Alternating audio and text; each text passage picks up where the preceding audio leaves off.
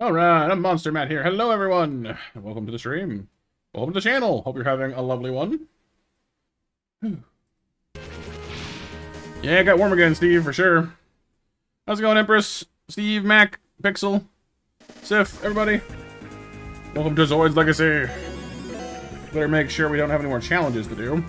The game never really tells you that you get them. It kind of sneaks them in there on you. Nope. 7, 8, 9, and 10 are still locked. Ah, but how's the humidity, Steve?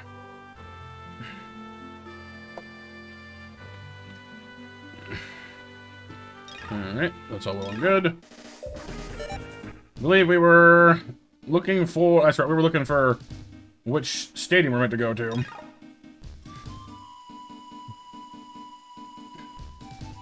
Not too bad. I believe they've been turning us away at all the ones we've been to so far.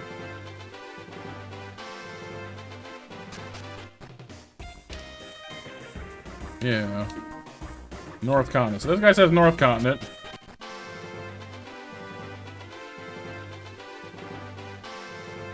$38 degrees? Yeah.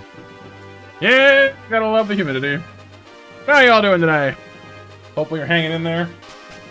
So our big challenge for the moment is figuring out where to go, because one of the problems this game has, as much as I like this game, is it does not do a fantabulous job of explaining what to do sometimes, because of the somewhat lackluster translation. I know I'm looking for an arena battle, but we just got sent down from the northern continent. So I was of the opinion, or under the impression, we had to go to the southern continent. But every arena we hit down here says, nah, sorry, there's nobody home.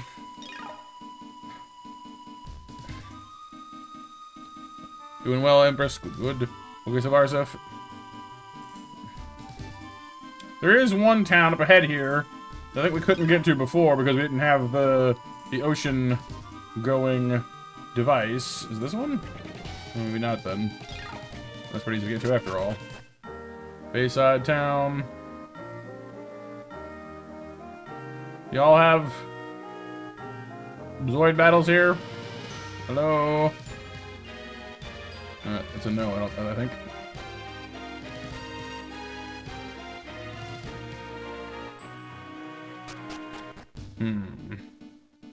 The whole western side of this place is new, but every time I try to go there, like anything west of this river, we get thrown out by the backdraft team.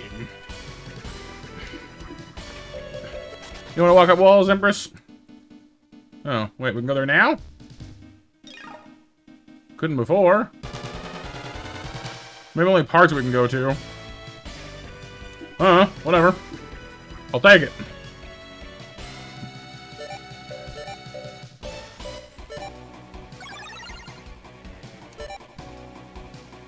Oh, but feet from on the ground. That's fair, honestly. I can definitely relate to that. I'm not much like heights themselves don't especially bother me, but like the sensation of hey, you might fall. No, thank you. I'm good. Let's hit it, Pixel. Just walk over and give it a. Whoosh.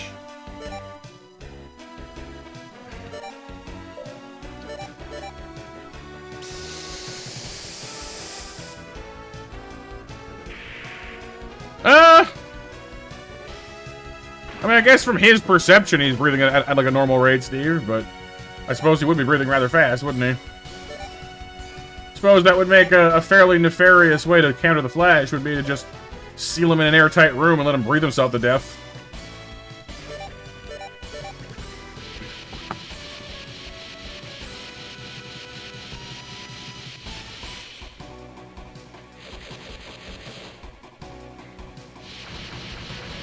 Toxic gas. Yeah, that's fair too. Then again, the problem with the toxic gas, at least, is that like like yeah, it'll affect him faster, but it'll also like because he heals the way he does, he'll probably just get over it.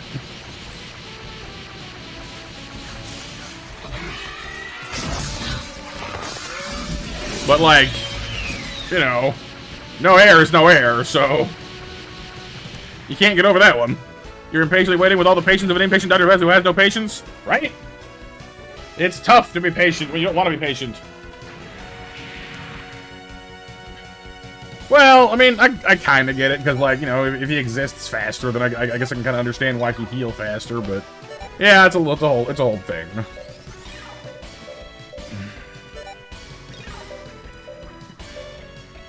Tail rifle. Handgun.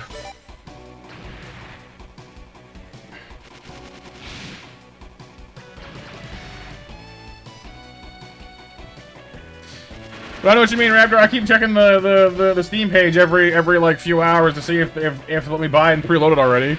They're like, no, no, no.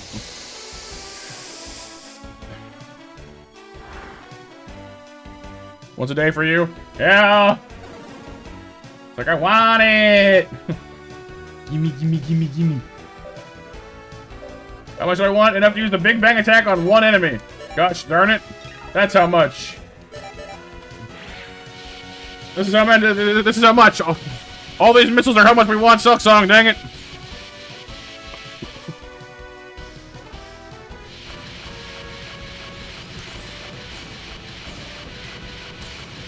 That is an entire map spanning attack on one enemy.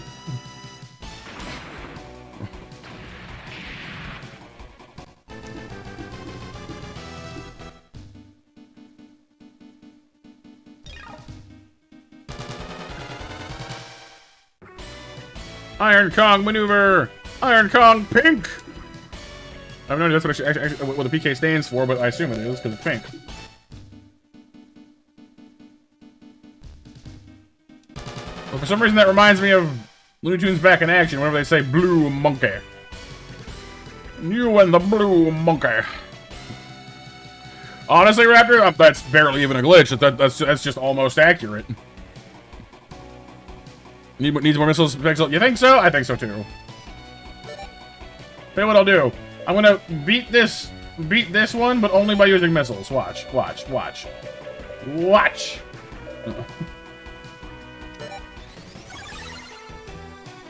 You can't. Well, I guess you have missiles too, but no. We're gonna just with like only 2 people.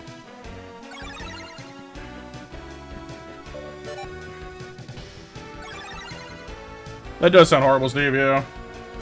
Hey, Lena with the full burst.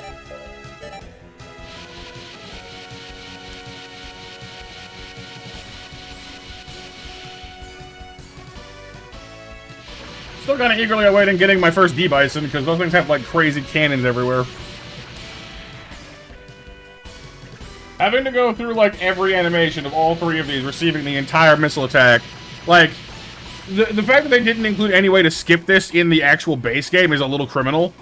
Like, oh hey, we have like attack animations that take a full 5 to 10 seconds, and for every target you fire it at, up to 6 targets with this particular one, it'll play each time. You could be sitting here for like 3 minutes just watching your attack play out.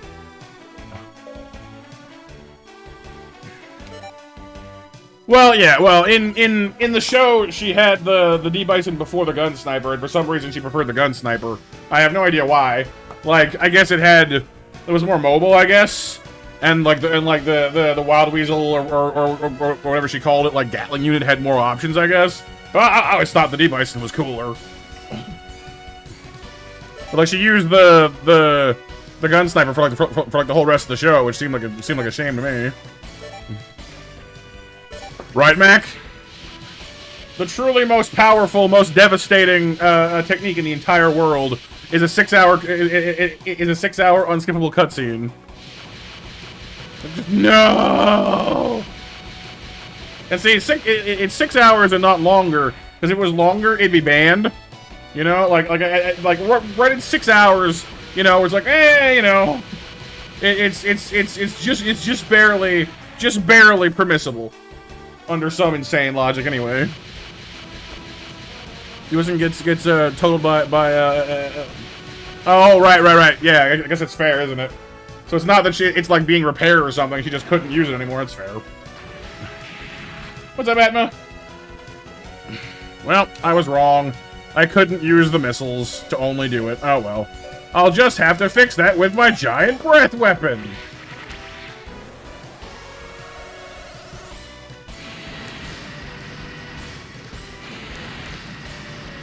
Well, yeah, no, it's true. I forget sometimes that the Blitz team is broke as heck.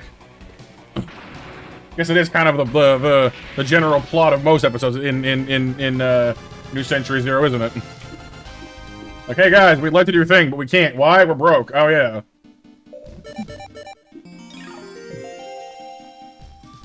The eternal plot device of we has no money.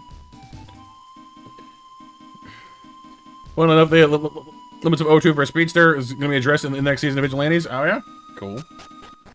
Right, Empress? Yeah. Cape City. You're lying to me. I don't see any superheroes. But pish. What do we need to become a Zoids pilot? You get in the Zoid. Next question. Where did the old man go? You are the old man. Because BMJ asked for it, Mac. He found that particular Lex Luthor line from the old Superman movie amusing. Customers, stop coming here. Yeah, because the backdraft team is like actively like chasing them away from you guys. If you must, Raptor. Yeah, largely because Dr. Toros had like the worst money sense imaginable. Every time they just, you know, they start getting ahead, he blows it all on some crazy project that only bears fruit about half the time, if that. But hey, at least we get the Liger Zero CAS out of it, so. Focus particle gun. Now we're talking, and costs. Oh, wow. So basically, it's obscenely expensive, obscenely energy inefficient, obscenely everything, but gosh darn, it's gonna pack a wallop. Cross high-speed railgun. Cool. Poison mist. Cross EM cannon. The fusion arm. E-shield. Zero camouflage X. E-charger. E-charger. Become one? Like me personally? I mean, I find it unlikely. Barring some kind of bizarre anime evolution that would only really happen in some kind of strange anime situation. So, probably not, unfortunately for me. Although I guess living at that size would actually be rather inconvenient, so maybe not so much. Bowls of rice again? Up for the 5th bowl! I want to go on a diet! Okay. It's frustrating! What is? Random exclamation!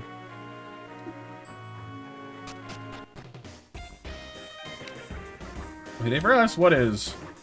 Oh, drink to forget too. Like, there's almost no common thread in what these people say. I guess the bar patrons are all trying to get wasted. I guess that's common, but for the most part, they're just. What are you guys talking about? I don't know.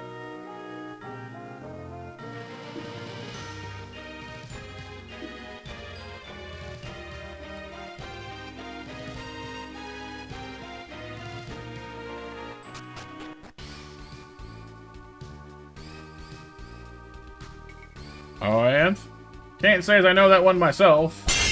The only Sentai I really know, I guess, is like Ginyu Force, obviously for its references in Dragon Ball. Some bits of Garo, which is pretty awesome. That's about it, really. But why? Why did Lupin Ranger versus Pacha Ranger disturb? Was it especially violent? They bust out the invincible gore.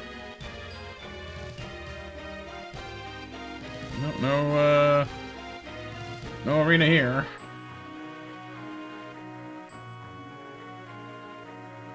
Got some new VSE software, BMJ? Nice. Cop Rangers versus Phantom Thief Rangers? Oh. Ah, the gender bender. The old anime standby.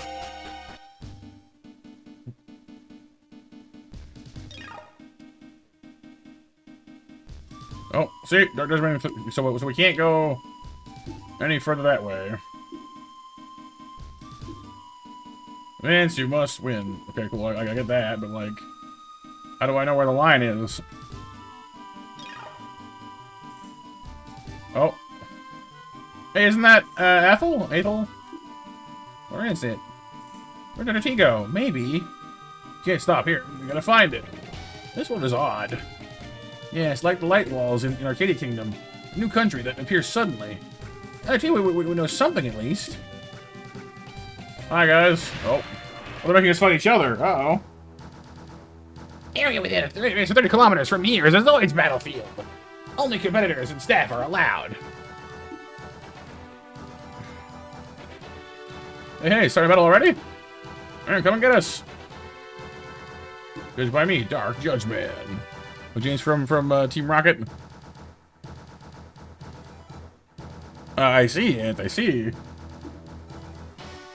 Remember, absolutely no arguments accepted. Team introduction omitted. It's a surprise battle. So they won't even tell you who you're fighting, wow.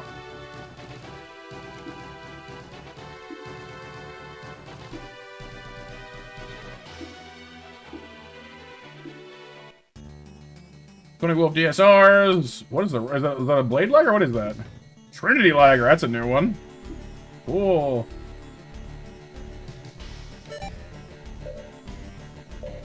Kind of like the heavier battle theme, I like that.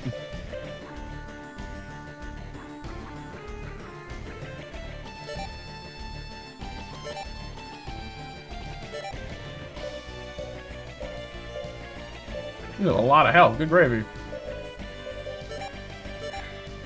Here's the first for a Zoids second game? Ah, that makes sense. Right, Ann? Yeah! Sometimes shows can sneak some crazy things in there, for sure.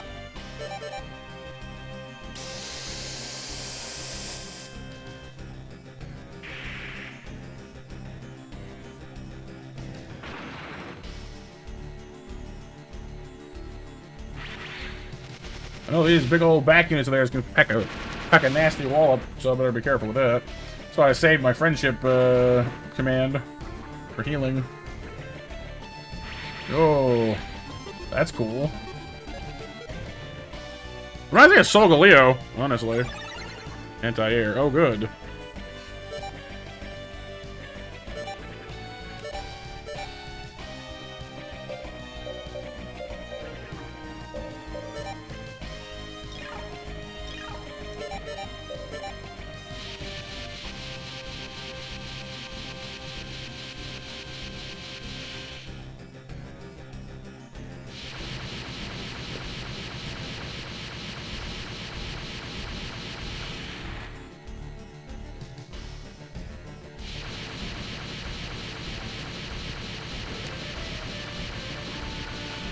Out of curiosity, I know that it's a little earlier in the day than our usual, but how many of y'all are going to be able to join me for the early goings of our Silk Song playthrough on Thursday? I know, Rappy, you're probably going to be playing it yourself.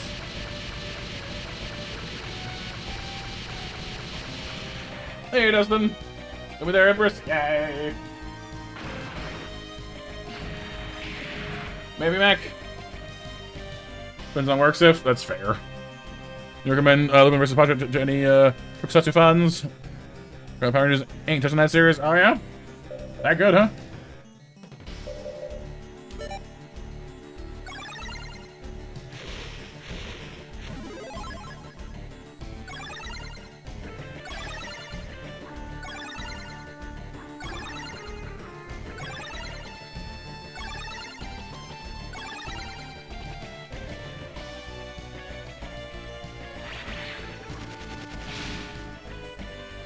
My poor eagle. Let him live. Wow.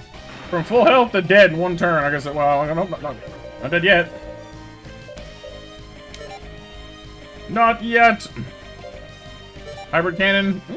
Good candidate. Costs almost as much, and it's almost as powerful.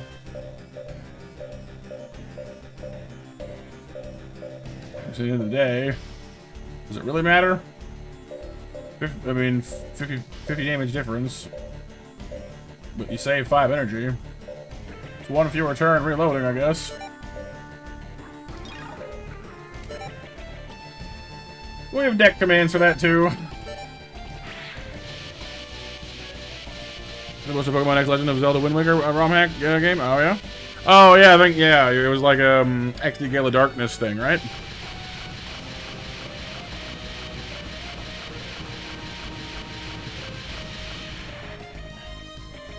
Arsene Lupin. Yeah, that makes sense. Arsene!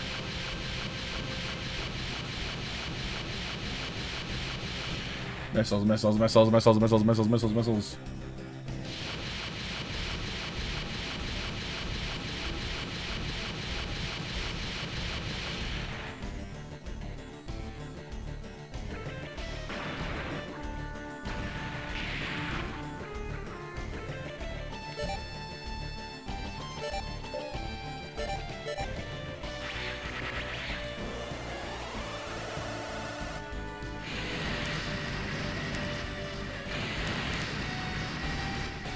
Thankfully, our team is actually pretty well suited at this point for dispatching, you know, multiple targets.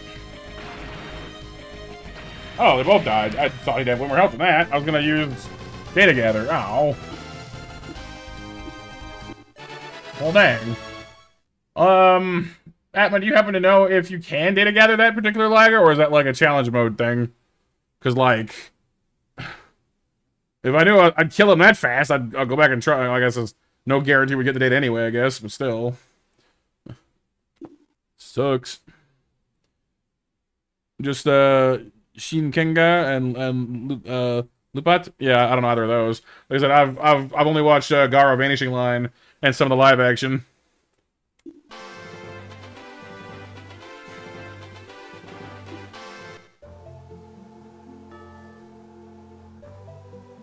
Getting it anyway? Ah, fair enough. Oh, another battle has started already. I've been so busy with my research. Oh, it just ended. The Zoids. No, impossible. Prince, it's Prince Athel. Oh, Doctor, you were okay. Who knew that the Doctor was on the enemy team? Well, that's terrible. No problem. Members of the team Ozel are on our side. Seems like Backdraft had our mutual destruction in mind. I'll try to explain the situation. Became Power Ranger Samurai? Ah, okay. So the Power Rangers kind of like adapt other tokusatsu? I guess that makes sense. Now I understand. Prison suggests we cooperate with them. Of course. To go back to where we're from, we'll cooperate. More people! God, we have so many pilots now. Although, that might mean we're about to lose Bitten friends. And yes, we're still lobstering around, Mac. Lobster. Lobster, lobster. I'd say that, you know, other people can't have a lobster like we do, but that would, but then I might be accused of being shellfish. Or making clawful jokes. But now we'll do the mash. We'll do the monster mash. The monster mash to win those monster snacks. Ethel. Trinity Liger. Oh, come on! The long haul. Oh, nice. Regina joined. Koenig Wolf DSR. Earth joined. Koenig Wolf DSR again. You just have 3 of those, don't you? Jack joined. More wolves.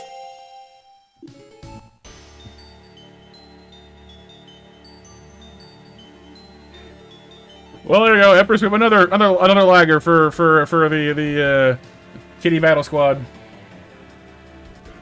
Sounds good to me, Sif. That guard, he was checking on some data. Variable data of time space was the time of Zero's activation. He's not getting the world back to normal, is he? That's no good. You can't destroy this world where there's no battle union. For that, we're limiting functions of mass production of the OS. Okay. Well, no matter what his plots are, he'll use ZOS. And he doesn't know we prearranged the ZOS control beforehand. I'm so evil. Ah, there's a message. Who's it from? There's noise. Sender unknown. I'll connect it to the loudspeaker. Nearby ruins. Come to the bottom. Future. Zell to given. Look at parts of the message. This message is it's for Zell, isn't it? Yeah, but who sent it? There are really ruins around here. 1 second. Oh, here it is. In the north part of the ruins, an entrance has been identified. I guess we have to go. This may be another trap. I think so too. But we're almost there in enemy territory. You can't... You can't hesitate now. I agree, Captain. Yeah. Let's just go. All right, Pixel. Yay. So how you been, dude? We missed you yesterday. Digicat as your pet in a mobile game, Dustin? Digicat. Want crab legs now? Like to eat or on your body? Because one of those is much more concerning than the other. Trinity Liger. And also dogs.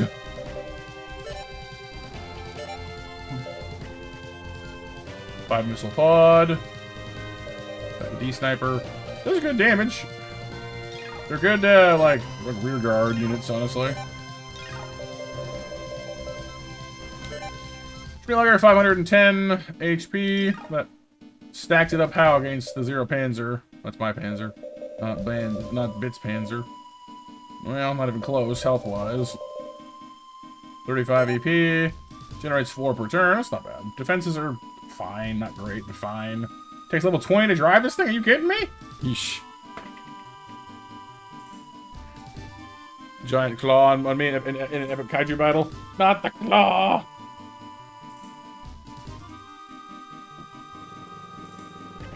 Mac evolves into giant enemy crab.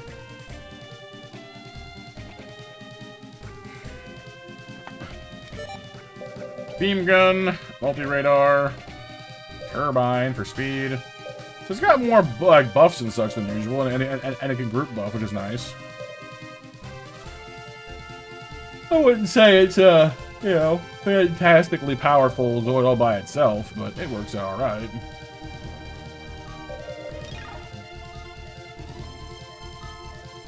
Doing good was riding home from your trip. Took about 12 hours. Ooh, wow.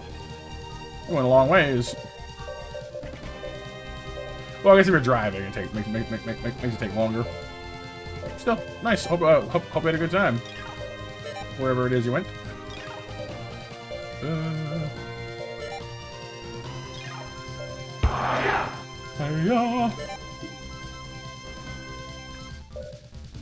Alright, Athol, of course, I assume, has Almighty. Yep, makes sense. Liger type, that makes sense. Yeah, some of the paint jobs in this are not so great, but some of them are actually pretty cool. We decided to build a Panzer of our own. You know, we're trying to build a full Liger unit, and decided to take a swing at it. And yeah, actually, blue looks blue is, I think in this one, blue is the most common paint job to look decent, honestly, because the greens they use tend to be kind of snotty or, you know, vomity, and the other colors tend to like just be too much, whereas the blue tends to be just the right amount more often, I find. Wolves, ligers, tigers, cogs, fly. So she can fly basically anything, but he doesn't have any special skills, which kind of sucks. Tigers, cogs, wolves, impudence. He's good in melee.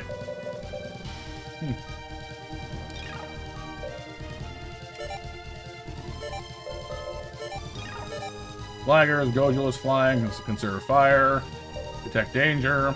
Particle guns, nice. Cool. I mean, that's not bad. I'd say Jack and Athol are probably the two most useful out of the group we just got. At the moment, anyway.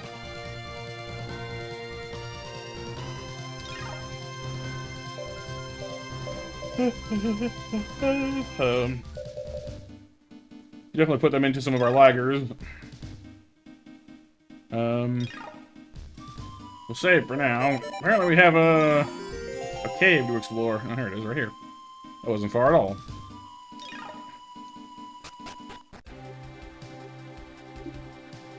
Ruins.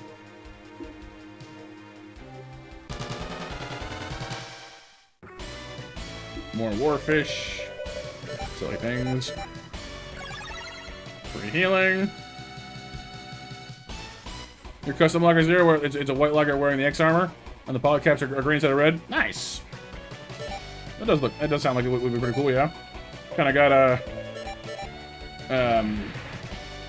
what is it, Baihu?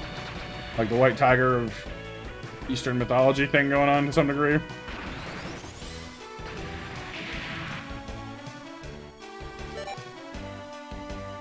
Waihu Byako, if you're using the Japanese name.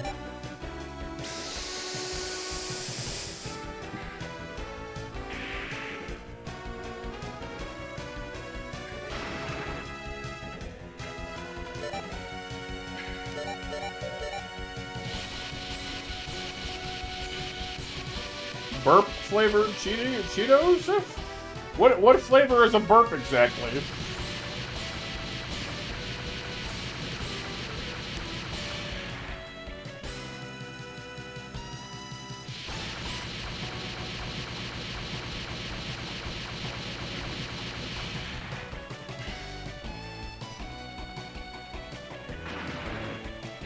You don't know? Guess that's fair.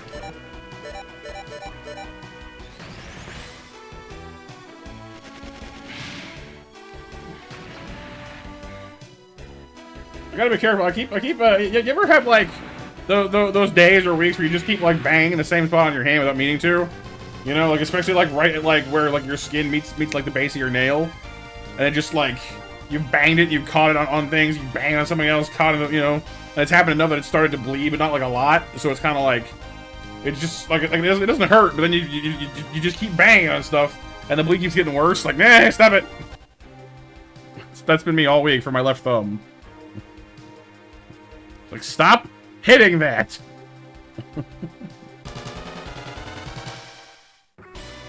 Go, Jealous. Okay. Blood. Blood for the blood god. Skulls for the skull throne. Milk for the cornflakes.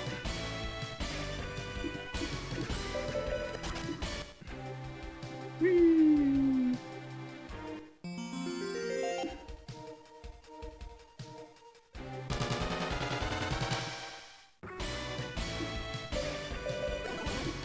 You failed the retreat. Fine. Eh. To each their own, Sip. I feel like Core is old school, you know? He likes his milk.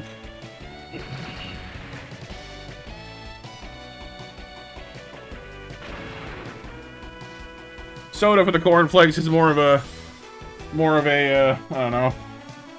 More of a well, I would say Slanesh, but it's not weird enough for Slanesh. Zinch, maybe? You're not wrong, NMT, you're not wrong. You would think this is enough to stop me?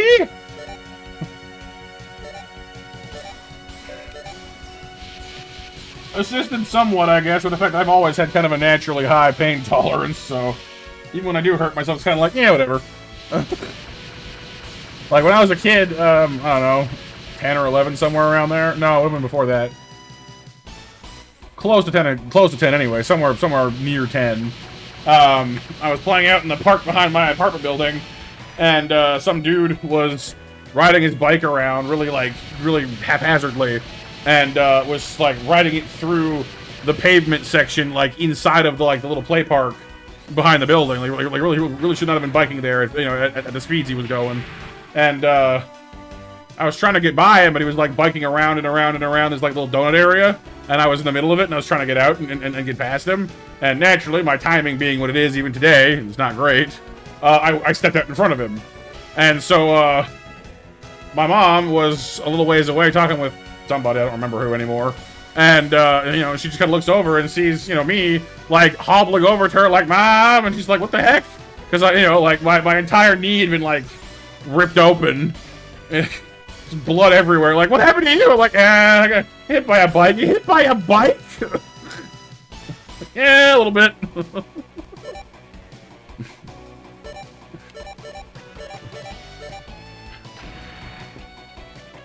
I'm like, I don't know, like, I guess it must have been painful, but I don't honestly remember it hurting. Like, I don't remember the pain at all.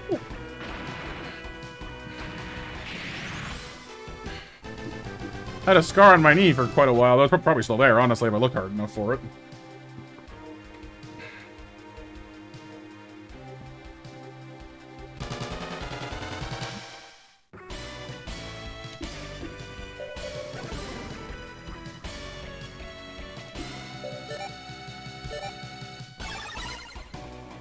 But it's wild, the things we just kind of shrug off as kids, you know?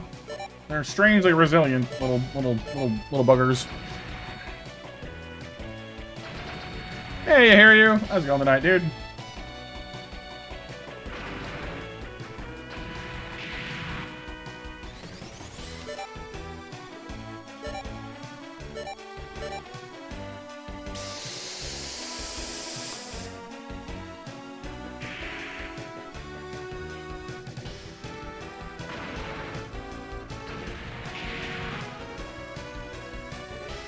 I might need to go make some coffee sometime in the next hour, so I'm not, like, feeling all that bad right this moment, but I am feeling a little low on energy tonight. Not too terrible. Like, I'm awake, I'm alert, but I'm, like, physically tired, because I went and did stuff today. You know, actually, like, did stuff today, God help me. That's not allowed! I know. Very strong. Like I said, I'm not, like, sleepy tired, I'm just low on energy.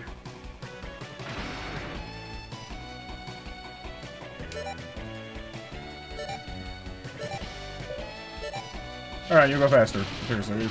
I had enough missiles for one day.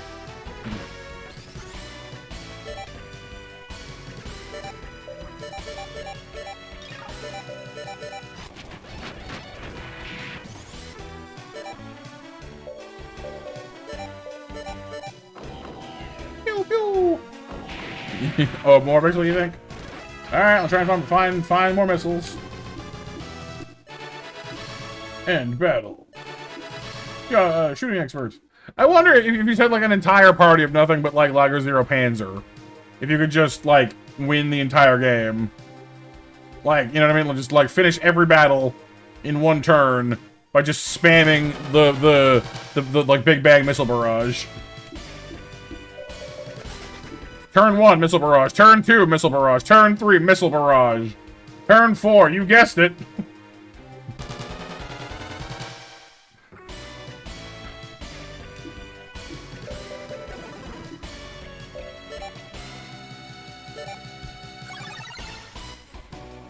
Yes, exactly, yeah. Like the 6-hour unskippable cutscene is like the opening move of like the most difficult, most cheesy, disgusting, Dark Souls boss you've ever fought. Like, yeah, like and then like you do like a third of its health, and it has like a half, and it has like another cutscene that is honestly no, like. The really like prime annoyance level would be like super lengthy intro cutscene. It has a phase 2 starting at like roughly a third of its way through its health bar that has like a 2-minute unskippable cutscene, so it's tolerable but it's still annoying. It then has another phase at like a third of its health remaining, and it has another 2-minute cutscene, and then when you finally manage to beat it, even through all the cheese and the crap and the frustration, it has like a 45-minute final cutscene that, like, due to the sheer like volume of particles and effects being used, there's like a roughly 45% chance it just outright crashes your machine, forcing you to like fight it again. So even in victory, you know no safety until you've finally gotten like the autosave to kick in.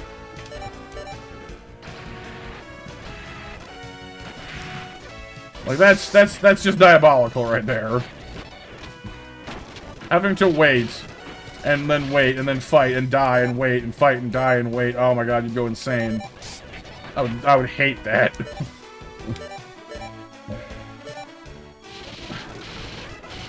Yeah.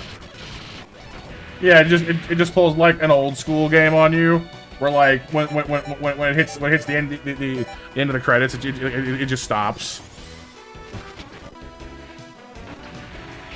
What's up, Mac?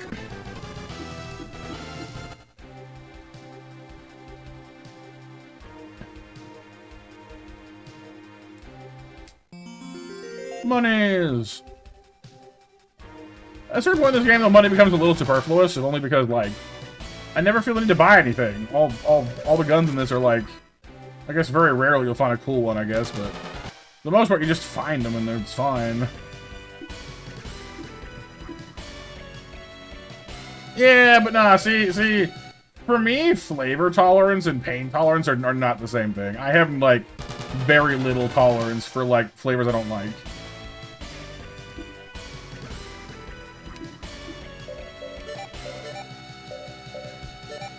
Like, I have a pretty reasonable pain tolerance, but, like, spicy? Nah. Sour? Nah. Bitter? Even less. I cannot do bitter. I don't, like, I can handle a very small amount of sour and a very small amount of spicy. Well, I guess it's better than it used to be, I guess. But, like, not much spice. And then just, like, no bitterness at all. I hate bitterness. It's why I can't drink beer. At least the beers I've been, you know, asked to try anyway. They're all bitter, and I can't stand them. They're awful.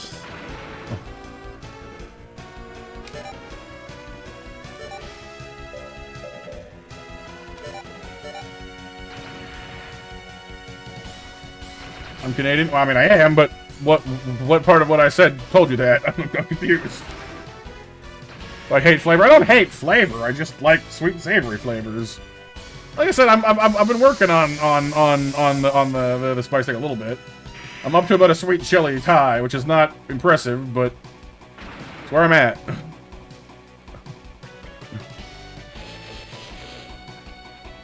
Like my tolerance, oh, that's fair, I guess, yeah.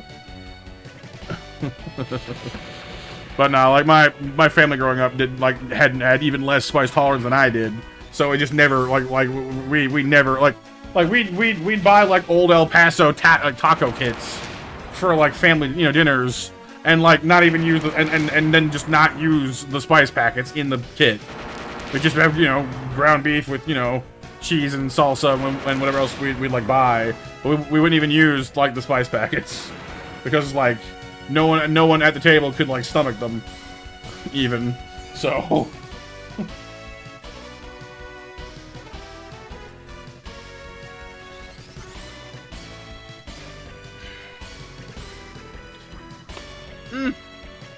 So that sounds alright, Chef. Yeah. I will say there is one flavor up here that you guys don't seem to have, or at least are like only coming around to more recently that I've seen, and it's called honey garlic. I've asked several people in America if they've ever had honey garlic, and they're like, no, I don't think so. And I'm like, what is wrong with you? Honey garlic is the best. Honey garlic is delicious. Fortunately, it's also really easy to make yourself. If you ever want to basically approximate honey garlic, seriously, just take like honey and either cloves or just garlic powder and mix them to taste, and you'll get there pretty fast. Honey garlic is sinful. I love it. It's delicious. Fantastic for chicken wings. Oh, did it? Yeah, I guess that's fair. Some do. But now, like good honey garlic is almost always my first choice for wing sauce.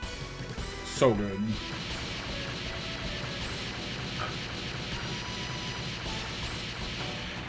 That and ketchup chips. Like proper ketchup chips. Yum yum. They don't taste anything at all like ketchup, but they're good.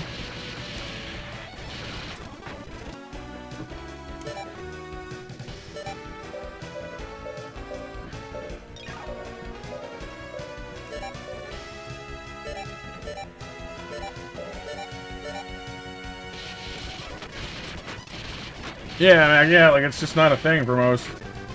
Whereas here, like if a place has wings here, honey garlic is on the menu. It's just it just is. Like there's no question about it. Any place that sells wings here, it's one of the options.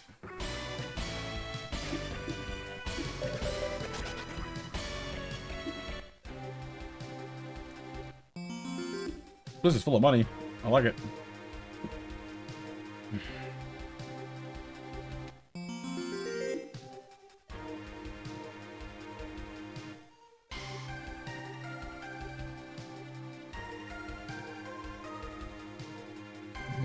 Okay.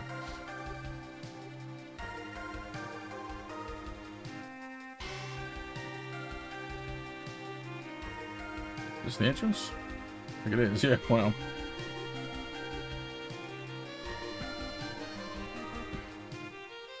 So is there no more stairs over here? There's gotta be stairs here somewhere. Oh.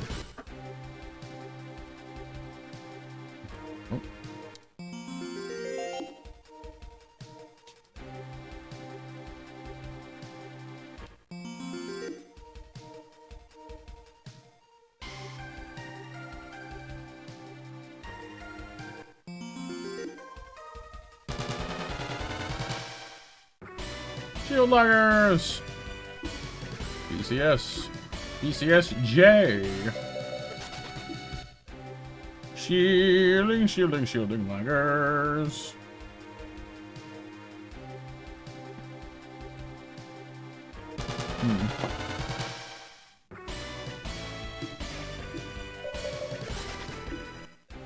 You saw some vinegar chips? Right. Yeah, I've had a couple of pretty nice egg salad sandwiches in my day. Bapanada. Not a ton, but it can be done quite nicely. Iron Kong maneuvers. This way. Lobster. Yes, indeed, hear you. Speaking of banana, hear you. Did you see what? Like I think I put it in the video section on Discord, I think, and pinged BMJ and Preston with it. Chicken banana. Is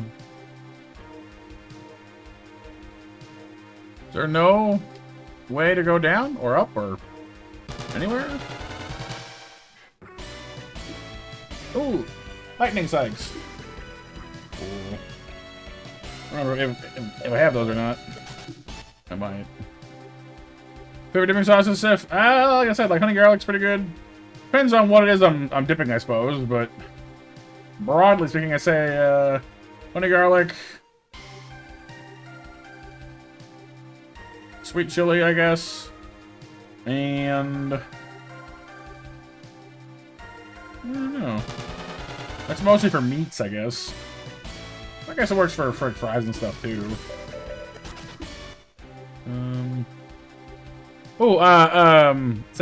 Tzatziki sauce is actually pretty good too. Like the like Greek cucumber yogurt. I quite like that for fried stuff.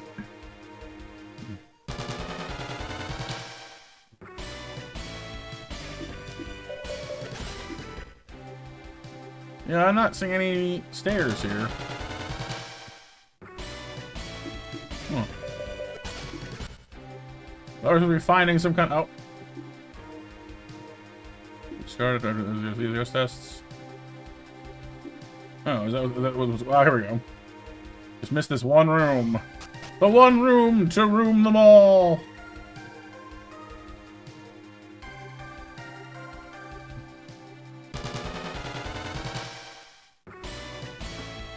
For pizza dipping, I mean, if honey garlic is available, it actually works pretty good for that too. I don't mind like a kind of like a creamy garlic for the crust either. Can't just have tried ranch too often though, I gotta say. I always considered ranch more of a salad dressing, so I never really gave it a shot. It's good though. I don't mind ranch, generally speaking.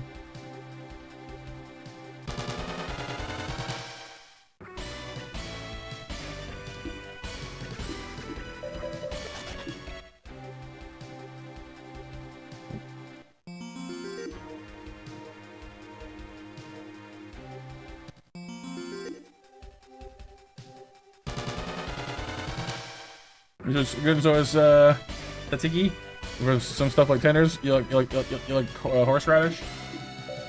Isn't horseradish like strong or like it has like a strong flavor, doesn't it?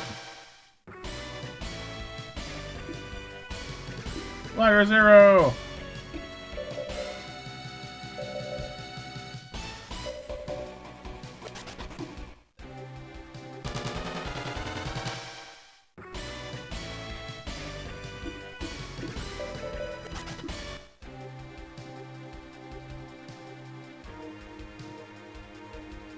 Where it came in? No, it's not. No. Well, let's finish exploring the rest of this floor first before we start careening around too crazy. That's fair, Sif. That's fair. Like front end's pretty good? Yeah, I think I've had front ends a couple times. Fact is, honestly, I like most things, I guess, like to a greater or lesser degree, but I mean, I'm not typically all that picky about my food. Some flavors, of course, work better together than others. Like I said, aside from the aforementioned dislike of, you know, sour and bitter, I'll at least try most things.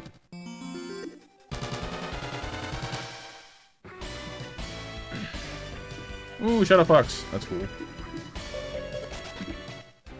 Lemons are good. I mean, I do like lemons. I mean, I like lemon-flavored things and lemonade. Just only when they're sweet lemon things. Maybe a hint of sour, but nothing crazy.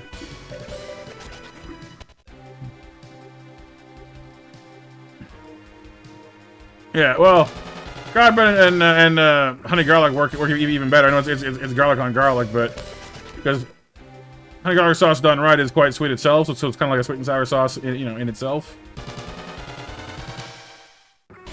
It's a savory explosion.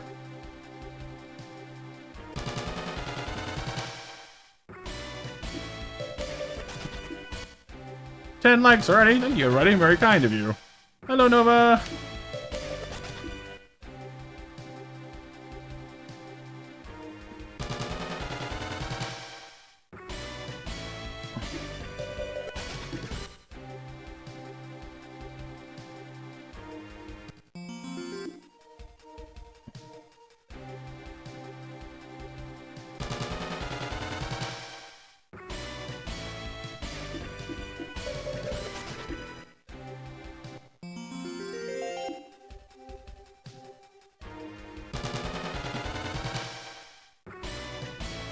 Whoa, Purveyor. We've already got that one, I'm pretty sure, but starting to encounter some rarer things, which is kind of neat.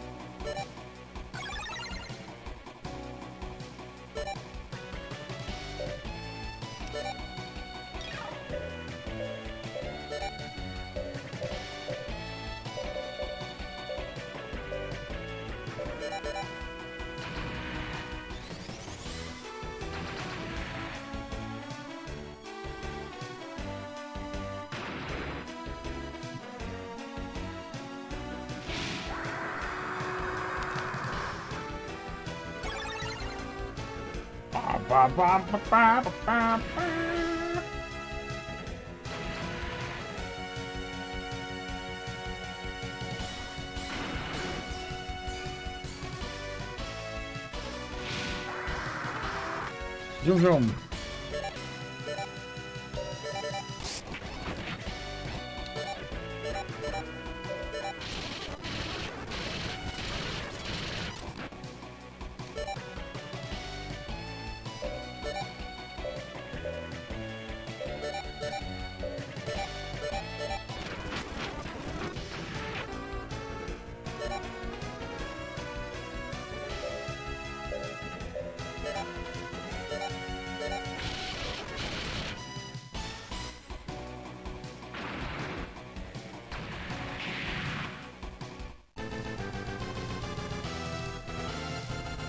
OJ Emperor. OJ sounds good. Honestly, no, but I'm getting there myself today. Like I'm not sleepy. Well, I guess I'm a little sleepy. I guess, but like I don't feel mentally tired. I feel physically tired for once. My energy levels are not exactly super duper right now. Oh no, Mac! Not only sour and bitter things. Yeah.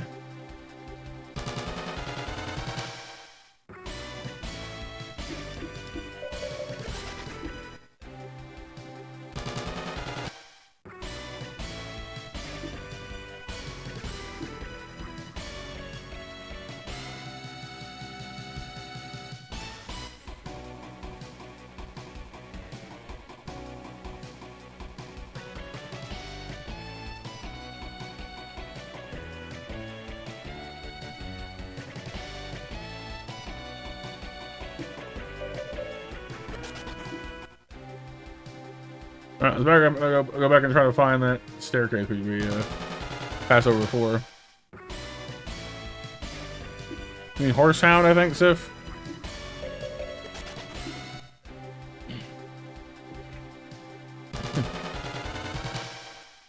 Motivated Nova? That's no fun. I want to just go to bed and start tomorrow. You know what? I felt those feelings. I definitely understand that feeling. Just like some days, it's just like, can we just get to tomorrow already? Oh, like the candy? Oh, warheads. Warheads. There's a lot of you know that. Oh. Just remember that, you know, while sometimes it is definitely understandable to want to wait for the next day to start for new things to happen, don't forget that, you know, like the message, you know, from the movie Click of all things, you know, sometimes spread missile. Sometimes, you know, you don't want to miss the things happening right in front of you to get to the things that might be happening tomorrow. Or something more profound than I can say it. Huh? Language, Mac? Why? I'm using English. What language should I be using?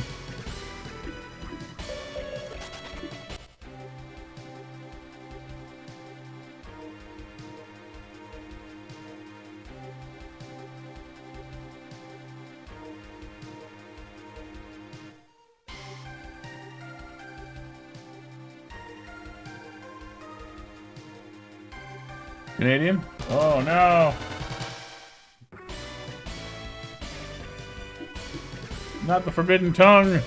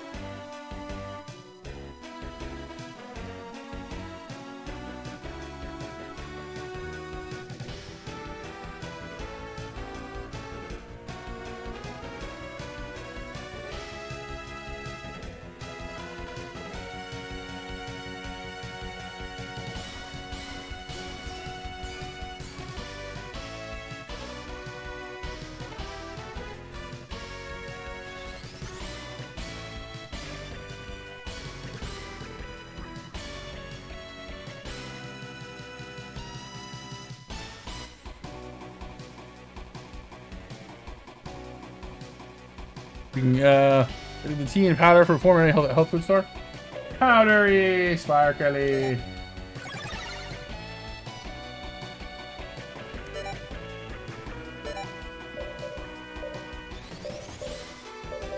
know, the bloodlures are like surprisingly hard to hit with missiles. I think one of these regular family ones is anyway.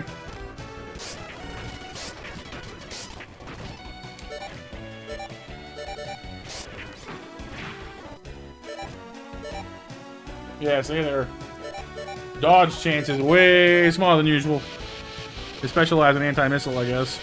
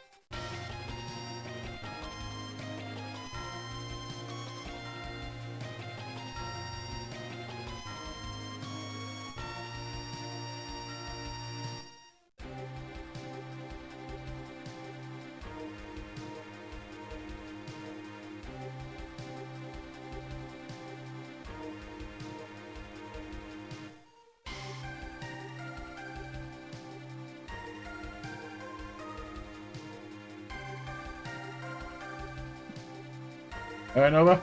Up early! I was too, actually, thinking about it. I had some things to do today as well.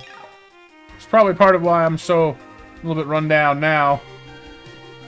You get up early, the early monster chases the worm or whatever, but unfortunately gets a little tired doing it. And Nova has it tougher, because she gets super tired.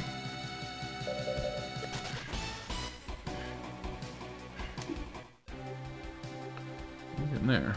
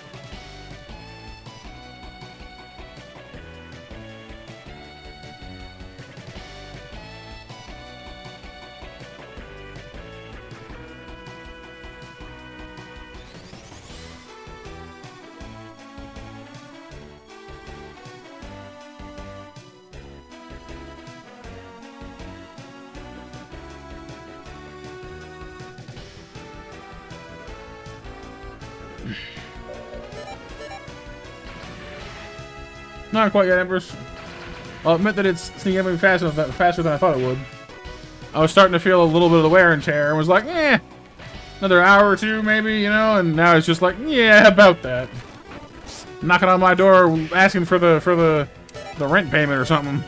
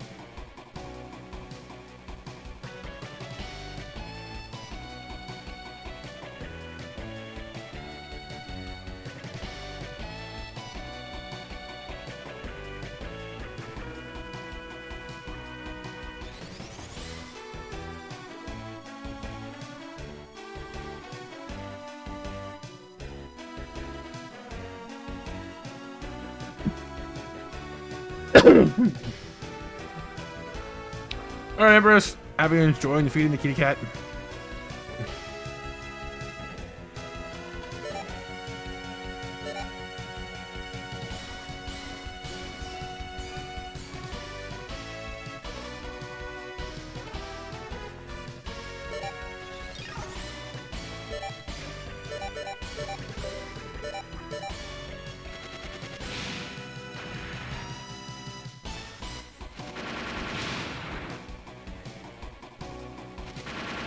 Yeah, man, it's actually the one I have now. It's better than just the base instant stuff.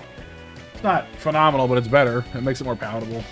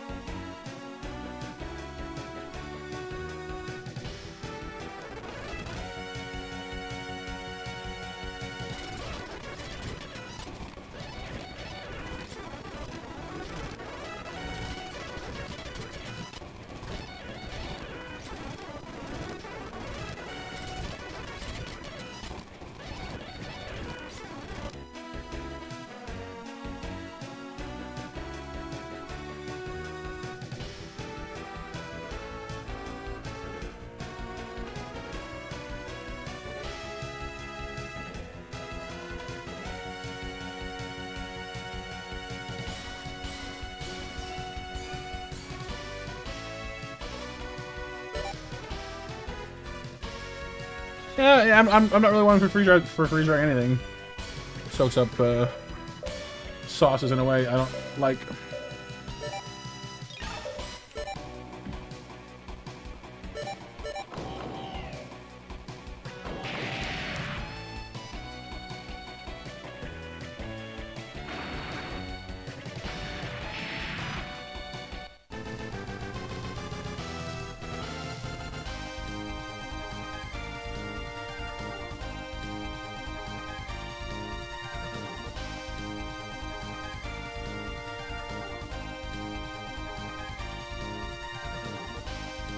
Bafanada.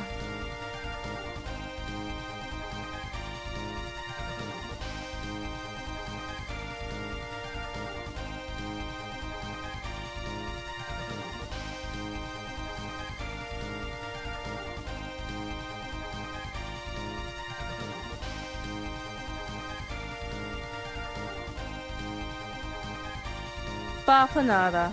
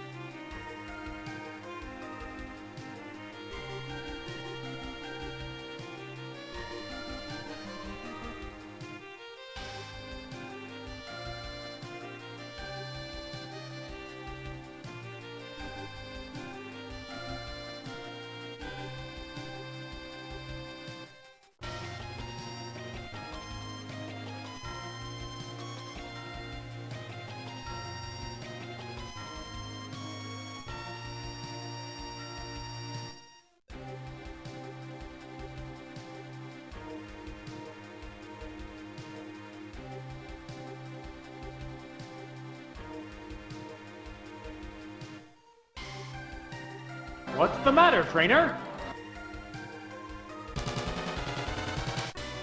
An excellent question, you guys. Lightning Sykes, Venusaur, Alvanders. Nice stuff in here.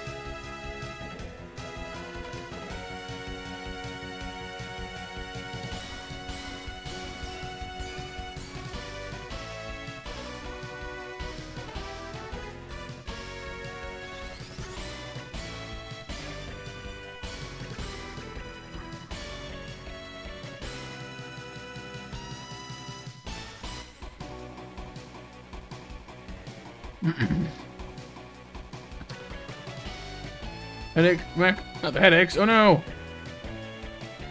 Oh, for you, Empress? Oh, that's no fun. I'm sorry to hear that.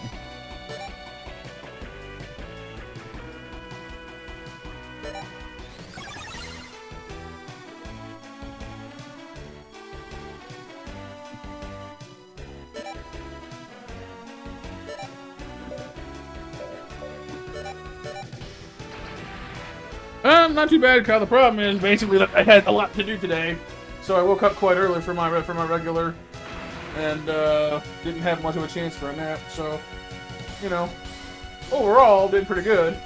Even slept fine, but unfortunately, also had things to do.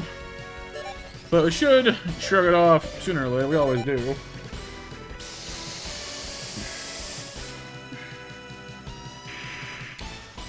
Yes. 8 o'clock Monster Mash winners are Nova, Empress, and Sif.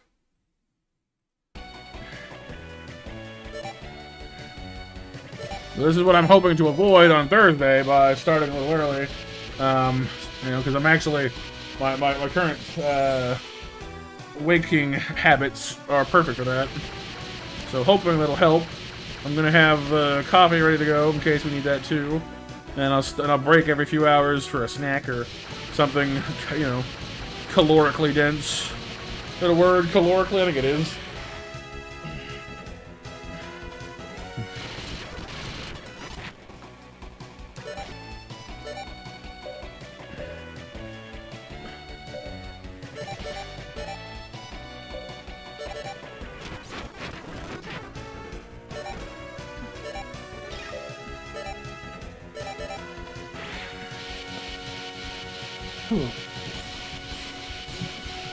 Amazing the difference a little bit of time makes too, because it was like, what, I think just right when we started, the sun was still up, now it's 8 o'clock and it's dark out.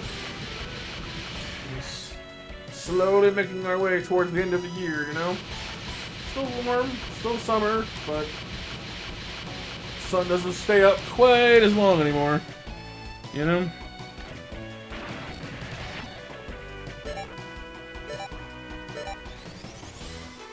I know, Nova, I know.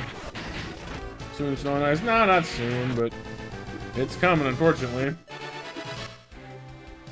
Oh, hey, we found the next way down. Isn't that nice? It was. Or this where we came up. 4th floor. Is it? Oh, wait. Someone who's been a little more awake than I have been. Is this where we were, or is this where we're going? Uh-oh.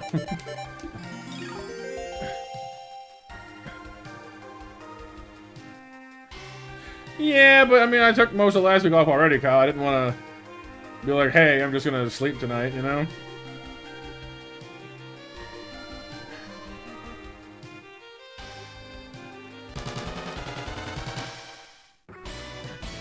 Geno scissors. Those are new, I think.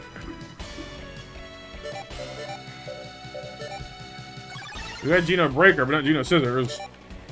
Gotta get the purple ones. The purple dinosaurs.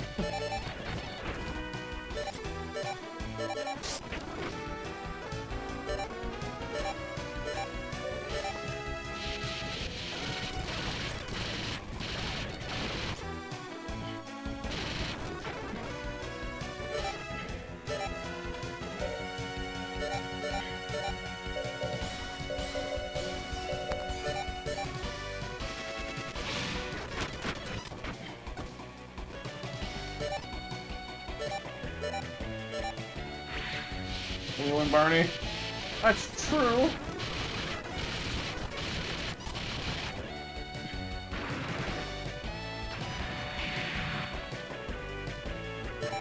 Well, these dinosaurs are not from my imagination, so.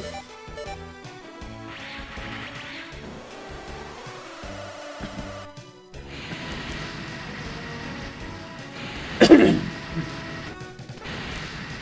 gotta say, I don't know. How long was I out just now, you guys? Like, obviously I didn't intend to crash on you there, but I don't know, I think closing my eyes for a minute there kind of helped. I don't feel nearly as run down. Nova's drawing a blank. Oh. Mr. Rubble? True, but that's a different Barney entirely, isn't it? Oops, I mean, I didn't get my... Hang on. 20 minutes? Maybe I just need to close my eyes for a little bit then, I guess. Hey, April! Dang it.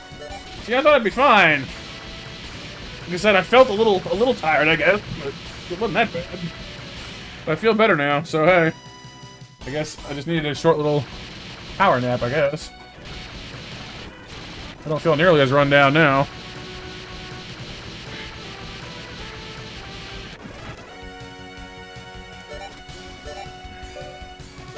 Well, at least not for the moment, anyway.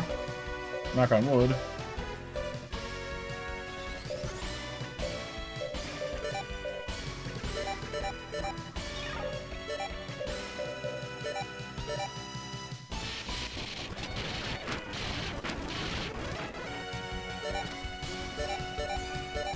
How's your day going, April?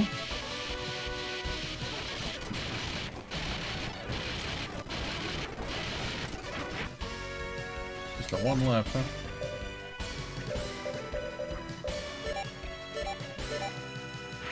I do, yeah. I figured I might as well. Scissor part. Oh, that's good. Well, Dark Spawner did. I already have it.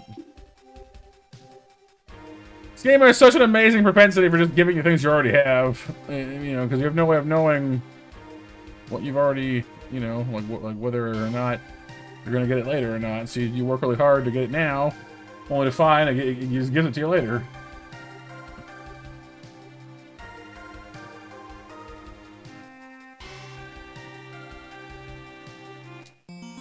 Z-Core SP. That's for the spiner, I think, as well. Kinda dizzy. Uh-oh. Didn't eat today, just wanted to rest back as much as you could before going back to work. It's fair. Ah! I hear knocking! Who knocking? Ooh. Jump and Proto Sabers. I think I have these ones already.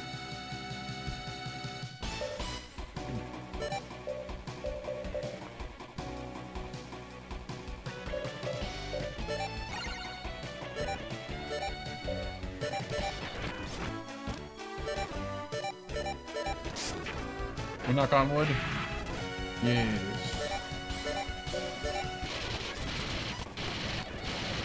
Also, the Proto Sabers do look pretty cool.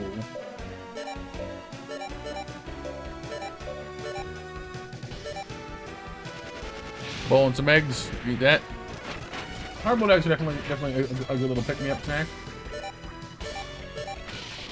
Honestly, if I was any good at getting the shells off of them, I probably would eat hard-boiled eggs a lot more often than I do. But I am atrocious. Absolutely the worst at getting the shells off of them. I cannot do it. Storm Sword FX, those are new. And Terramand, these are all new. Ooh. Hello. Big old pontoon guns. Must be seafaring variations of the Storm Sorter. These older eggs. Really? See, I've heard that. Like, I've tried to use older eggs. I've tried, you know, run them under a tap. I've tried, you know. Oh no, I can crack the shell. You know, like all these methods of like, oh, you're supposed to like crack it in such a way, and then just peel the shell off in one go. It doesn't work for me. I'm stuck there, cracking and peeling and cracking and peeling and cracking a little bit at a time for like 20 minutes before I can eat the darn thing, but then it's cold. That's no fun.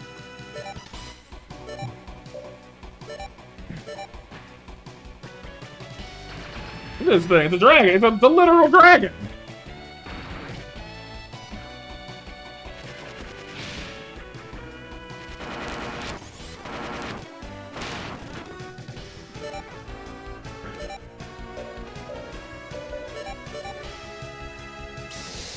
Soft boiled, white cooked, the white's cooked with the yolk is still running.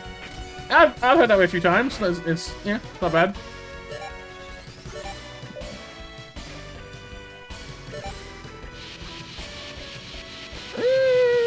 Could be so. We like food. If us talking food reminds people, But they need to go, they haven't eaten and then they should, then this serves a purpose, you know? Oh, yeah, Nova. Yeah, so for me, my go-to egg thing, honestly, well, it's not just egg. It's called egg in the basket. Or that's what Grandma always called it anyway. Basically, you take a slice of bread, you bite or cut a hole out of the middle of it, put a little bit of butter on the one side, and pop it and put it down in a frying pan, kind of like you're making like a grilled cheese, but like with only one slice of bread. And then you crack an egg in the hole, and then you let it cook on one side, and then turn it over.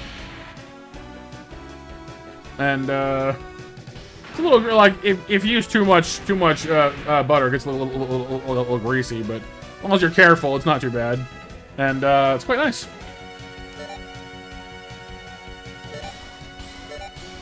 You're wondering what deviled eggs are? It's basically just a hard-boiled egg, but with like, I think they scoop the yolk out, I think, and they like mash it up and mix it with spices and then like put it back in again. I think is roughly what it is. I think.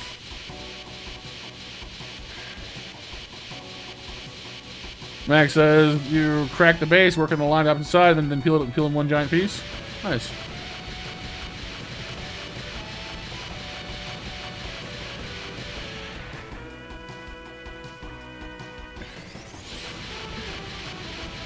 Yeah, I think so, Nova. Yeah. Like you like I said, you basically hard-boil the eggs, scoop the cooked yolk out, mash it up with spices, and put it back again. I guess I messed it before. Yeah. Very nice. Storm Sorter FX. I want the Terramander. I want the big dragon thing. I want to see like what the heck that is. I've never seen that before. I want me a dragon. You can't tell me you can't show me a dragon. Ooh, Liger arrow. It's like a Egypt theme. Neat. Guys, we found more cool things to find. Another interesting fact. You guys ever notice how much more energized and how much like harder it is to put me to sleep? Like whenever something like on screen is interesting to me. Like it makes me wonder sometimes how much of my ability to sleep or not sleep is affected by like purely psychology. Like if I'm locked in, I'll like be up for hours, like 24 hours, no sweat, or I guess some sweat nowadays. I'm not as young as I used to be, but like, whereas like if I'm doing something like even like a little bit repetitive, like not necessarily bored, but just like doing anything repetitive, and I just and off I go. Can you use the eggshell to cook? Honestly, Kyle, I don't know. Like, I've never heard a recipe that uses an eggshell to cook anything, but I know like there are other uses for eggshells. I mean, in Easter, obviously you paint them. I've heard. I think I heard at some point people like in some cultures used to like grind up eggshells for like pigment for paint or something like that, or like a paint base or something. I have no idea. That one I'm guessing. I have no idea. I think I've heard that, but I don't really know. Don't quote me. Yeah, I don't have any lids either, Mac. I flipped my lid years ago.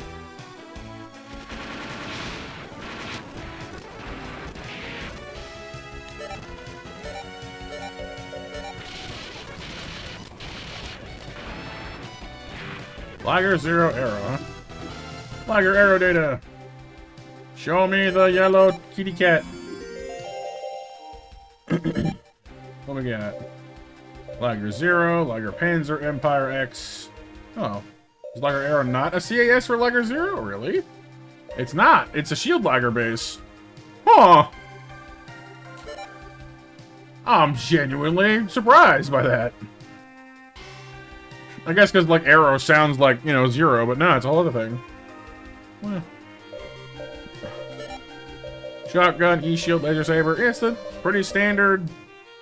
Huh. So it's an alternate path, I guess, because like the Blade Liger is also a branch off of the Shield Liger, so I guess they use the Shield Liger for the base of a lot of things, I guess. Pretty crazy. Look, bring back my giant dragon. Where is it? You can't show me a giant dragon Zoid and then not give it to me. Ooh. Geno troopers. Look at the guns on that thing.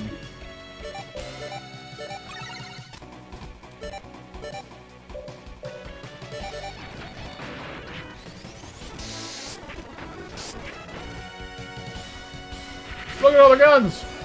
Oh god. It's got that like narrower laser beam. All the power, but not quite as much coverage. A giant Gatling unit on the back. Look at the size of that thing.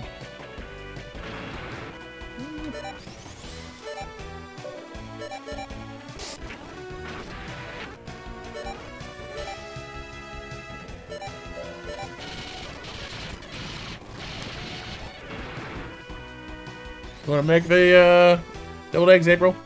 Like, you know, like mayo and some kind of spice? Yeah, I think it's like mayo, paprika. And that's like the basics. I'm sure there's more to it than that, but...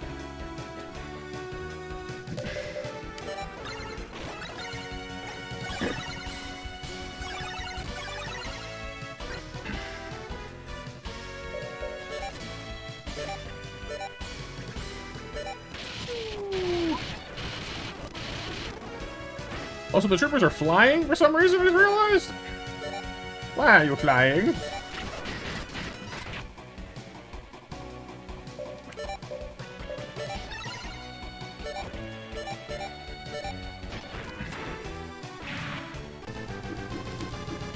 Yay, trooper. Save. Who's looking to make one of those things? Let's see. Geno breaker, proto breaker, Geno trooper. Need flight parts, and it branches off of a Geno breaker, which is one of those, which branches off of Geno Saurer. So Geno Saurer, Geno breaker, Geno trooper. I see. So Saurer has 320 health. Good defenses, and the giant breath weapon attack. Hey, BMJ. The breaker has more health, significantly more armor, but its breath weapon attack doesn't have the same coverage. It's more focused, it's more linear.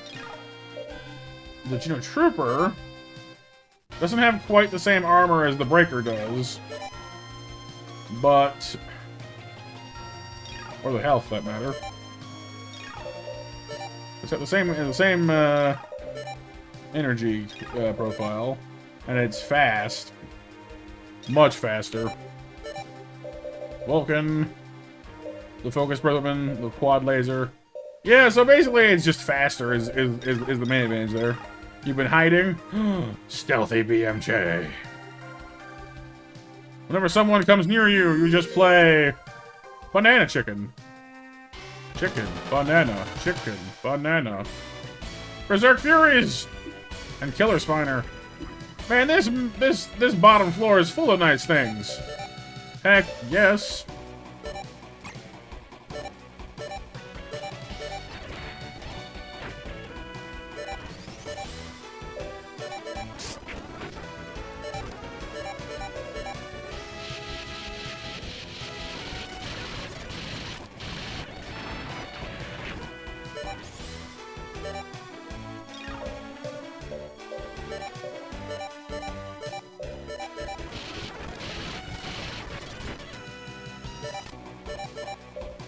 But how's your evening going, BMJ? I know you were saying earlier that you found some new sound software, I believe you were saying?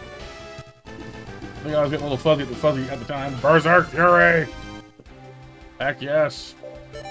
So the Berserk Fury is very much like the Liger Zero. It's not a it's not a Liger model, obviously, but it is sort of analogous to the Liger Zero. The Berserk Fury is it's kind of like a Geno Saurer, but it's a special kind. Wild Z data, Z core, UX, like it has the same build requirements as a Liger Zero does. The exact same ones. But it's more expensive. Yeah. Nice BMJ, nice. It's got almost as much health as a Geno Saurer. No, more health actually, wow. Got more energy, you know, high base generation. Yeah, so there's a certain collection of Zoids that are called Ultimate X. And I think the Berserk Fury and Liger Zero are both part of that group. Hey, Renee, how you doing? You're doing good? Oh, nice. Thank you for being here tonight. Glad to hear that you're doing good. Lures that Liger Zero and Fury were both developed by the Empire. The prototype Zero was stolen by Republic and mass-produced by them. Ah, which is why you get Liger Zero Empire. Or, I guess, like, the two versions, I guess. And yeah, they're both Helmet X's, yeah.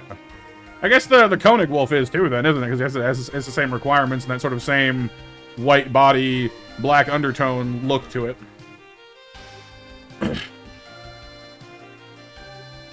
Not as fast as some things, but defense is quite nice. The armor percentage isn't as high as some things, but not bad. Has a high level to pilot it, that makes sense, honestly. Buster Claw is melee. Expensive for a melee attack, but powerful.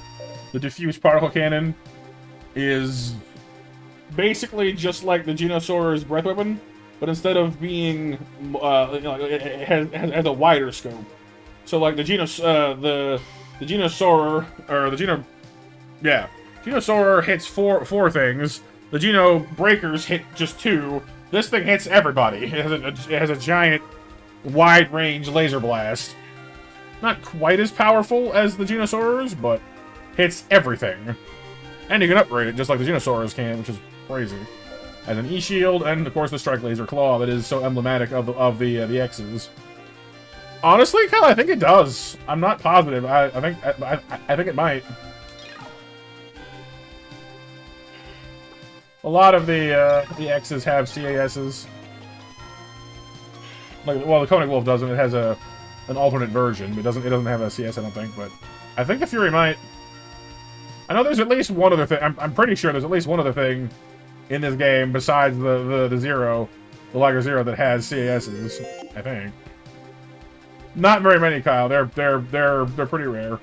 They're meant to be sort of like the last word in Zoid tech, you know?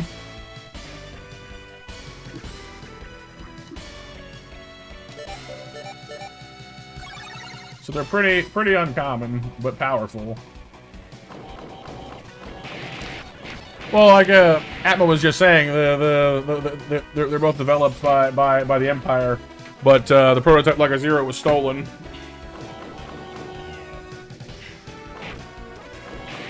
I will say that the Berserk Fury is much more powerful in its base state than the Zero, but it looks like the Zero is probably more customizable, I guess, judging by how quickly Dr. Tauros, like, you know, create all those different armor systems. So maybe it's meant to be more flexible. I'm not sure.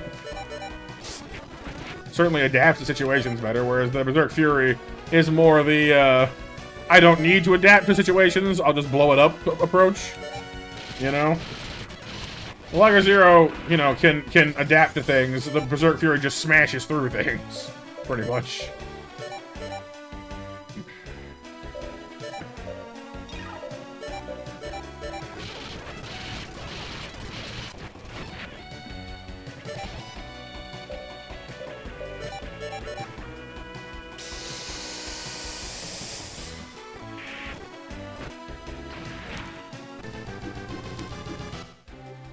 Good money here, at least.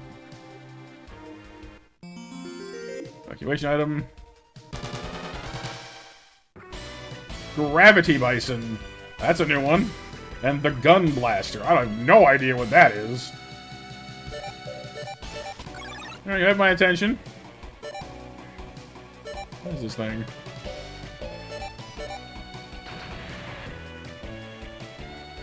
Oh, it's like a trike, but with... Look at that gun on its back! Holy Christ! You see the number of barrels it hit? I'm gonna hit with that. You kidding me? I don't know bad things, but certainly to further their own ambitions, Kyle. Certainly, but it depends on whether you think the Empire is evil or not.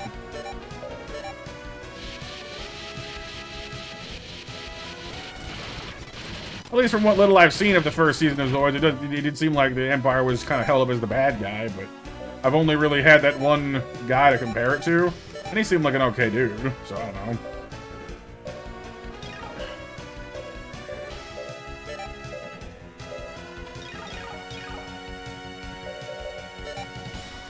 Griffin?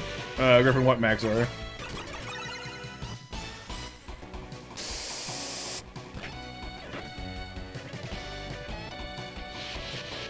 You go to pros? Yeah, yeah. So yeah, I'd say it's a question of just, you know, politics more than anything else. It's not so much good evil, it's just politics. Doesn't barrel me down. Right. One of those Zoids? Oh. My Buster Eagle is part of the Griffin, yeah. It can fuse into the Griffin.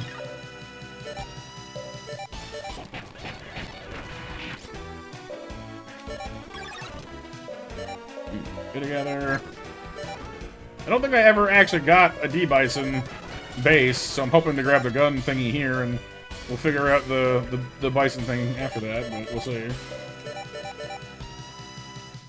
Oh, I'm sorry, Empress. I hope you feel better soon. Take it easy, okay? Grab Bison, that's okay. We'll worry about the rest of that. Tiger. Gravity Bison. Gravity Bison. Gravity! Oh no, it is a base Zoid. That's interesting. Z-Core H2. Huh. 35. 4. OK armor. 16. Maneuvering missiles. Hits a block of people. Shock assault gun. Single target. 20 assault gun. It's a block. For more damage. Drill horn. It's not bad. It's not quite the artillery battery I was hoping it would be, but it's not bad.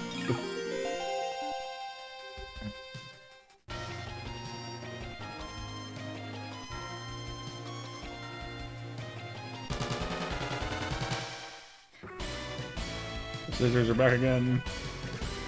I don't have them yet.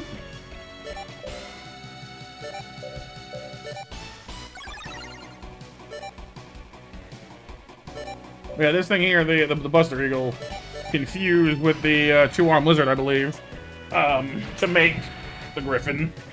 Which, I mean, I have the parts now to make a Griffin base anyway. Like, I could just have the Griffin all the time, but haven't yet determined that I need to. Because honestly, the Eagle does pretty good for itself. I guess the Griffin's probably a little tankier, but the Eagle does alright for itself. I guess I didn't anticipate having it in my lineup this long anyway, so I wasn't sure if there was any point, but it's been sticking around, in fairness.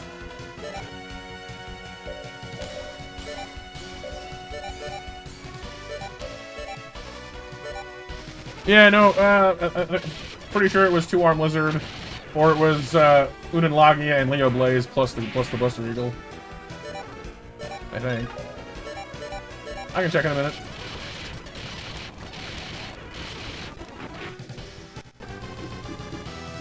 Yay! Geno Scissor. The Scissor, I assume, builds off of the Breaker as well. Let's have a look. Yeah. So Scissor parts and Flight parts are the two different ones.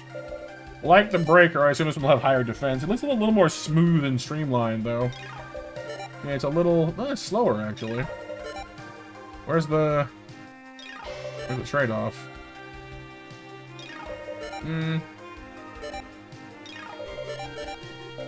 This one has the forward round shield built into it, but I mean, that gives it huge defense. On top of what it already has. I guess it would still keep that, though. I mean, it doesn't... I don't think it... Because it's a part, I don't think it would get destroyed when you upgraded it, so... Probably still have that if you wanted it. X-Breaker, single target, high damage melee attack, focus breath weapon, same thing as usual, assault beam cannon, that's new. Still single target, though. And the Hyper Claw. Huh, 150. Oh, I see. The focus particle gun is a V in this one. Yeah, I guess it's... No, V... No, wait, no, V was... Is V the one where it hits you vertically? It might be.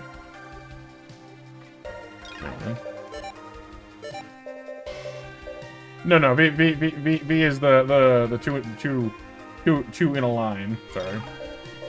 So yeah, I'm not sure what the practical advantage of the Scissor is then. It seems to be a little slower, a little less defensive, A little less tanky than the breaker. As its melee attack is probably stronger by a little bit. 250, 65. Yeah, so it has a bit. It's a bit stronger, but not much. It's not so much a full upgrade. It's just kind of a specialization, I guess. It's not that different. Well, because it has the big blades on it. It looks scissory. Maybe it likes listening to what's the song called by Scissor Sisters? I can't decide whether you should live or die. You know that one? Oh, you'd probably go to heaven. Please don't hang your head and cry. I wonder why. My heart feels dead inside. It's cold and hard and petrified. Lock the door and close the blind. We're going for a ride. Not that I can sing it to, you know, to nearly the same level or anything like that, but... Oh, I could throw you in the lake or feed you poison birthday cake. I won't deny I'm gonna miss you when you're gone. Oh, I could bury you alive, but you might crawl out with a knife and kill me when I'm sleeping, that's why. It was in Doctor Who during Tennant's run.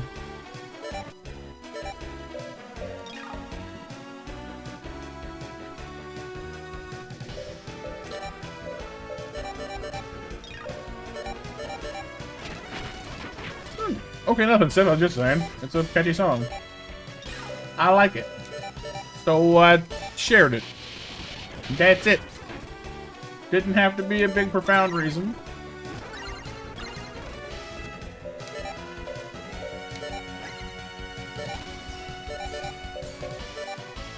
What are you saying okay for? Okay, okay, okay. Yes, it is okay. So there.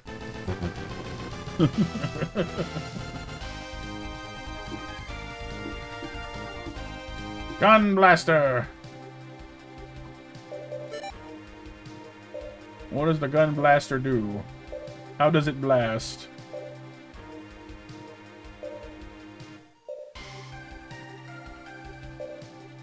Where's this thing? There it is. Z-Core GB. GB. GB. 400 health, 50 energy. Generates energy slowly. And it's not going anywhere in a hurry. It's got a lot of defense though. It's quite tanky. This thing's got to be modeled after a trike. It's got to be, or something like one anyway. But is Annie okay? An excellent question. We should ask Michael. He'll ask her like 85,000 times in one song. The rolling cannon. It penetrates. No kidding.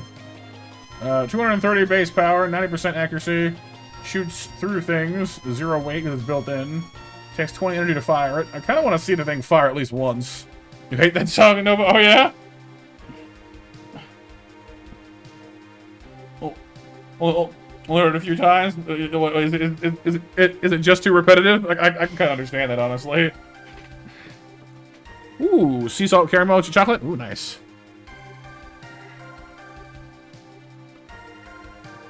Oh yeah, but yeah, I mean, Doctor Who, it has such a long history that I'm sure like anybody could watch at least some of it, and somewhere in its lengthy history you'd find something you liked. But it, you know, like from era to era, from like head writer to head writer, you know, like the show changes, so you might like some of it, but not all of it. You know, that's fine. Any other doesn't want to talk to you, so quit being a creep and bugging her, or she obviously isn't okay, and she isn't responding. Well, I mean, as far as I understood it, Nova, you know, it's because Annie's dead, I think. But yeah, I don't know. That's fair. He does ask a lot. Yes, whipping angels are a whole thing. Just created a whole new phobia with that one. 3D radar, EM's shield horn. Oh, sorry, there's an E shield, the bite fang. Yeah, I mean the can doesn't sound all that impressive, but I mean it's visually pretty cool looking. Just can't get past the chorus.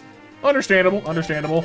Honestly, I'm kind of the same way with Bad to the Bone. I don't know if it's because I had a stutter as a kid or something. I'm not sure what it is, but just the bad. I'm like, okay, I get it. Like, you know, but by the time he's done it, like for the first chorus, it doesn't bother me. But by like the second or third, I'm like, I get it. You're bad. Shut up. I don't know. I've never been able to enjoy the song properly. You know, even though it's quite popular. So, you know, yeah, like it's a good song. I'm not saying it isn't. And I know a lot of folks love it, but just I don't know. I just don't take to the part. I don't know. Just never worked for me.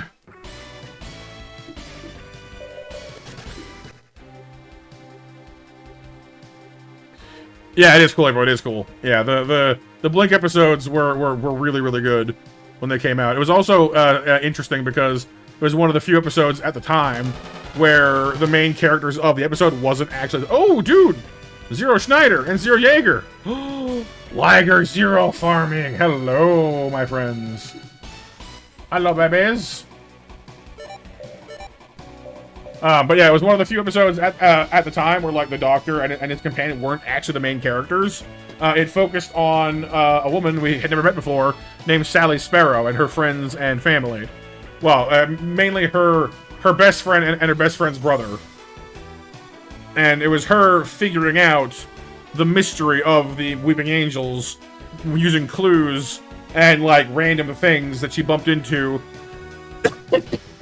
using the Easter eggs on DVDs left by the Doctor, because the Angels had actually already got the Doctor, and he had to leave clues in DVDs from like decades before so that she could figure out what to do and like send his TARDIS back to him to save him.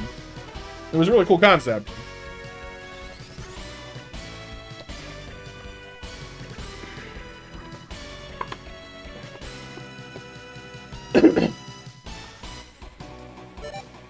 Alright, boys. Give me these kitty cats. Gotta get these guys for our collection. Yeah, it's pretty rare, Kyle. Honestly, that was actually one of the things that kind of turned me off of some of the like the later generations of Doctor Who. Like, I liked Matt Smith and like and you know, as a Doctor, but I found that a lot of the writings during that era got very like, pardon me for saying so, but it got a little how do I phrase this without sounding gross? It's like the Doctor wasn't allowed to lose. Like, every single episode was like, oh, look how old he is. Look how smart he is. Look how clever. He can do anything, anytime, and he'll always win forever. It doesn't matter how outgunned he is. It doesn't matter how outsmarted he is. It doesn't matter anything. You know, he will win every episode through sheer plot magic. And, like, okay, to a point, that's cool. But after a certain point, it kind of started hitting the phase where like he started knowing how good he was. Yeah, he is dangerous. I agree. Like it's cool that like some episodes lean into that. I'm not saying don't ever do it, but it got really common to the point where he'd like saunter up to like a bunch of aliens and just go introduce himself and they just run away. And like once or twice, that's cool. It's cool to flex that he has a reputation. It's cool to flex that he has, you know, all this experience. But when it becomes like too much, too common, it just sort of starts getting like, all right, buddy, we get it. You know, like it just, yeah. And like he is the main character, and like I said, like the history is there. I mean, he deserves the clout. But there were some situations where he'd just kind of just go, hey, I'm the Doctor, I win, and enemies would go, oh yeah, you're right. Sorry, buddy. Bye. You know, and like there are good ways to do it, and then there are bad ways to do it. And it wasn't, you know, there was increasingly more episodes that did it kind of badly.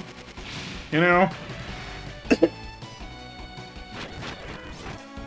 that was kind of where I started to kind of fall off the show a little bit. It was just like, yeah, all right, I get it, but when you're done, I think the modern term is glazing him. When you're done glazing, let me know. You know? Because the solution cannot always be, I'm the Doctor, you know, bow.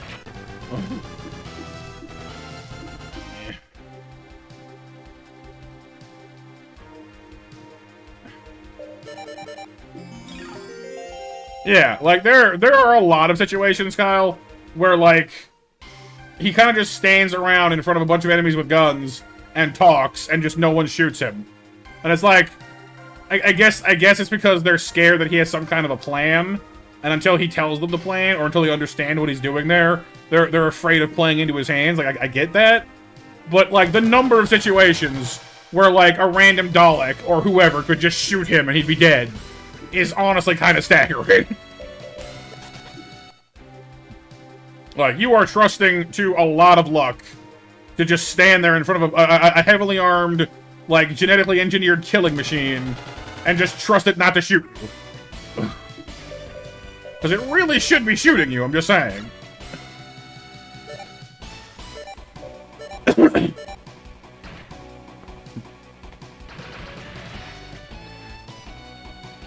Yeah, I don't... It's been a while now. Yeah, wasn't it like the whole crazy Manhattan Hotel episode, right? That one I kind of remember. I don't remember the... What was the Impossible Astronaut the one with the time travel shenanigans? It's been a while now.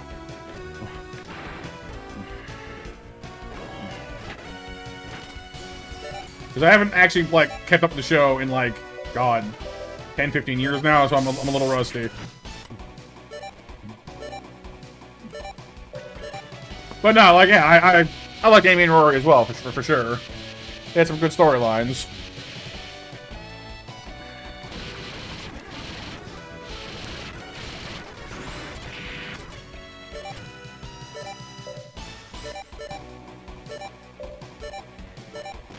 I mean, Doc and Buffy, who's better?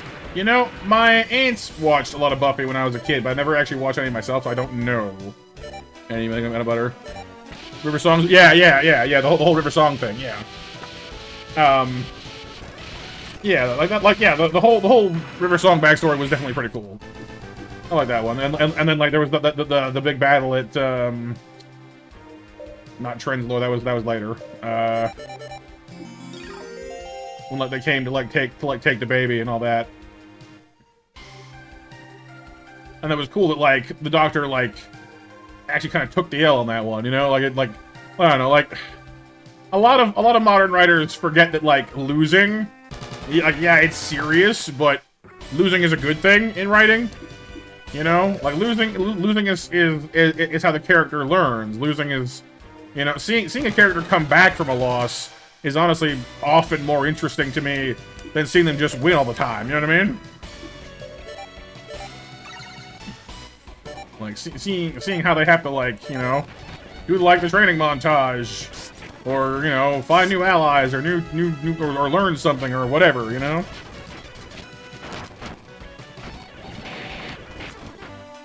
But I guess the problem they ran into was like, well, what does the Doctor have left to learn? He's been around for 80 billion years, and he knows everything, so...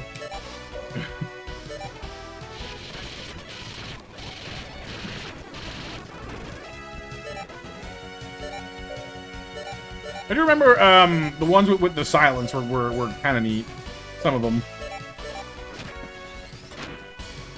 You know, your dad liked a lot of sci-fi and stuff like it, which is why Dr. got his interest. You didn't really watch any full episodes of the Orville. I feel like Dad would have liked it, because it's pretty much Star Trek. Right. Yeah. I never watched any Trek when I was younger, but Seven got me into it a few years ago, and I've enjoyed it.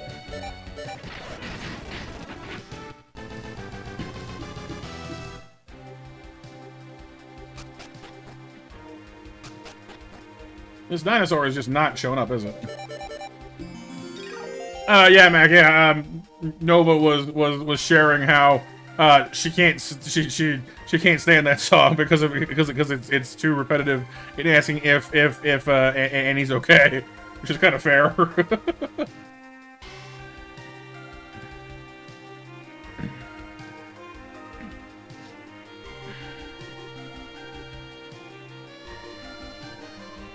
Work for your own eyes, so you find the MC to be much more of a predictable Gary Stew to be fully redeemable at this point. Oh yeah, yeah, like characters that just win because, oh, the dragon's back. Heck yeah, baby. Give me my baby. I don't know what you are, but I want it.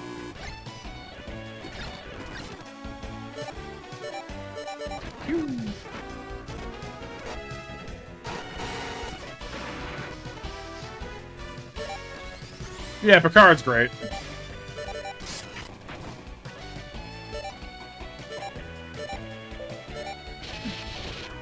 And he was dead, yes. Poor Annie. I'm gonna be really sad when this giant dragon Zoid ends up being crap, aren't I? Like, oh, actually, it's kind of bad. Like, meh.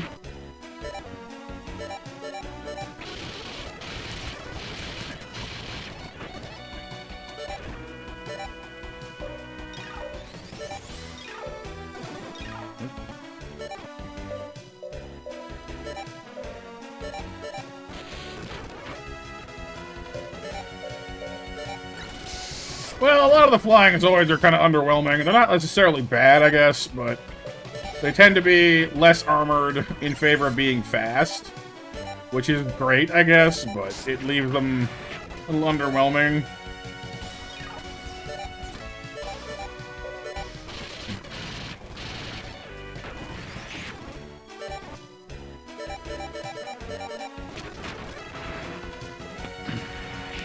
Oh, yeah, Mac? Moonwalker. Ow. Program FX. No. No. I wanted the Durgan. Just realized our zero pains or bits zero pains are now over 1,000 max health because of the sheer training value it's been put through. That's crazy.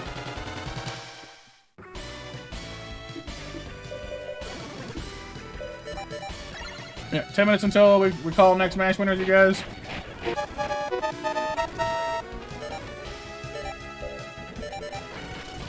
Earn shields.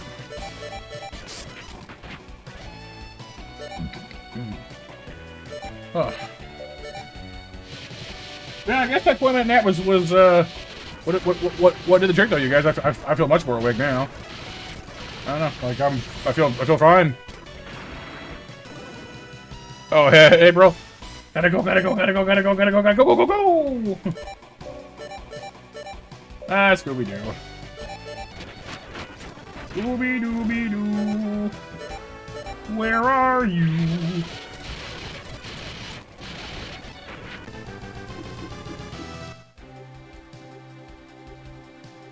I do wonder sometimes if, like, where you're standing matters for encounters, but I guess not. It's just the floor. Like I know in the overworld, like you're in the desert or the forest or whatever, that matters.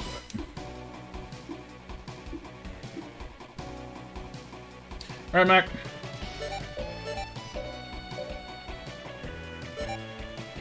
Oh, have you, MJ? I'll check it out after.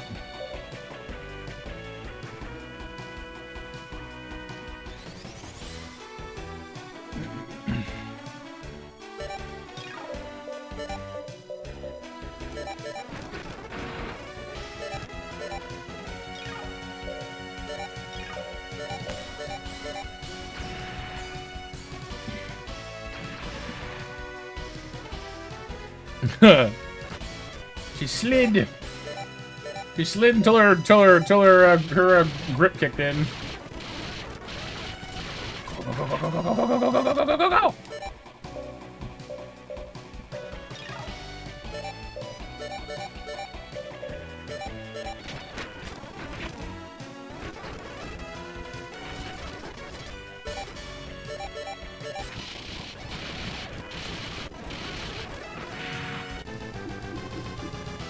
Not Goji Gunner. Dang it. Alright, we're gonna have to do... Oh, there's a Charmander. Okay, I'm gonna do a save state for this one. I don't want to be here all night trying to get the same thing.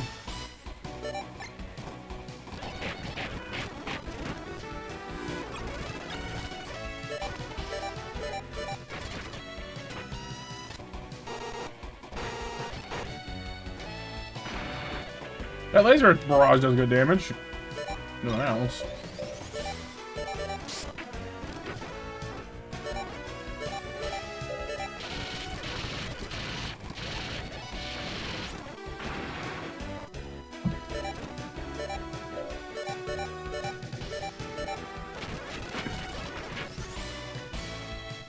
Bump into the wall. Bonk.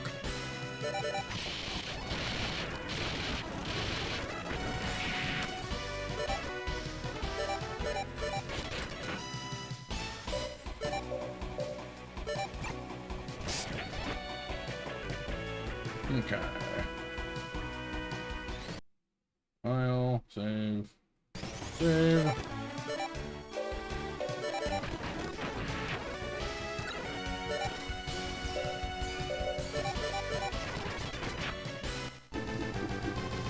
Storm Soda is wrong.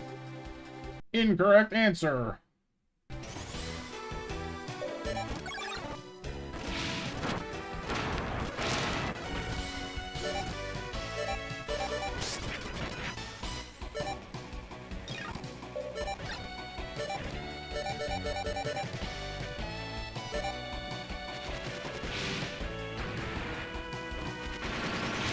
Yeah, our pets always try and take care of us when we're not feeling the best, you know? It's nice of them. They care.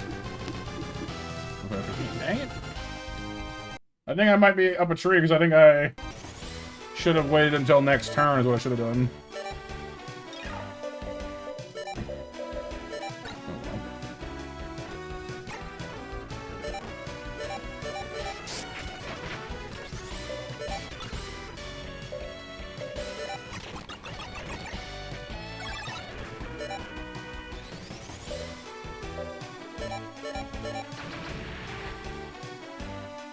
They do it, but yeah. You see, Nod cries in next week. In Genshin. Might want Flynn's. We want to use your guarantee for him. Your Durin in your life. He's supposed to be coming in Nod cry sometime. Well, we got Zeke by that time at least. That's kind of cool, I guess. Fine.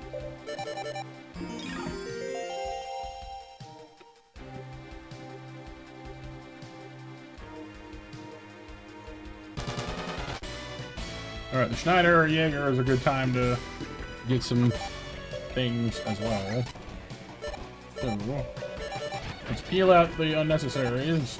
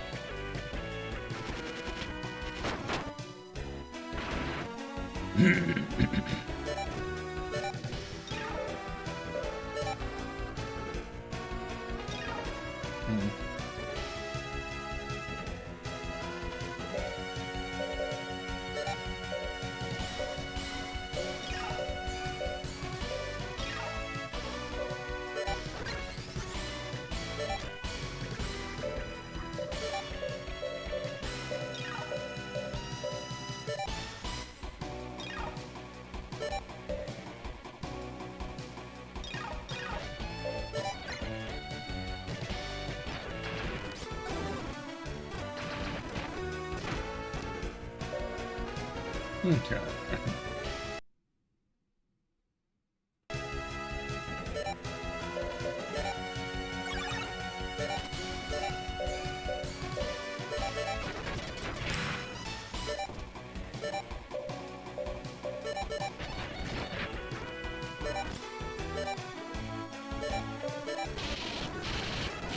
Get more background just to how it all goes. Fair enough. Oh, Durham was a baby dragon we met from last year's event. Albedo in the Archon quest haven't played yet. Turn him human. Oh. Neat.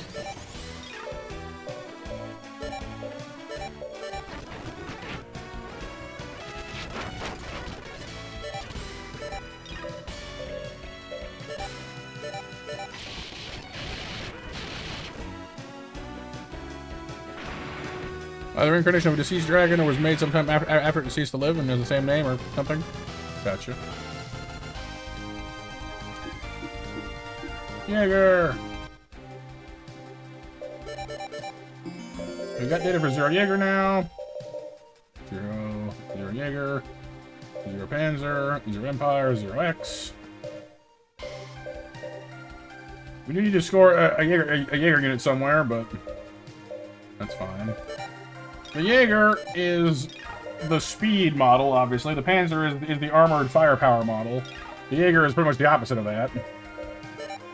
It's all about gotta go fast. Nowhere near the armor rating, but far more speed. Also has shot cannons, a Vulcan pod for some pierce shooting. It's honestly pretty inexpensive as well. It's kind of like the cheap, like the cheapest one to use, you know? That's why I like the Jaeger, honestly. Like, it's very inexpensive, it's very efficient. You don't need many upgrades to its energy to make it run at full capacity. Also has 30, has the same overall hauling capacity as most of them do, so it's not bad. I can only see why the X kind of stands out, though. It's the only one that has, like, electric weaponry for causing freezes to your enemies, which is pretty cool. It's definitely more costly to wield, but, you know, to just shut people down is pretty nice. It's faster than the lightning sykes? Well, actually, Kyle, there's a whole episode about that, where Jack Sisko, the pilot of a lightning sykes, ends up dueling the Blitz team, and he runs circles, like literal circles around them, until they bring out the Liger Zero Jaeger. And then he and Bit become friends afterwards. Pretty cool, actually.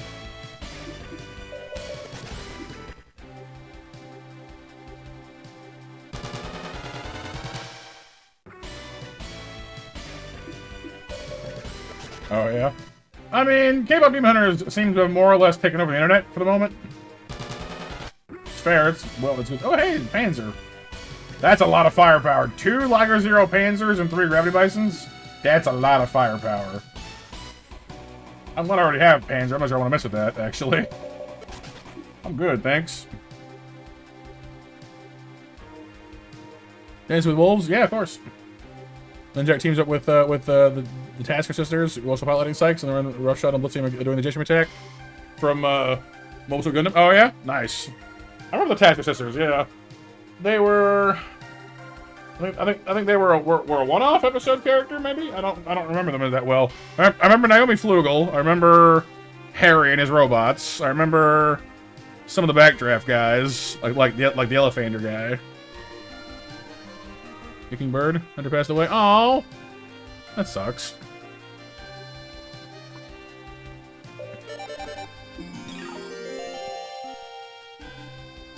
But who will we find the Tatanka with? Dang it. Tatanka.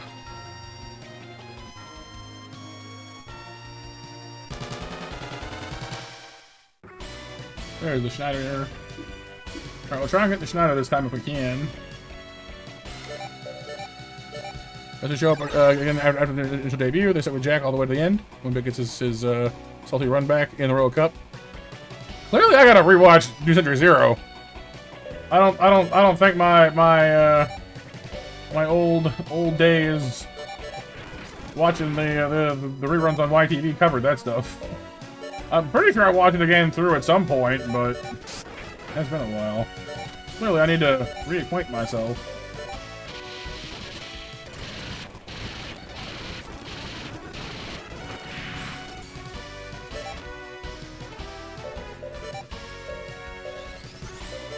I haven't watched Dancing with Wolves in a long time, actually. It was one of that we would, you know, the family would watch every so often. Just because, you know, like just seeing like the narrative journey. Like I think part of what I liked about it especially was how a lot of the story was told from the perspective of like his diary entries. So that was pretty cool. Pretty cool, Evan. Pretty cool. I respect it. My memory is definitely not that ironclad. There are a lot of things I half remember, but not very many things I completely remember. You know what I mean? Another problem is that a lot of my half-remembered things are now out of date because, like, for example, you know, I could tell you the entire basic backstory of most of the Warhammer universe from 40K, but at this point, half of it's been retconned, so I don't know what's accurate anymore.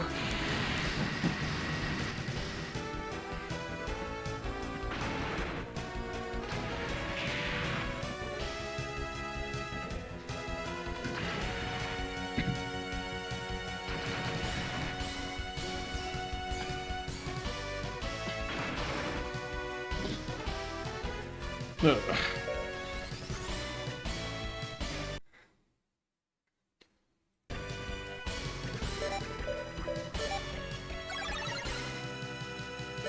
Alright.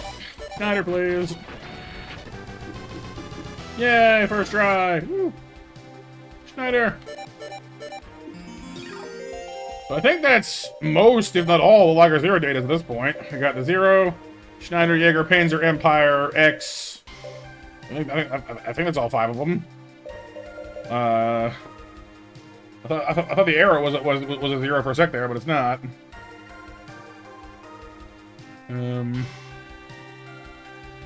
Schneider has, I think, one of the lower defenses. Okay, it's better than the Jaeger, but it's also a lot slower than the Jaeger. Because it's all weighed down by blades. 310, 80 with 710. 330, 90 with 830. Well, it's actually not that much slower, but I guess it works out that way. The Panzer is the slowest, obviously, but yeah, it was, Kyle, it was, yeah. I think we might be all covered on the Liger Zero finally. That's pretty cool. I just want my gosh darn dragon.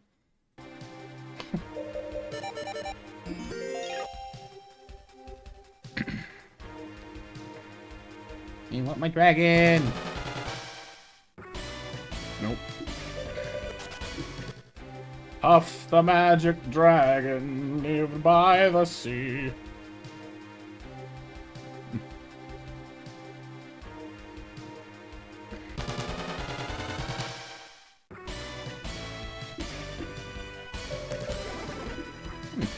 Dang it. You and your high-speed birds. Just want to leave.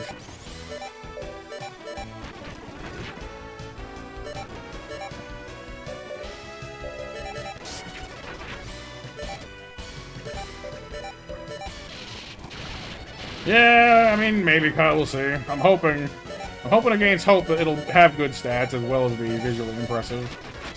But given how much junk it has on it to begin with, I'm kind of skeptical. It has a lot of like gear built right onto it. You'll get a salamander once you start doing the island domes. Oh yeah, the Terramander. That's cool then.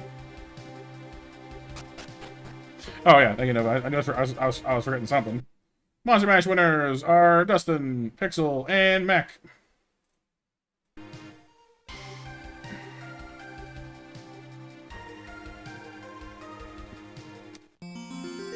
X unit, hey, look at that. Shame I already did that. Pretty Liger data. Well, there you go. Like I said before, this game has a remarkable way of letting you work yourself to death getting rare things, only to hand it to you like 2 chapters later, out of the blue, in a cave. Very Tony Stark of it, really. Tony Stark built this thing in a cave! Block to scratch! You're like, yeah, right, that's fair.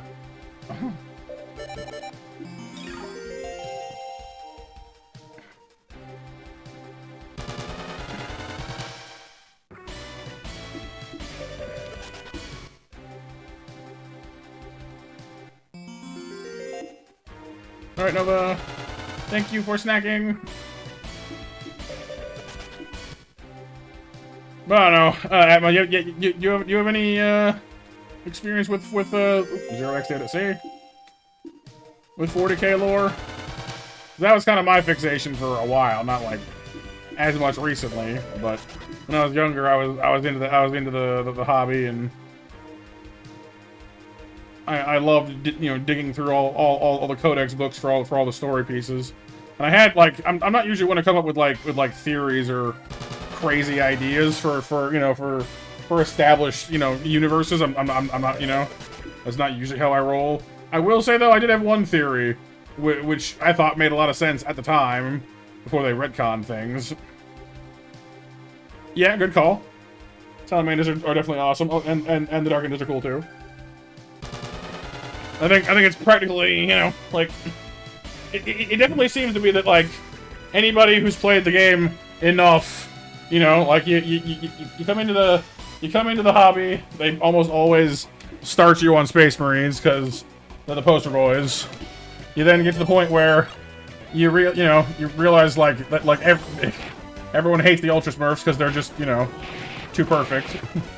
Then you move on. What question was that, Kyle? Between Iron Man and Ironheart, who did it better? I don't know much about Ironheart, honestly. I haven't seen the show, so I'm inclined to say Iron Man, but I don't really know much about Ironheart, so I can't really say. Regular Boyga? Ooh, Boygas.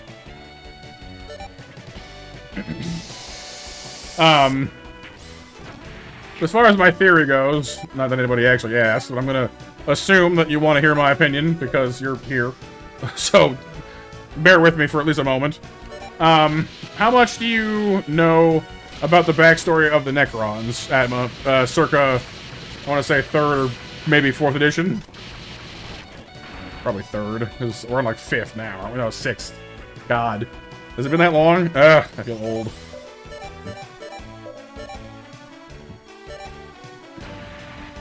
Like, I don't know, like, I'm realizing that to actually explain this theory, I may need to, like, give you guys the full rundown.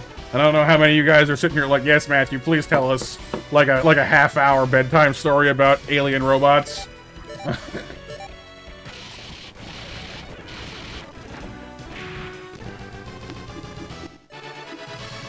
Ultra reaction, what is that?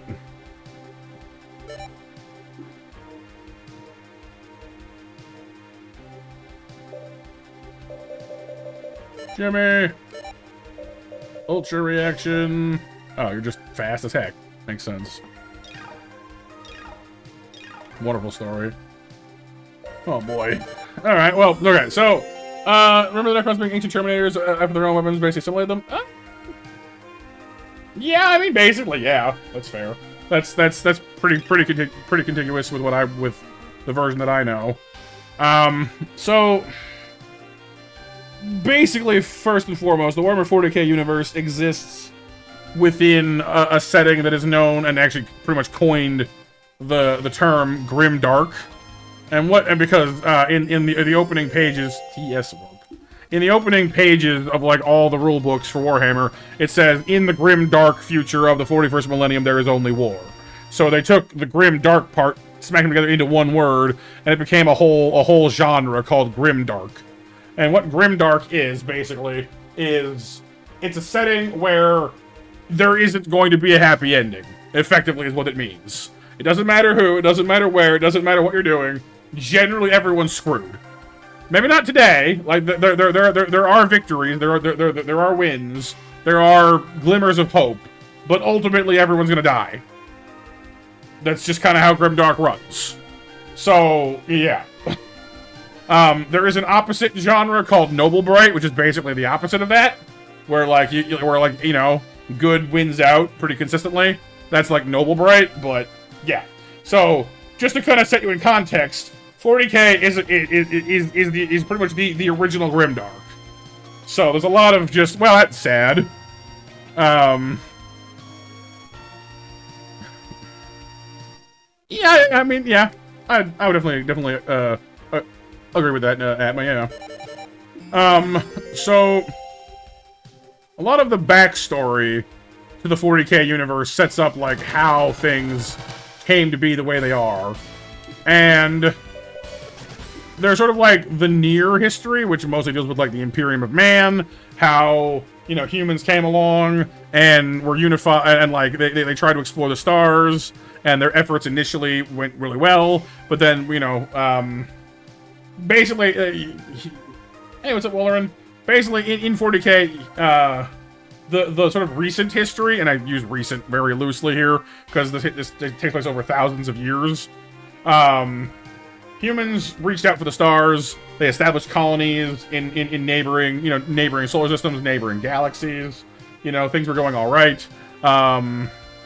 But then, basically, because they never developed a proper faster-than-light travel system, they had to use this thing called the warp to travel. The warp being kind of like a dream dimension. It connects to the psychic mental aspect of of all living things, and you don't necessarily go there when you dream, but you kind of like brush up against it, more or less.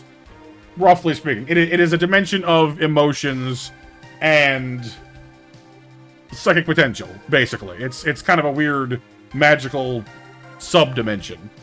And they found that by using that, they could bridge through space a lot faster. So rather than having to make the ship go fast, they would just duck into the warp and pop out wherever they need to come out. Kind of like the quantum realm in Ant-Man, if you prefer that. Same general notion, but with more emotional shenanigans. It's not really a dream, it's more like...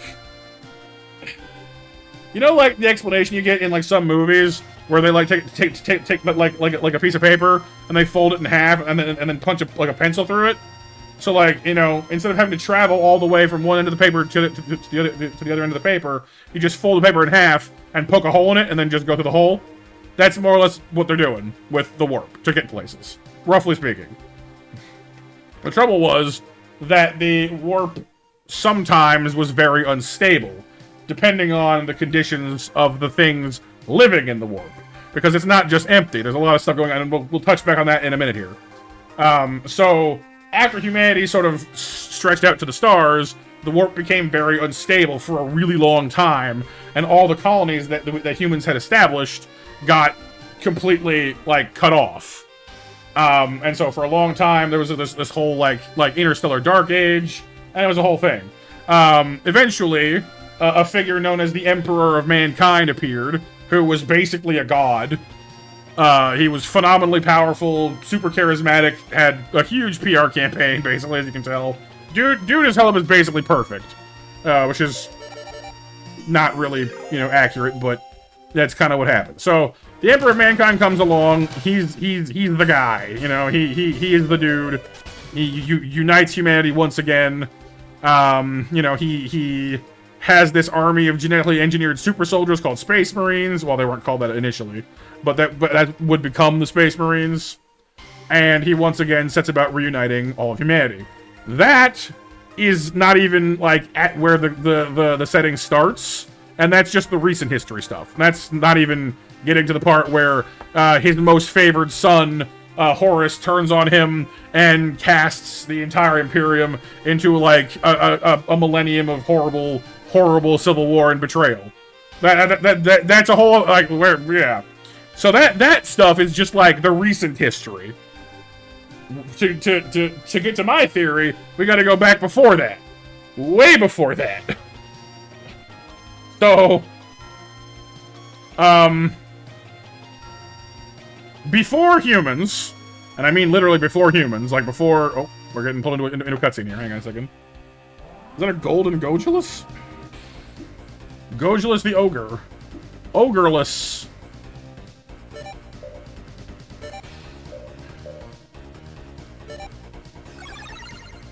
One moment, hang on. Put the story on pause for a second here. Gotta deal with the dinosaurs. Dino Club.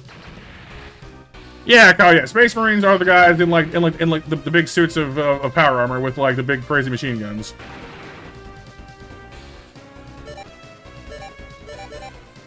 But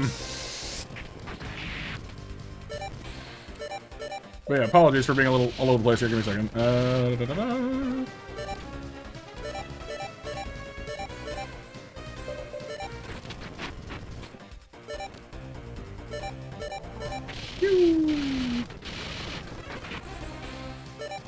Okay, this seems pretty alright so far. He moves up. Stay together. That wasn't so bad. Oh, Mac?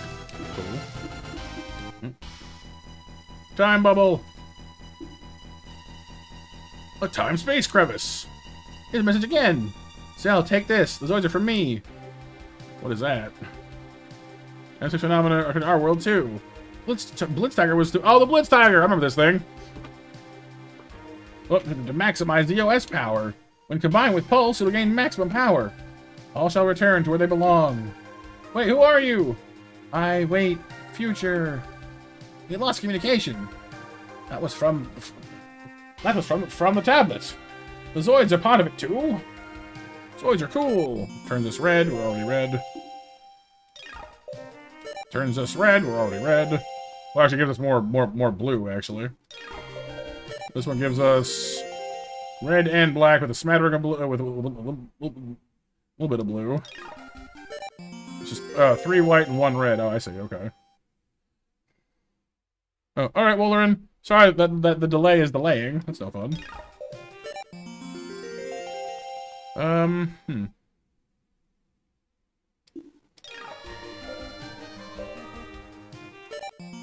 I never know what color to go with these things. We've been red for a while now, which is fine. None of these options can actually like take us out of red anyway, so I kind of like keeping red and black so far. Probably, Kyle. Yeah. Let's go ahead and divert into, I guess, go with this one. We put more into red and black, I guess. Keep them up at the top.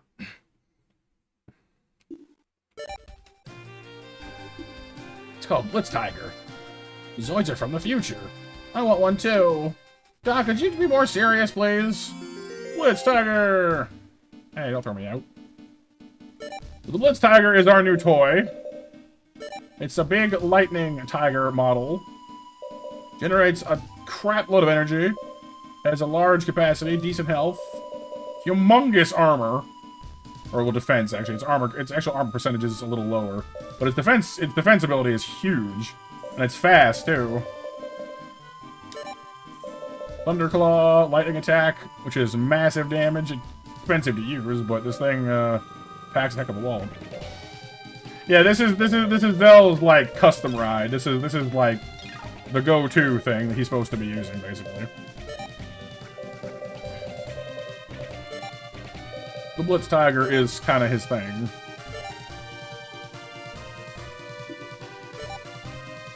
Kind of sucks because I'm gonna miss using the 2-arm lizard. Pretty good, actually. I like that thing.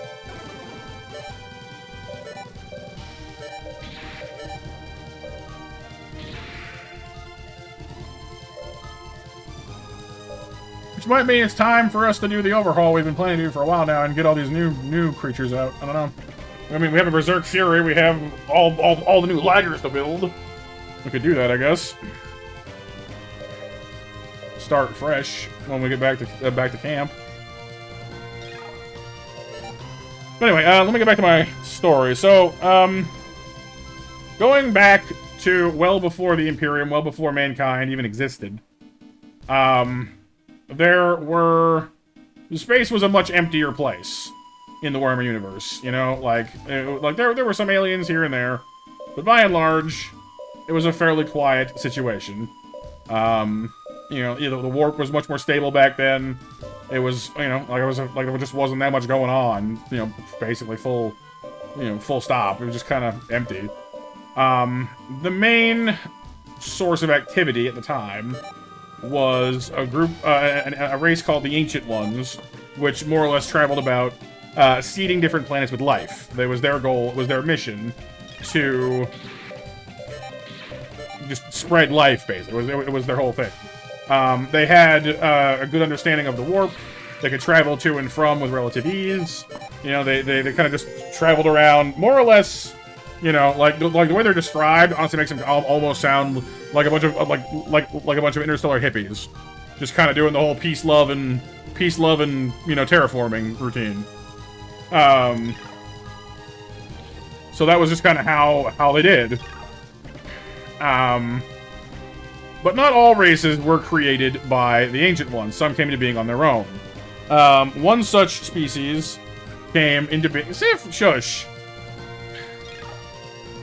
If you don't like the story, that's fine. You don't gotta go start throwing erasers at people in class. Be patient. Goodness gracious.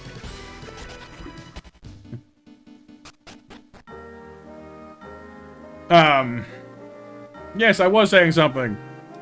Don't be a doof.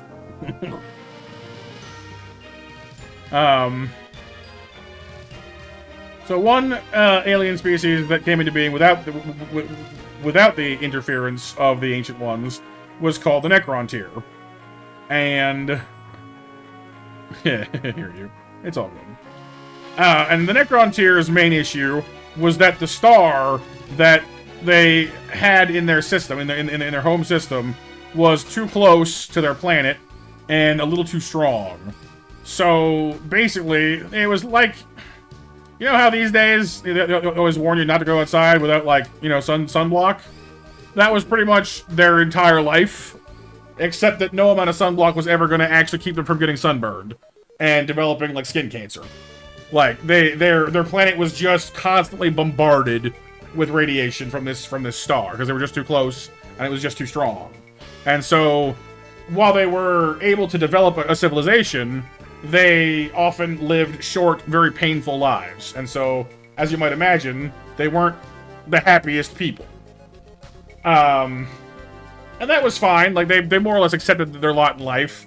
They pursued science because they wanted to try and find new ways to protect themselves from their solar radiation and extend their lives. But even with, like, you know, advances in medical technology and discovering, even after discovering space travel, you know, they found that even after leaving their planet, they still were cursed with very short lives because that's just how they evolved. You know, even getting away from from this star that, like, cooked them and burned them and hurt them, you know, they still didn't live very long because, well, they'd never had. And their body didn't know how to live for longer because it just, you know, had evolved that way. And again, they weren't the happiest about that, but, like, they didn't know any other way, so it didn't really bother them initially, until they bumped into the Ancient Ones. And the Ancient Ones basically represented everything that the Necrontyr never had. You know, the Necrontyr had worked, scraped, and bled for everything they'd ever made, in spite of being cooked by their home star and, you know, having a horrible time. Whereas the Ancient Ones more or less were going tra-la-la-la-la and skipping around the cosmos, planting flowers, singing, you know, and holding hands going kumbaya. And they lived, like, basically forever. And so the Necrontyr basically saw this and were so utterly consumed by sheer butthurt over how much luckier the Ancient Ones were than them that they just attacked them on sight. Like, the moment they understood how much more fortunate the Ancient Ones were, they were like, screw these guys! Attack! Because they were just that mad.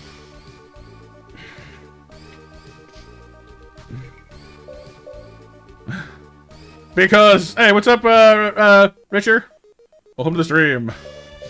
And so they were so utterly insulted and offended by the fact that the Ancient Ones should have such a gentler, better, easier existence than theirs that they hated them instantly. They despised them. Right, Richard? Yeah, like, and so they attacked the Ancient Ones on sight. And the Ancient Ones initially were like, what, you know, why are you so angry, bro? A bit April, yeah, but, like, you can kind of understand, though, you know, because they lived these, you know, tortured, difficult lives, and then the Ancient Ones are just skipping around going la da da da da da, and, like, have like not a care in the world. So you can kind of understand why they'd be miffed.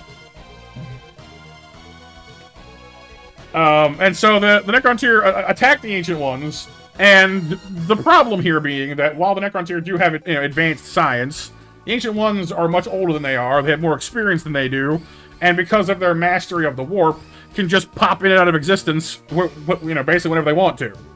And so, the Necrontyr, despite having, you know, roughly equivalent or even superior technology, just can't beat them.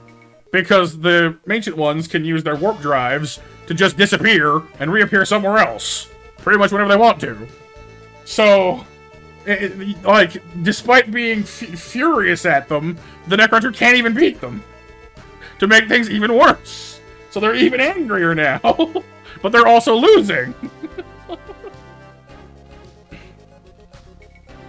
Well, they might have, honestly, if the Necrontyr had just asked them. But they were so utterly furious they never even bothered considering that. They were just like, nah, screw these guys. And so, initially, you know, this is, you know, so they're driven back to, like, you know, The irony here is, you know, in short order, the Necrontyr are driven all the way back to their original home planet, so they're back under this horrible burning star again. And they're like, well, what do we do? You know, we've picked a fight we can't win against those stupid, long-lived space elves. Screw those guys. You know, what do we do? And their scientists go, aha! We have discovered something important. And they go, all right, well, what? What did you find? And they said, well, our new sensors that we've been working on have detected a life form living on our star. And they're like, what do you mean on a star? Go back, Nova. The ancient ones were generally nice as long as you didn't as long as you didn't attack them first. And so they go, all right, well, what do you mean? What do you mean a thing living on a star? They go, yeah, it's this big energy parasite, basically. So it's not like any singular being. It's kind of like a giant space jellyfish that kind of just lays itself over a star and sort of passively, you know, passively absorbs energy from the star a little bit at a time. You know, it's just a giant space parasite, basically. And they're like, okay, well, how does that help us? And they're like, well, it doesn't really. But one of the things that the Necrontyr have developed alongside these wondrous advancements of theirs is something they call living metal. And it's a wonderfully durable material that can self-repair. So it's really quite advanced. It's what other ships are made of. And so they go, all right, well, we've developed a system that can let us siphon this giant star god thing on our star, and we can pack it down into this specially made living metal body, and maybe if we concentrate all of it into one place like that, it'll be able to talk to us, and then maybe we can reason with it, and maybe it'll be able to help us.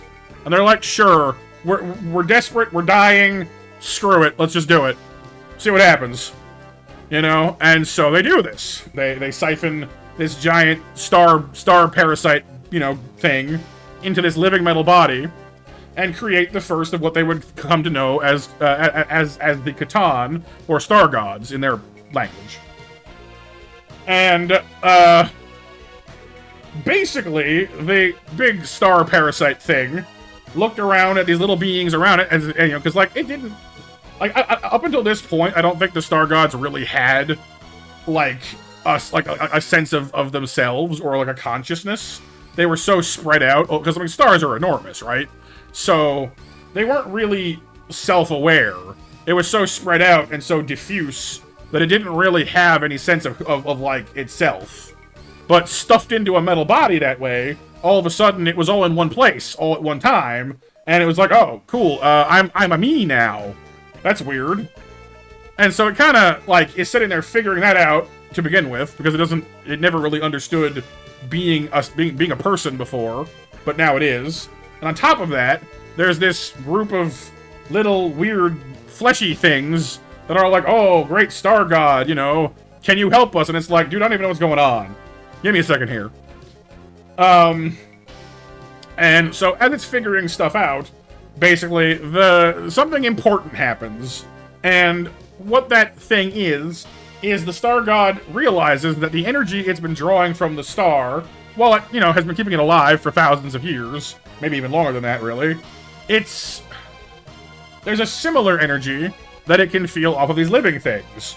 And it realizes that their emotions, their spirit more or less, can generate a similar energy. And this energy has flavor. The star energy, by contrast, was just a star. It was dull. It was bland. And so all of a sudden this being goes, huh, I could go back to how I was, but all of a sudden that just doesn't sound all that fun. I don't really want to do that. You guys don't really interest me, but you seem kind of tasty. So, here's the deal. I'll help you with your weird space problems. Sure. I don't really care, but, like, I'll help. In exchange for you letting me kind of have a sip of those every so often. And they're like, sure, deal. Sounds good to us. Heck, actually, if you think we're tasty, I can almost guarantee you those stupid space elves will totally taste better than we do, because they're better than us at, you know, they're better than us at everything else. Why wouldn't they be? So, you know, they swiftly arrive at a bargain Richard, the lore I'm describing is from Warhammer 40k, but a whole species called the Necron tier, which is one of the factions in that game. We kind of came across the topics while I was playing this, so I'm kind of describing like a whole other thing. So not Zoids. And so the Necron tier and their new Star God buddy, go out to once again re-engage the Ancient Ones. And the Ancient Ones are like, oh, you guys are back again? Didn't we kick your butt bad enough the last time? And they're like, yes, but we have a new friend, and he has new tricks. Because the one thing that the Catan can do, it has no presence and no interest in the warp, which is one thing that is important later. The Catan do not interact with the warp at all, which is somewhat unique for a godlike figure in the 40k universe. A lot of things do. The Catan have no presence in the warp. It has absolutely nothing, it holds no interest to them. In fact, I think it's actually, toxic to them, but they don't like it. Trashy the Incarnate, aka Trazian the Infinite. I don't think I know that one. I know, the main cast, but not, some of the weirder ones. And so, one thing that the Catan can do is, even though it has no real grasp on the warp, is it has almost total mastery of the physical dimension. So, it can't go into the warp, but it can do all kinds of crazy shenanigans with the regular dimension that they're flying around in. So the Ancient Ones can open a hole to the warp, pop inside the warp, fly for a bit, and pop back out somewhere else. The Catan can just wave its hand and bend space to achieve more or less the exact same thing, but without using the warp at all. And so all of a sudden, the Ancient Ones can't get away and can't outmaneuver the Necron tier anymore, because the Catan can pull the same tricks they can, but without having to use the warp to do it. And they go, oh crap. And so, all of a sudden, the Ancient Ones are losing. Because they can't just dance around, and punch the Necron tier wherever they want to anymore, because the Necron tier can now pull the same tricks they can. And on top of that, they have the Catan on their side. Because the Catan, is just sort of floating around, sucking the souls out of people. And so the war very quickly starts to turn the other way. And as the Necron tier travel from system to system, fighting the Ancient Ones, they find more star parasites latched onto more, stars, and they quickly build living metal bodies for them as well, and create, not just a few, but dozens of these star god creatures, who all quickly get on board with the same deal the first one did. And so there are now a lot of these things, and they're all powerful. And they, lead their own fleets around and just keep on just dribbling the Ancient Ones down the court and dunking them. And so the Necron tier are very quickly becoming a giant problem. But the other problem is that while the Catan are well fed, they're perfectly happy. But as the war continues, they start to strip the universe of all life. Well, there is that, but yes. The Ancient Ones do create the precursors to the Orcs, called the Krork, as well as the precursors to the Eldar, which are some of their final creations. But even the Eldar and the Orcs can't hold off the Necron tier, because at this point they have a literal race of gods leading the charge and pulling all kinds of dimensional shenanigans, and it's just not looking good. So the problem is that as the universe is slowly stripped of life, because the Catans have been eating everything, the Catans start to get hungry again. Because, where before they had a whole universe to go eat, they're now running out of food, because they've been winning so hard that the Ancient Ones can't make life fast enough to keep them from losing. So as the Catan slowly, take over the entire universe, there's less and less to go around. And by this point, a lot of the Catan have kind of developed their own personalities and their own kind of reputations. So the first Catan that was made has sort of adopted this very grim, sort of shadowy persona. And, he goes around in a dark robe with a giant scythe for a weapon, which might sound familiar to you because in 40k lore, this first Catan comes to be known as the Nightbringer, and the Nightbringer is, and I'm not kidding here, is canonically the Grim Reaper. It is literally death. Basically, every species that has a fear of death is one that at some point encountered the Nightbringer. And it was so traumatizing that from that point forward, their species understood that death is bad. And the only race that never fought the Nightbringer was the Krork. Which is why the orcs to this day have no fear of death. Because they never fought him. So they just have no concept of being scared of death. Like, eh, whatever. Plus, they're engineered to be fighting hooligans anyway. But, yeah.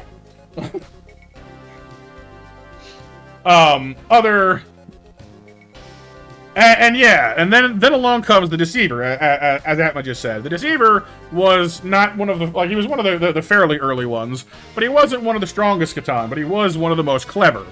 And so he basically said to himself, well, hey, I have this really cool idea. It will give us, you know, it'll solve our food problem for a while. And the other Catan go, okay, cool, what's the plan?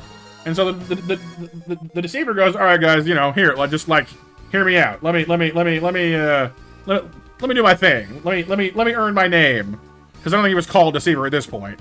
And he turns to the Necrontyr, who have, you know, like, been very happy lately because they've been whooping the, you know, whooping some serious hiney. They've spread to a lot of the worlds that the ancient ones used to hold. And he goes, all right, here's a new deal for you guys. You know how even after all this victory you guys have had, even after all this time winning, you're still dying young. You're still living these, you know, these short, painful lives. And they're like, yeah, that sucks, but, you know, we're working on it. And he goes, well, you know, I can just fix that for you. And they go, you can? And he's like, yeah.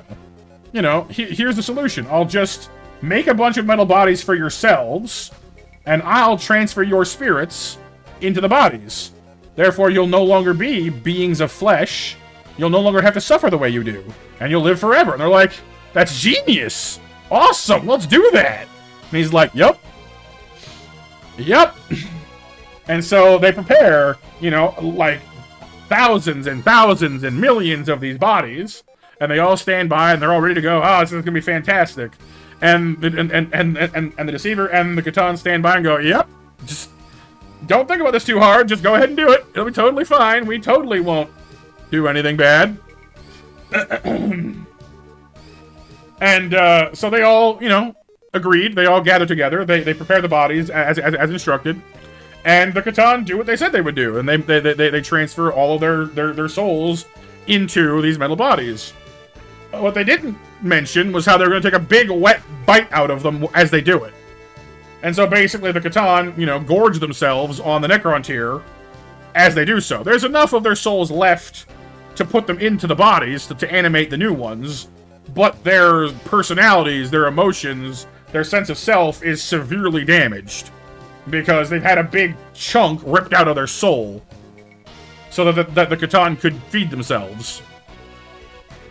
The strongest personality people still have some vague idea of who they were and can still, like, make decisions, and those become the leaders of the new Necrons. They don't call themselves Necrontyr anymore. It's just Necrons. So Necron Lords are those who still have, like, some semblance of will, some semblance of, like, decision-making capability. Pretty much anyone below them is just a drone. Like, they're not really... They can follow orders and not much else. There's not much going on upstairs.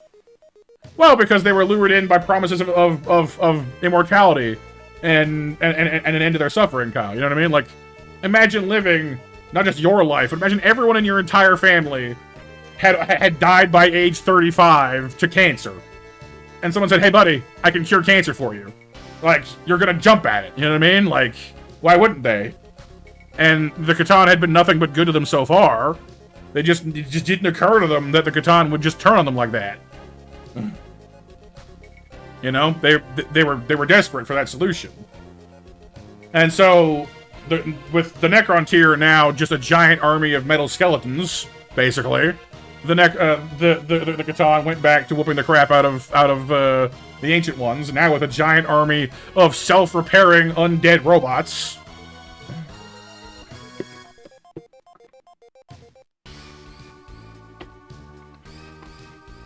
Oh, yeah, well, cool. So with, you know, the army of undead robots equipped with, like, you know, advanced technology and star gods, they basically drive the Ancient Ones like from the universe entirely.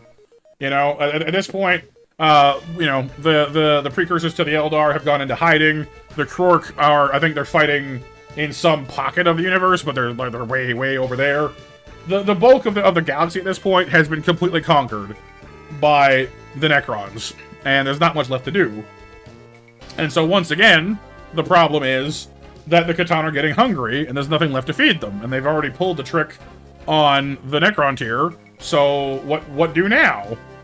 And so the Deceiver, once again doing what the Deceiver do, goes over to some of the strongest of the Catan, like the Nightbringer, like the Void Dragon, and a few of the other ones that are like the big heavy hitters, and go, hey guys, here's this little tidbit that I heard. Did you know that the tastiest treats of all are other Catan? And they go, really? I didn't know that. Come here. And they promptly start eating each other. And, of course, the Deceiver, having anticipated this, you know, hides himself before this kicks off proper. And by the time this is done, most of the Catan are dead.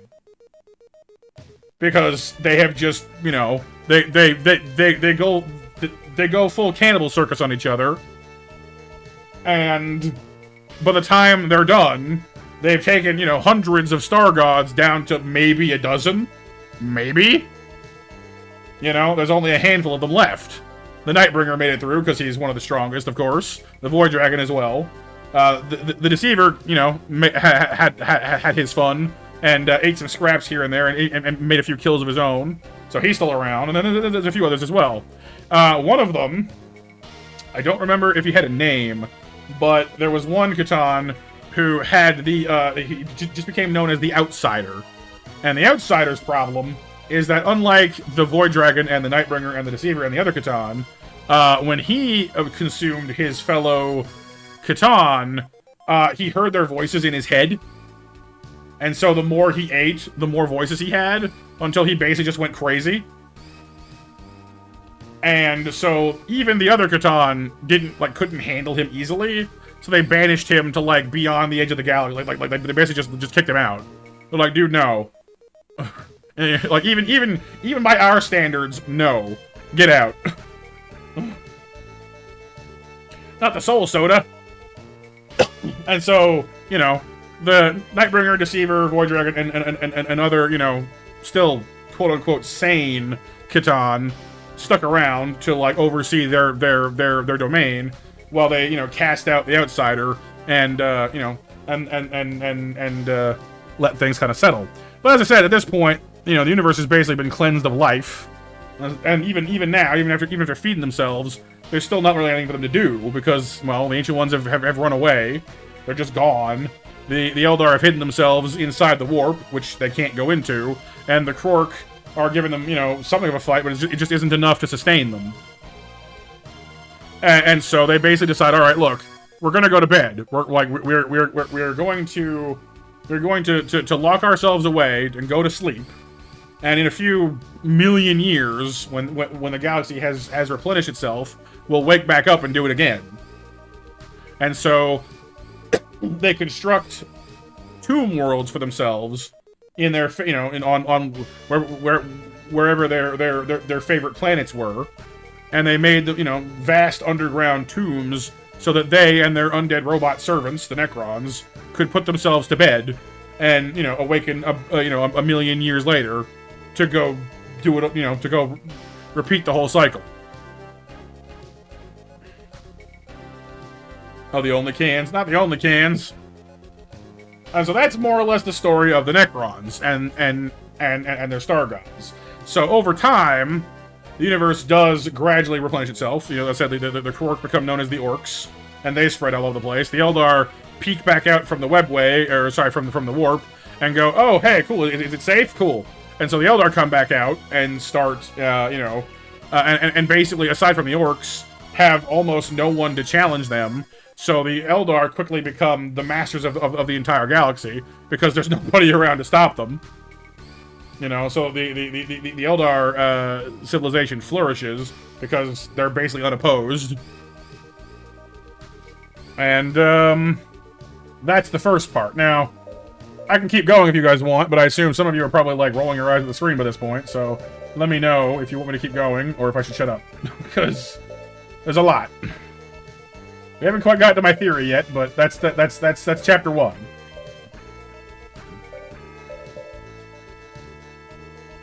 No, well, so the Eldar were one of the Ancients' creations, just like the Krork were.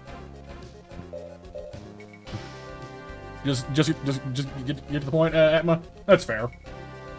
You guys are enjoying the story though. That's good.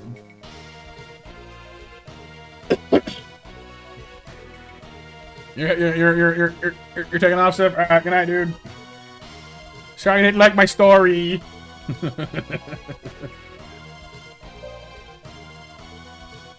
Alright, let me make a... Anyone even drive the Berserk Fury right now? Probably not. That's fair, that's fair. That's fair.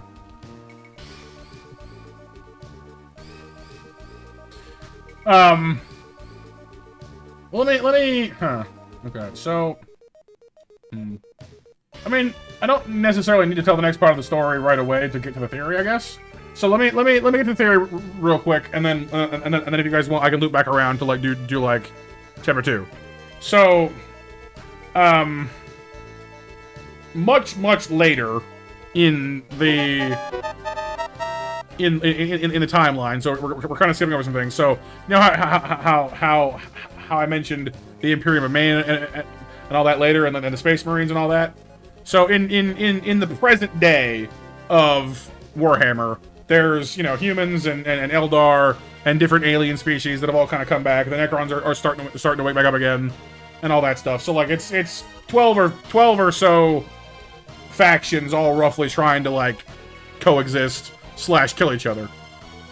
But the most recent group to show up to this mess is a race of aliens that come from beyond the galaxy. They come to be known as the Tyranids.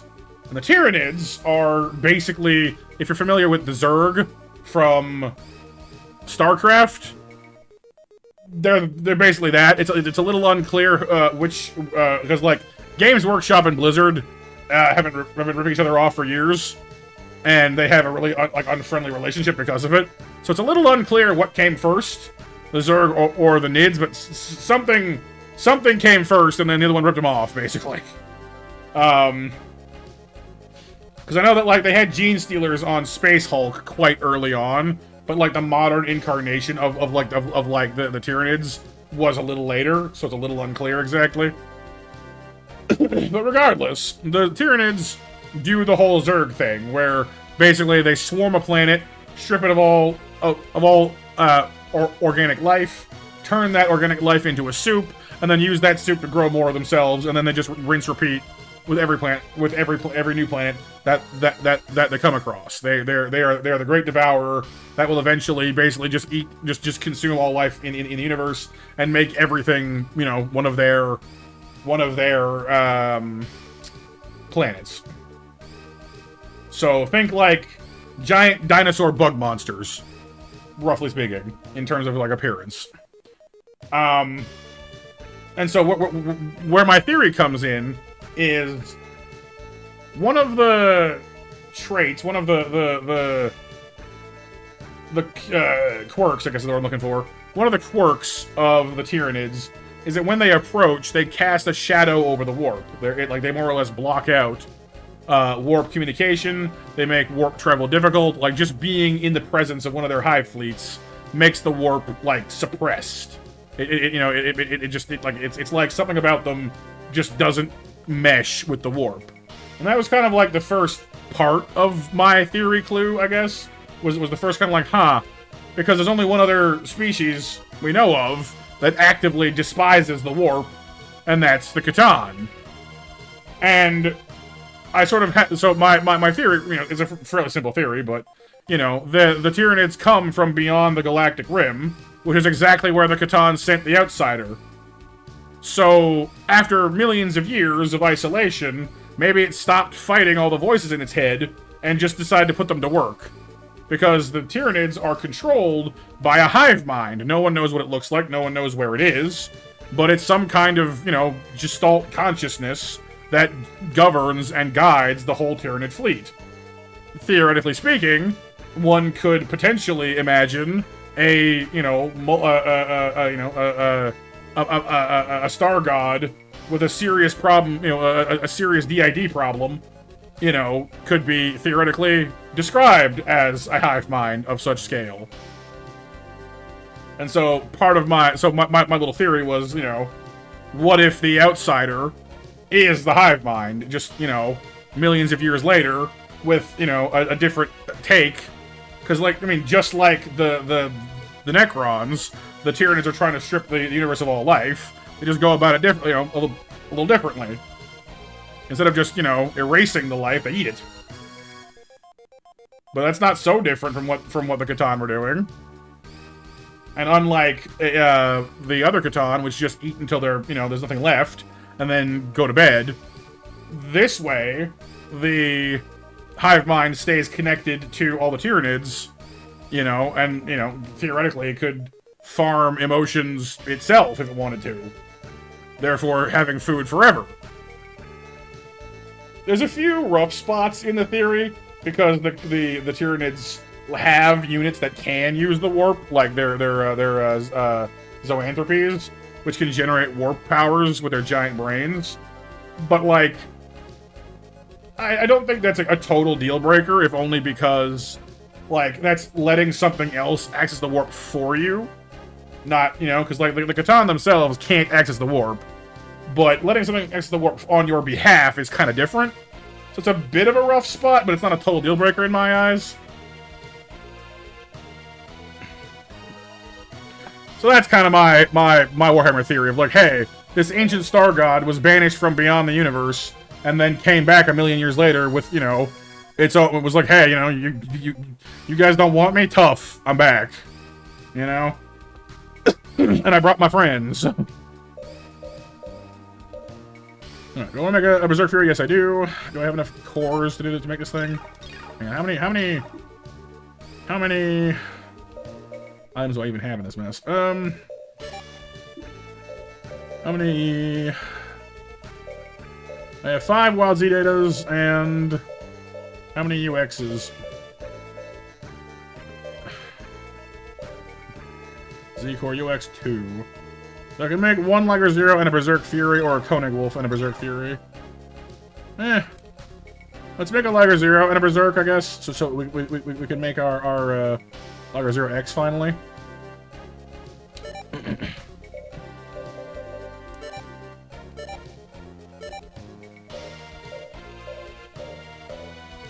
I'll wait to decide what color it's going to be until we make the CAS. That seems to make more sense. But yeah, that's the theory anyway. I'm not sure what you think of it. Again, it's not all that in depth or anything, but I've always kind of favored theories that followed the natural progression of the lore as much as I can. I don't like things that are dependent heavily on, like, what ifs and sheer luck, you know. This is also true. This is also true. They gave us enough of them, didn't they?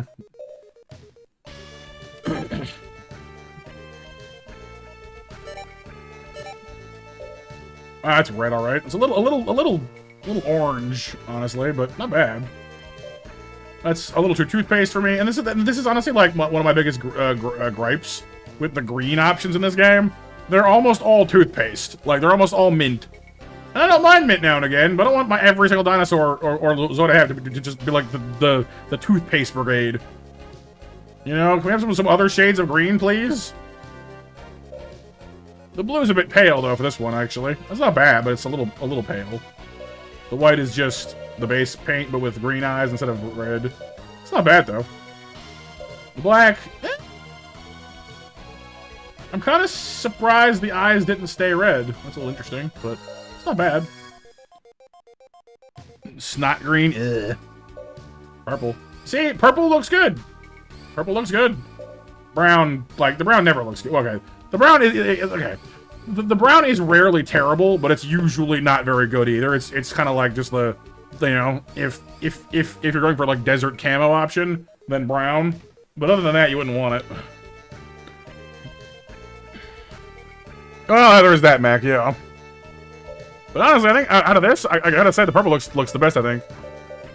Like either base paint or just, you know, purple. Yeah, I won't run it. Don't worry. Last call for match winners, you guys. The drawing winners in a couple minutes here. Yeah, I don't know. Like, the red's not bad either. I just wish it was maybe like a notch less bright. It's just really bright. Other than that, I like it.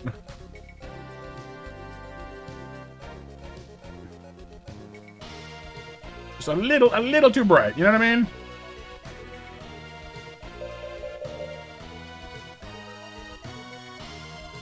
Yeah, I think purple looks good to me. Alright, so Berserk Fury created. Liger Zero created. Let's go ahead and make the COU development for the X.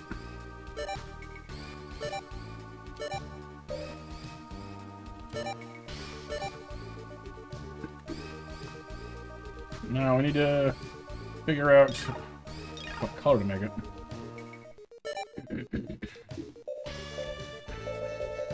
The Berserk Fury. And our new, wait, where'd it go?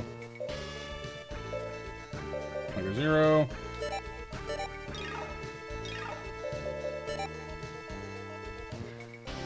I know, Mac. Honestly, like I was really impressed when I heard that Henry Cavill was a Warhammer fan. Honestly, like that's just so cool to me.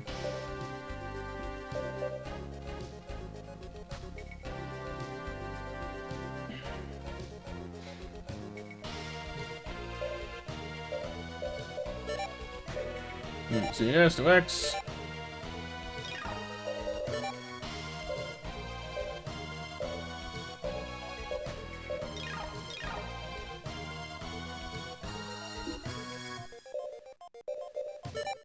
So let's check out the colors first. Man, no, the paints are like the blue one is honestly my favorite of this. Like the green's not as bad. It's still a little pastel for me, but it's not bad. The red's okay, but it's a little too pink. Like it's kind of salmon-y. Other than that, it's not bad. The base green is fine. Like it's good. Like it's actually one of the greens I don't mind. It's a little brighter than the all. You know, like it's kind of like a slightly bright olive, which is fine. The white is just kind of gray. The black is good, but you know it all kind of blends together. There's too much of it. Purple's fine, but I don't know. I like the blue. The blue's nice. And then we have this one. So this one's complicated because it has different colors already. Like honestly, like the base X looks great to begin with. You know what I mean? You like the minty green Panzer? That's fair. That's fair. Oh, this just changes the blue. Okay, I guess that makes sense. The RV show? RV show. Oh, TV show. Oh, Warhammer? Absolutely. Oh yeah. Like if Henry Cavill has a hand in it, I'm probably gonna watch it at some point. Like he is one of the actors that definitely cares about the fandoms that you know that he gets involved with, and I really I respect the heck out of that.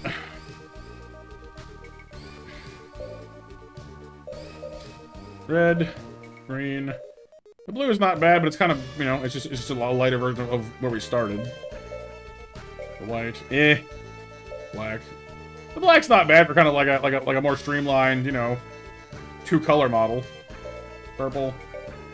See, if more of it went purple, I'd say purple and gold would actually look like really good together.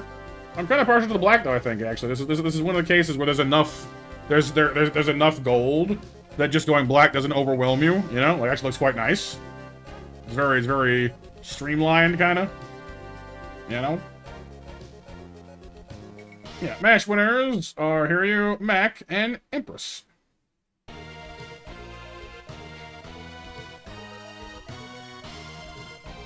Yeah, like black and gold, you know, like black and gold screams class, you know what I mean? It's just a classy look. The blue is nice though. Like I do like the blue. But I think I just like just the straight black and gold, you know? It looks classy.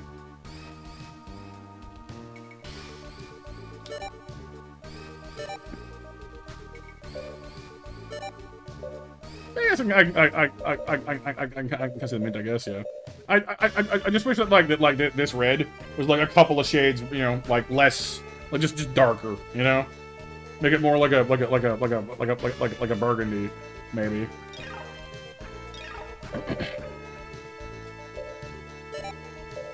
Can be, cow can be. Honestly, like black and silver, like black goes with almost anything because it makes the other color pop. You know what I mean?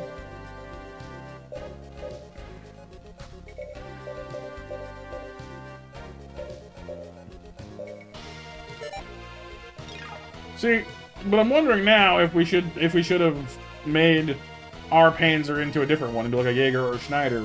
Because if the Blitz team isn't going anywhere, then we're gonna have bits Liger Zero for the for the foreseeable future, which is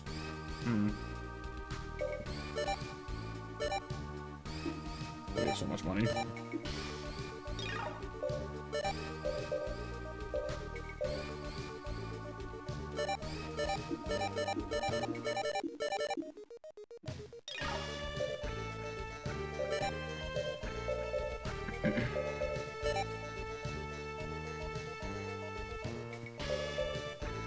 The claw, of course, is where all the damage is, but the stun blade and the E-driver are where all the stunning attacks are.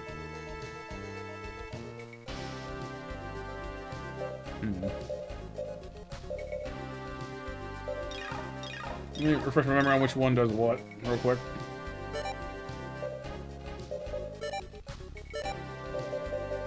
So that one's free and has range. The stun blade does second most damage, but costs, well, it only costs 5 actually. Oh, I see. So the E driver hits a whole block, can freeze an entire block. Wow, that's actually pretty good. But it costs a lot to use. That makes sense.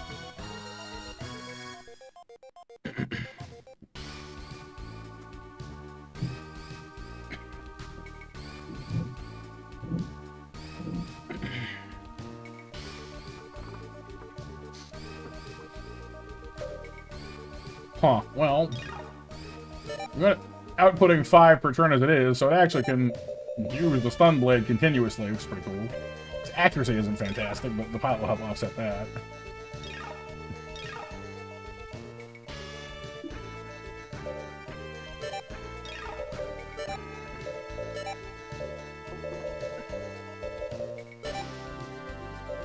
Well, let's focus on the stun blade for now, then, since that's the one that seems to have the most mileage on it. Your go-to. At least some oomph for its shock cannon.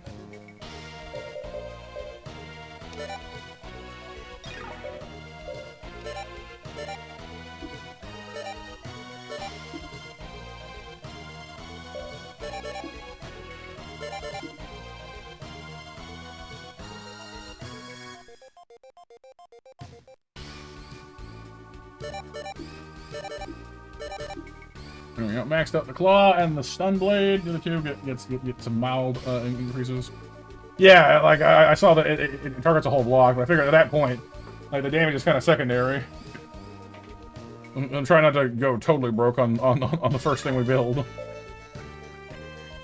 I haven't tricked out the Panzer yet either.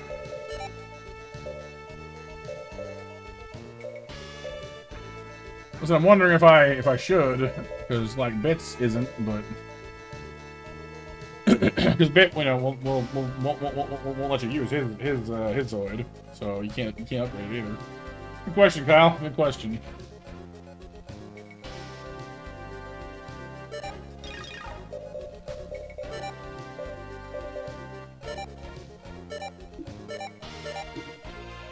Seven. Wow, that's ridiculous.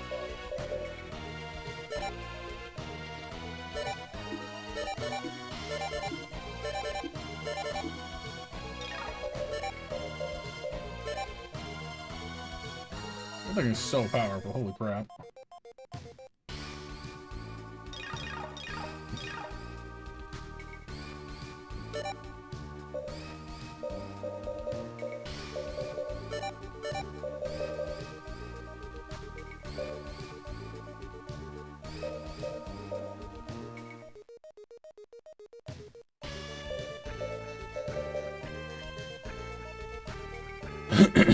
Story time hour? Yes. All the story times. So yeah, we'll do chapter 2. If you guys want at some point, let me know when you want the next chapter of, you know, like not the theory, but like after the Necron tier. We'll cover the Eldar and how they screwed up the universe. The Necron tier had their turn. It's the Eldar's turn to mess things up next.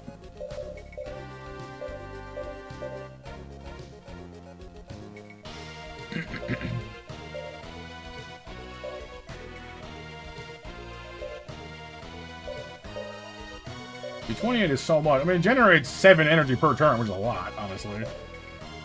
But still not cheap.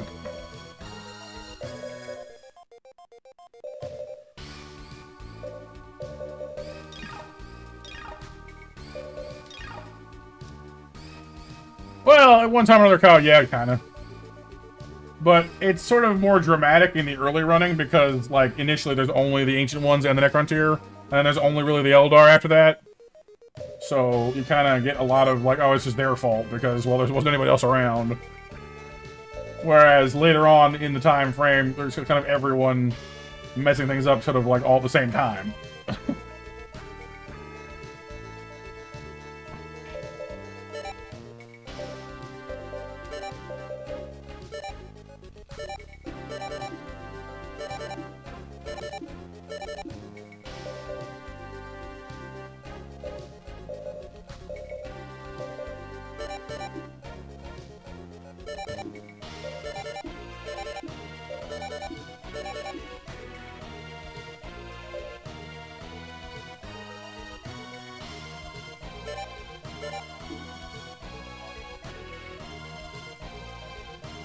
That'll do for now.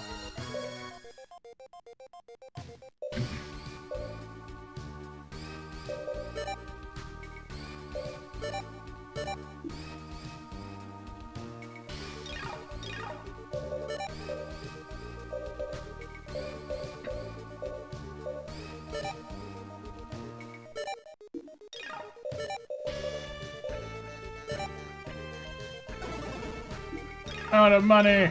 No! Sad day.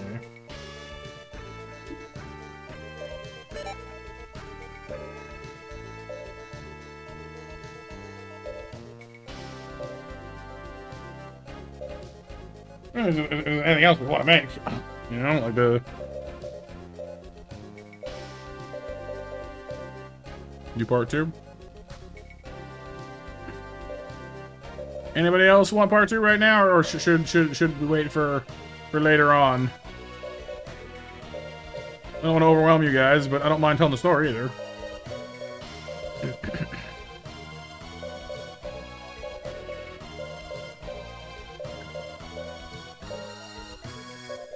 Griffin.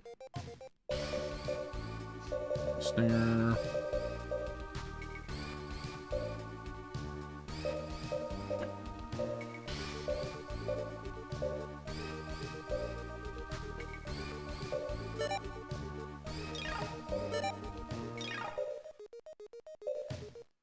Wasn't there like another version of the storm that didn't have the giant pontoons on it? It was like the faster version, but didn't have the giant guns. I think it did.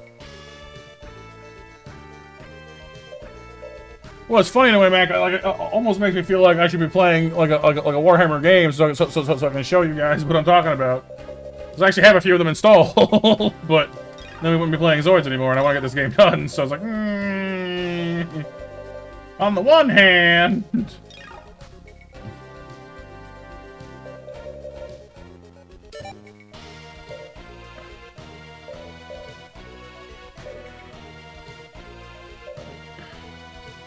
Part of me wants to make like a clean sweep whenever we like change in like the new Zoids and just have a whole new team from the start. Probably doing that means I need to have 6 Zoids ready to go all at once. We got the Tiger, that's 1. The Panzer, that's 2.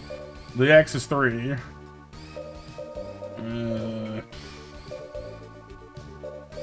Where'd he go? Berserk Fury is 4. There it is. Anyone can drive this thing anyway.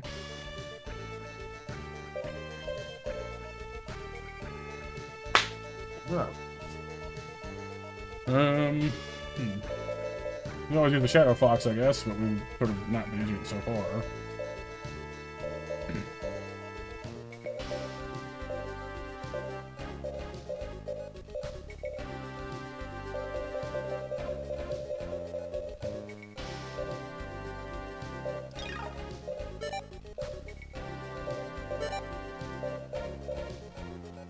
Oh no, fruit fly.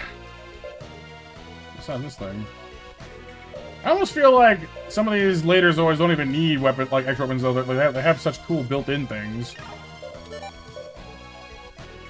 It kind of ruins the profile of the mech or of the Zoid, you know.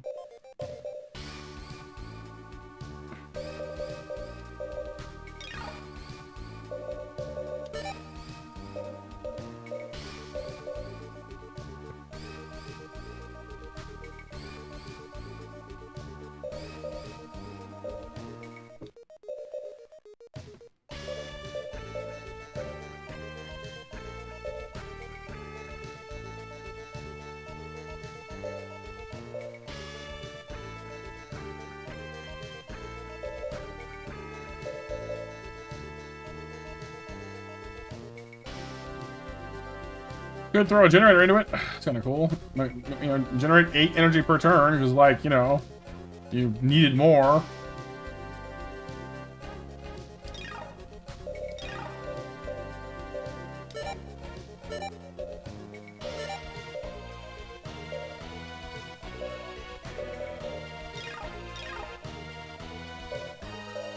Because I guess we could use the Trinity Liger as part of our new outfit, but I'm not sure how long Athel's sticking around.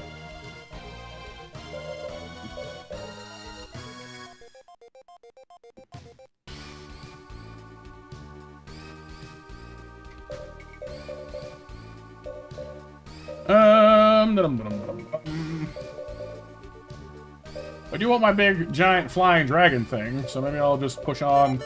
The game gives me that, and then we'll see. That'll be 5 right there, so. I think maybe I've made mistakes, though. I'm thinking. Now my brain's getting into Warhammer mode. I'm like, I want to play Dawn of War. But no, we gotta stay on task. I gotta get this game finished.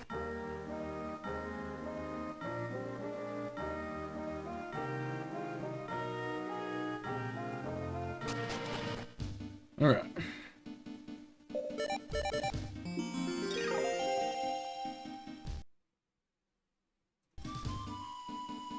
We're going down to the next place.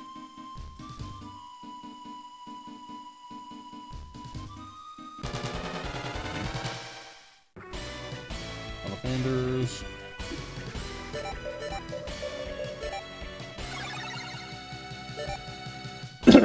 What are we all doing out there in chat anyway? You guys enjoying?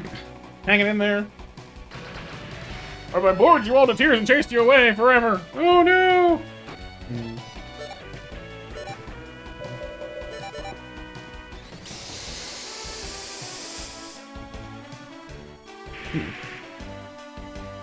I have a lot of pings. One second. What's going on here? 5 pings. A lot of pings. What's up? Oh, just other servers. That's fair enough.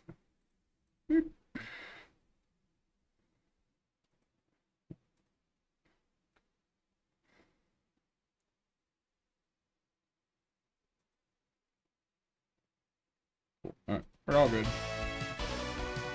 Chillin', Mac. Chillin's good. Do some sketching, Nova. Sketchies!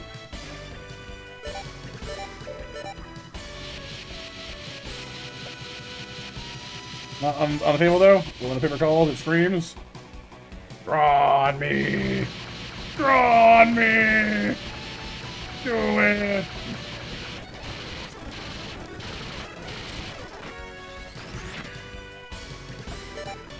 Like fun, April.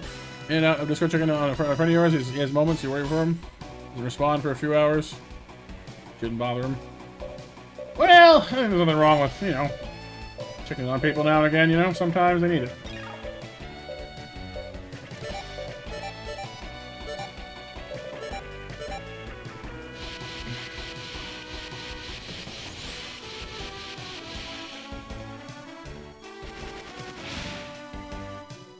Sometimes people are just busy too, you know. But I mean, obviously, you'd have a better handle on the situation than I would. I don't know the person.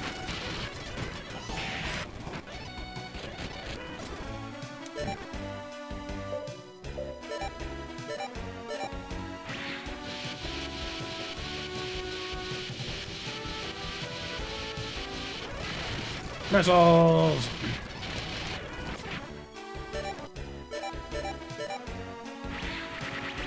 All right, makes sense. Everyone makes sense.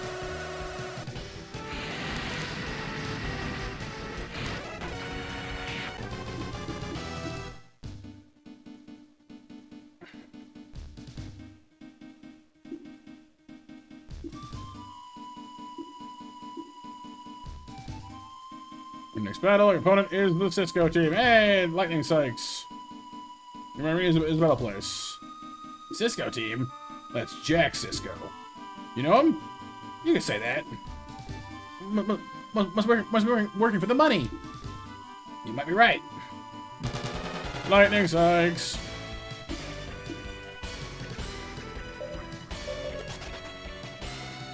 A nearby arena, you say? Must be down to the south here.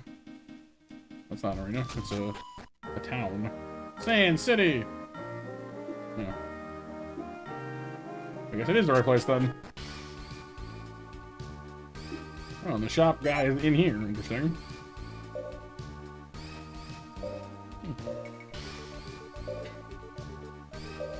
Hyper missile.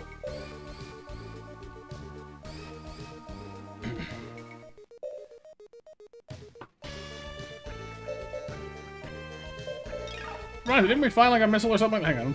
Did we find something different recently? Particle gun. Charged. Particle gun. Wasn't there like a... Yeah, spray missile. That thing. That shoots the whole thing. Okay, cool. Gamma cannon. Sound waves. Poison gas.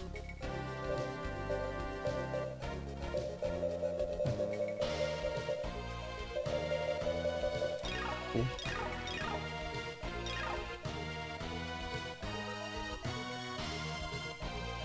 Yeah, it makes sense. It makes sense. Nothing wrong with Karen.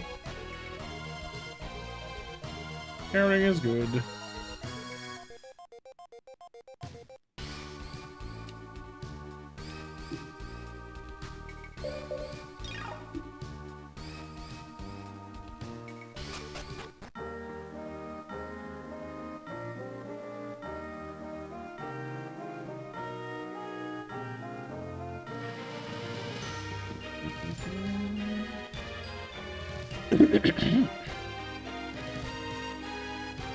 There's your battle arena.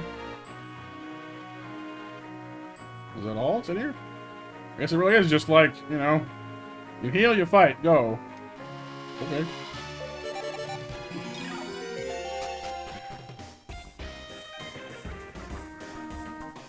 Three Zoids. Regulations.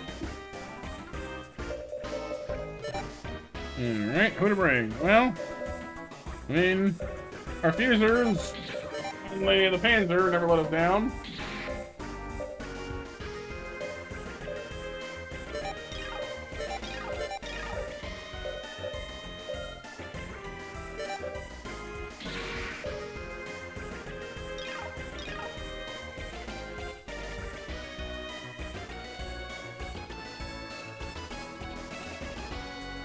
We could bust out our new Shock Tiger and the two Liger Zeros, I guess, as well, in theory.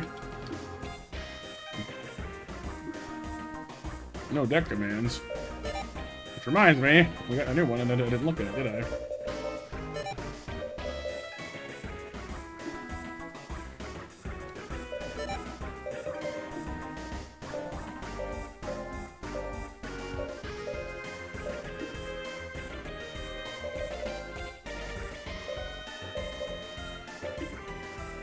Oh, reverse order. Cool.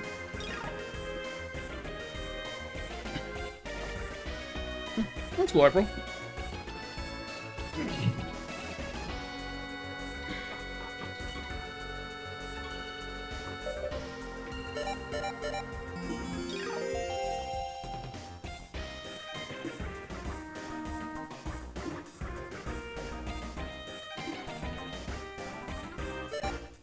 So no deck commands of any kind.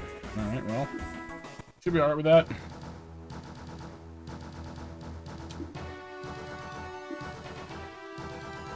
Oh. Well, that's Leon. So he's got Leon and then Naomi with him.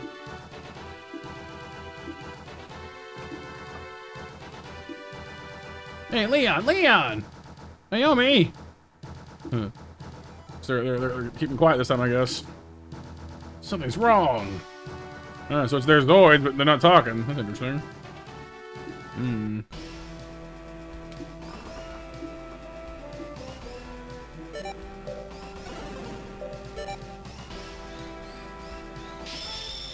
Ah, they've got ZOSs. Okay. +2 ZOS. Ooh. Extra powerful ZOS. That's not good for me.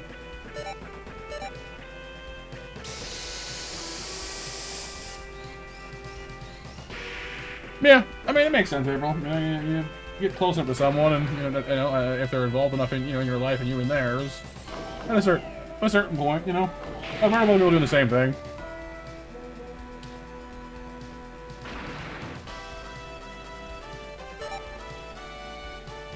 Do I want to use my own organoid? Maybe not just yet, but maybe soon.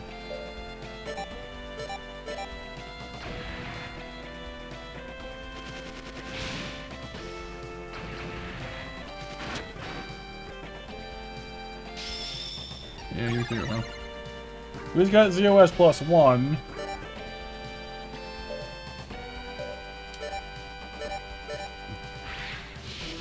Their ZOS doesn't seem to be as powerful as our organoid is, because Pulse gives us a whole bunch of extra stats too, and heals us.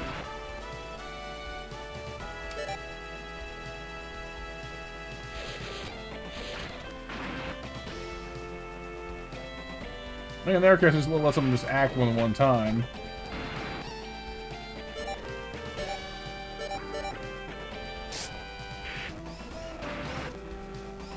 He's tough, wow. Yeah, so it gives them more actions, I see.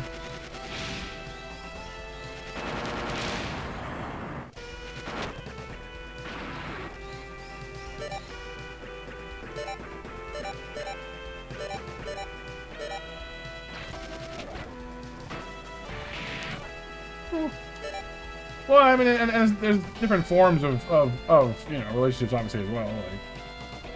I mean, there are some friends who talk every day, and then there are other friends that can go, weeks without saying anything to each other, and then just have a call, and they're, back to normal. It depends on the people,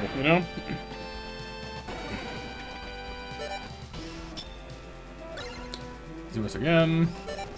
Just you can trigger it multiple times too.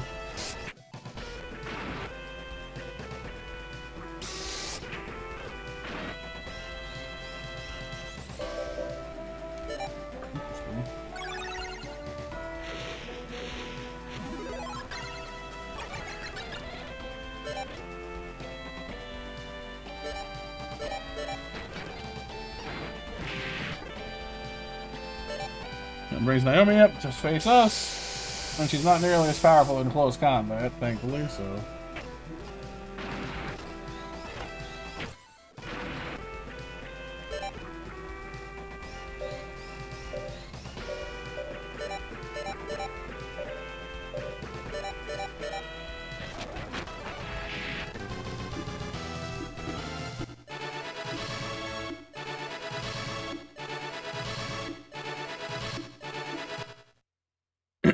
Battle's over.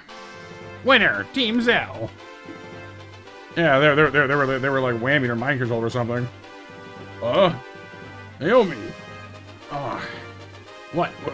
Where's this? Oh, Big Cloud. You guys don't remember anything? This must be Backdraft's plan. They're using mind control, I think. Oh my. Was it a battle? You okay, brother? I'm fine, don't worry.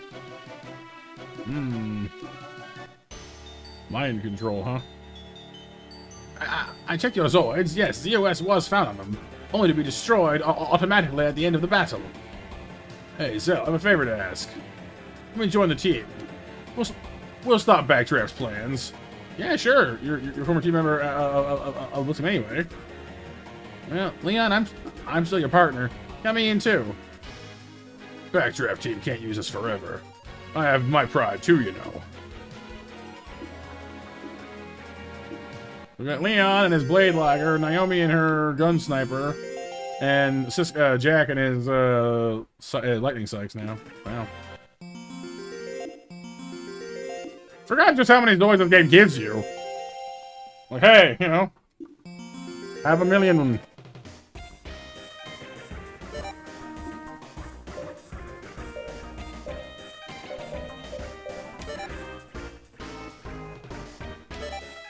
Ligers, good at melee, good at evading stuff, good at hitting things. Yeah, makes sense. He's, you know, drives a melee Liger, it makes sense. Naomi is her sniper. In battle, end shots, laser expert, shooting expert, makes sense. And Jack is all about that speed. Increased initiative value. Hard to be surprised. Bonus points to firing evasion rates and more shooting experts. Makes sense.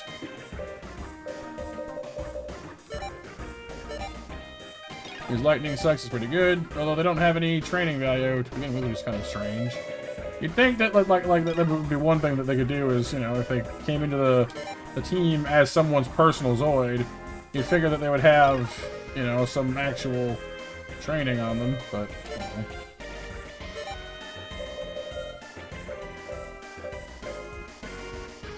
That's a particle weapon. That's cool.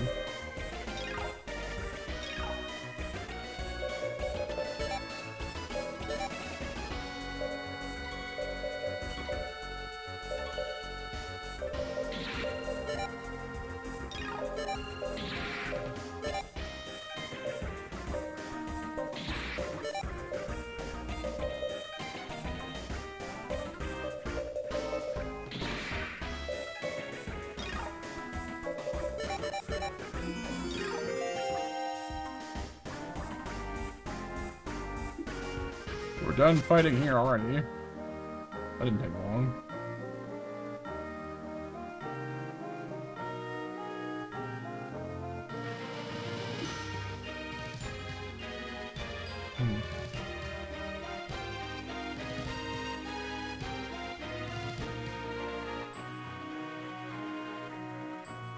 The only guy in town, I guess.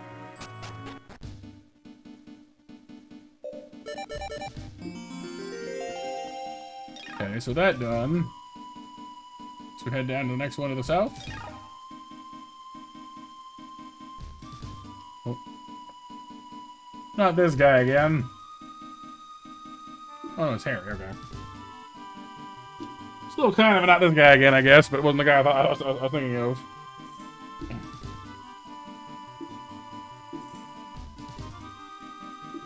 Oh, Harry went and got the Tiger team again.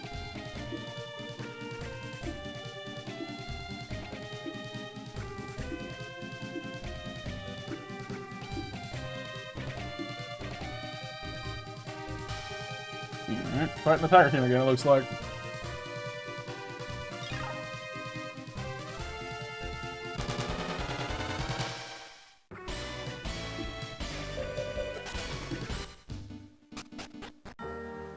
Rock City.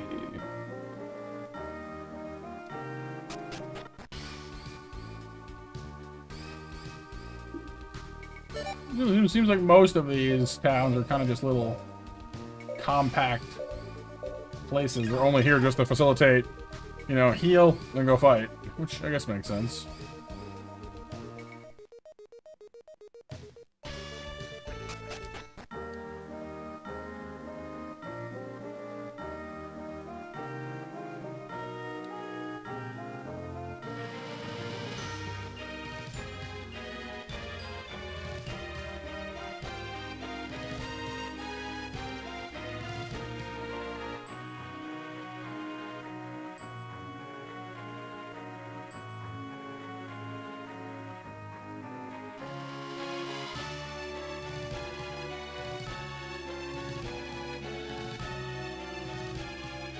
Mac in the box.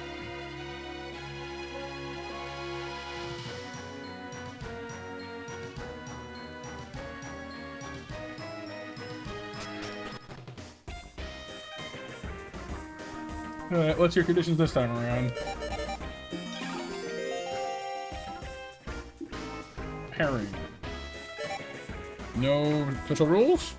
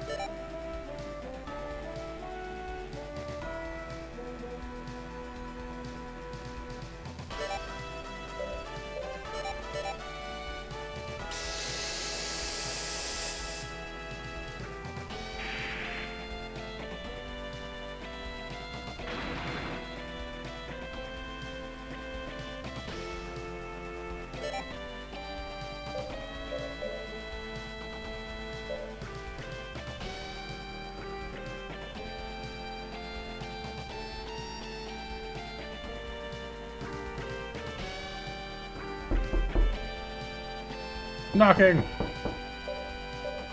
Hello. Can I help you?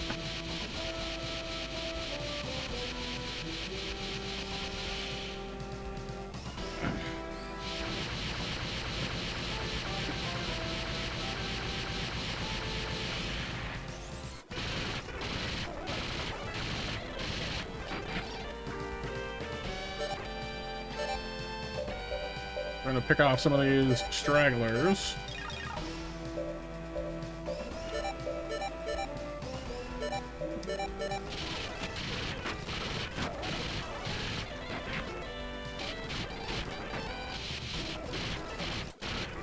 Tell you what I'll do, you guys. I'll do a stream. I don't know. I guess I'm a little torn as to what I was going to play tomorrow, because we should be playing Persona, and we could play Running Button, but part of me wants to do like a lore stream tomorrow instead. Just out of total nowhere, play the Dawn of War Dark Crusade and just drop Warhammer lore on you guys, or something like that. The problem with that is, I don't know if we get anybody to show up.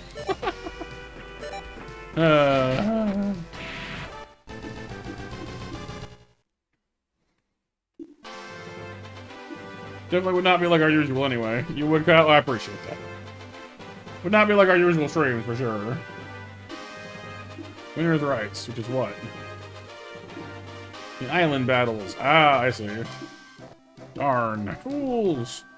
What are island battles? You don't know. It's a winner's right. You earn the right to participate in the island battles. The special arenas on the 4 islands off the continent. Ah, that's what those are. Okay. If you win, then you get ZOS systems. Okay. Makes sense. You know, you show up here, hear you? You too, April? Could draw telling the lore? I could maybe do that, yeah. I'd feel a little bit better about if I thought I had the chops to draw stuff from the lore, so I could provide props, but I don't think I'm quite there yet. Harry's joining too? And Benjamin. And Sebastian. Darkhorn Data. You guys coming too? The gravy, everybody's coming.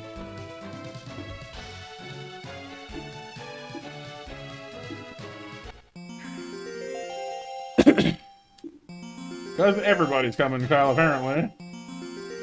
Maybe.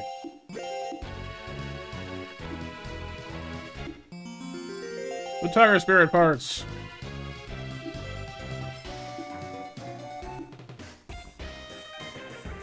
It's a big party. Like, we have 6 people. Like, 6 slots we're allowed to have. We have like 30 people. You can never have enough room. Oh, he's there. Oh, and of course, the tiger guys are skilled at piloting tiger Zoids, but they're not good at shooting. He's not good at shooting.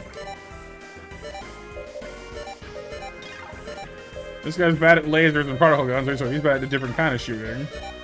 The tiger squad are always kind of like losers, unfortunately, and he's bad at grapple. Oh, he's bad at aiming in general.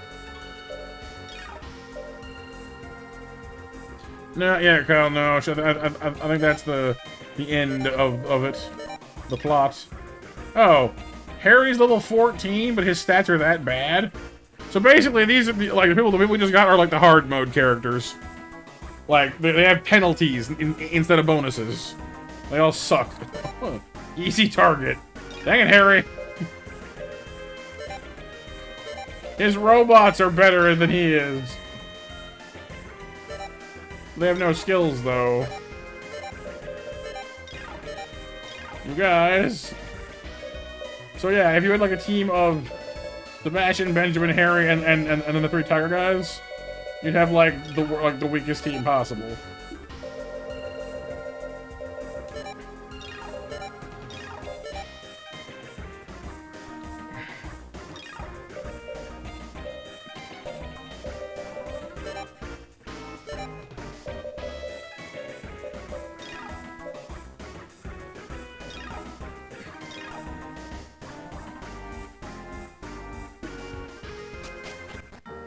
Defensive Zoid? Maybe. But like he literally has like most pilots give a certain percentage to their Zoid stats. Harry's percentages in all respects are 10%. Usually it's like you know, 40 or more, especially considering he's level 14. So unlike most people, like for example, to put it in perspective, let's see. Athel just joined us, he's 15. And he has a 72% to all stats. Harry is 10. And they're almost the same, and they're based at the same level. So, there's not really any fixing it either. Because it only goes up like 2% per level. His money carries him? Yeah, pretty much.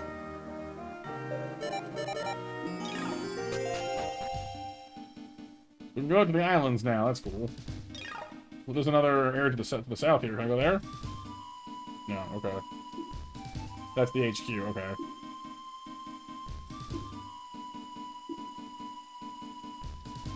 Alright, that makes sense. So we gotta go up and around to the island battles.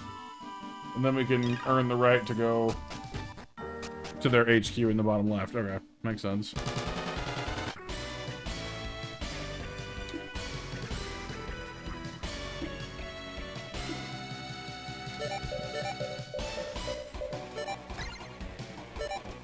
Thank you, Nova.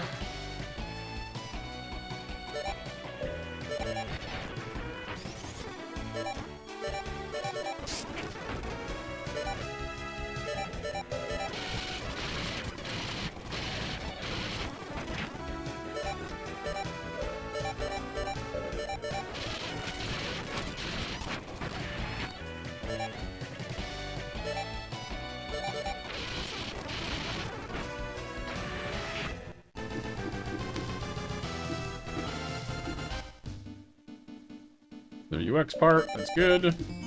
We can make another Liger now if we wanted to. Not yet, Kyle. I want to change my entire team over at once. That way they're all the same training level, approximately.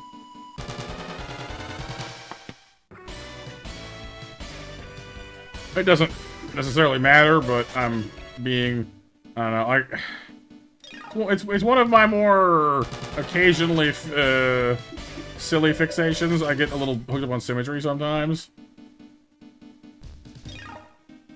It doesn't matter all the time, but sometimes it's just like, look.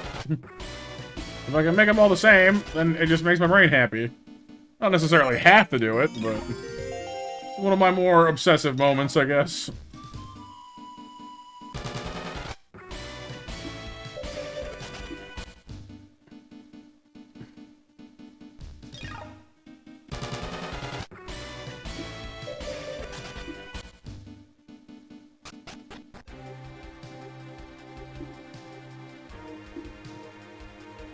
Silver is the first, not copper, not bronze. Guardian team. No deck commands. That's fine. Yeah, it's cool, Kyle. I'm looking forward to getting a Whale King at some point, though. I'm assuming we will at some point. Don't let us fly.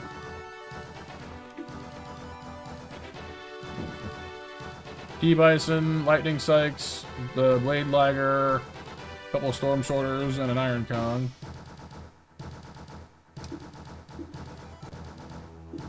Oh, it's Van. Yeah. Different era from when we last met, though. So they don't know us. Huh. So that we're fighting people we know, but they don't know us because of time shenanigans. Hmm.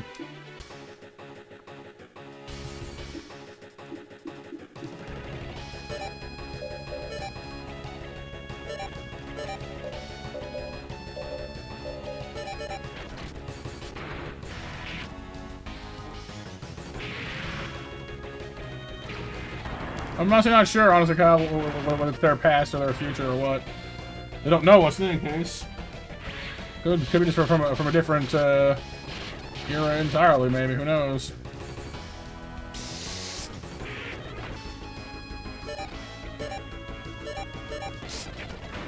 Or different dimension, maybe? I have no idea.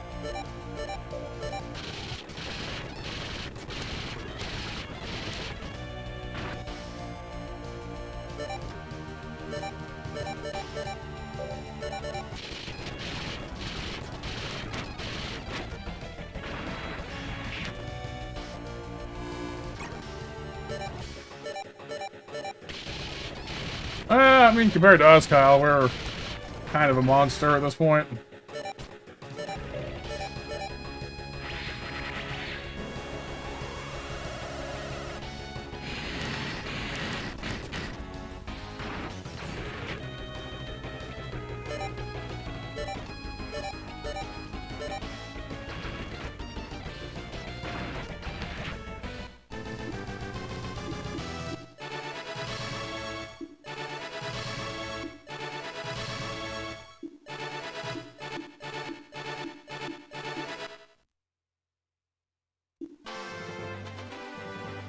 What's up, Olivia? No bat Zoids? Yeah, I haven't got any Zabbits at the moment.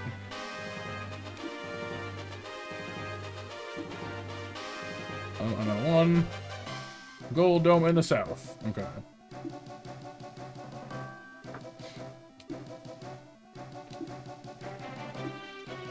Ah, so they thought we were wild Zoids, I guess.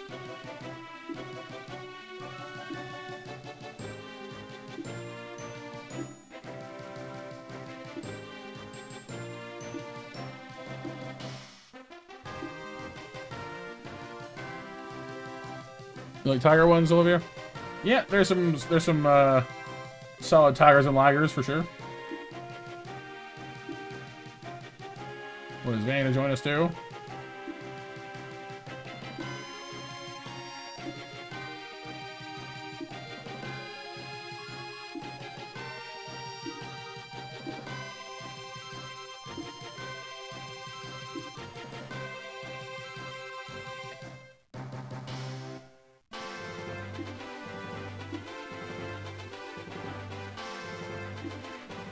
What, boars?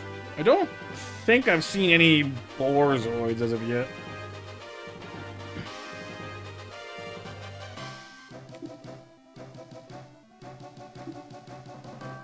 Boars.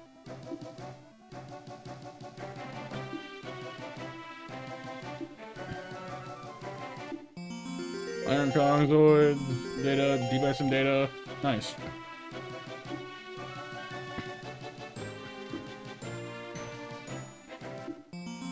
Yeah, so No, they all join us too. Wow, so we're just having everybody from the entire Zoids series at this point.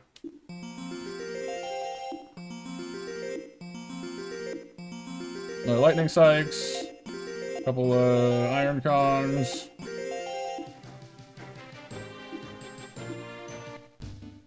But not the Storm Sorter? That's interesting.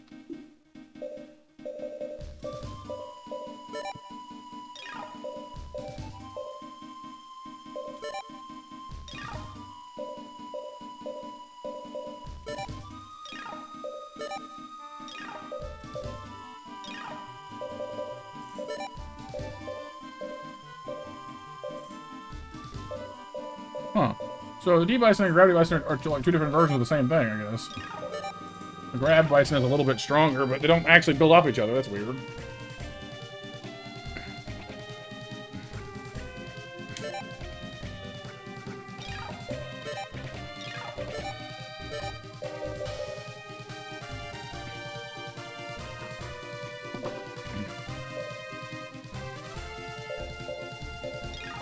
Yep, we got lots of cat Zoids on our team. The Liger Zeros, we've got the Tigers.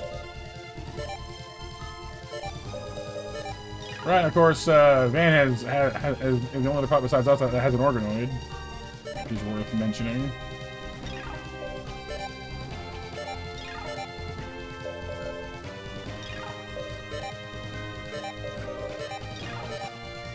Wait.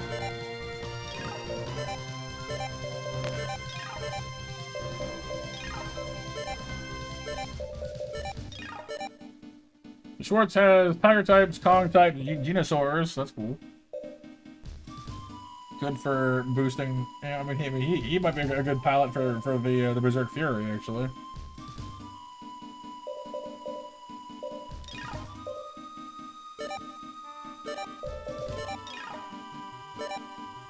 I mean, his brother is good at kind of everything. Well, except for melee. He's good at shooting.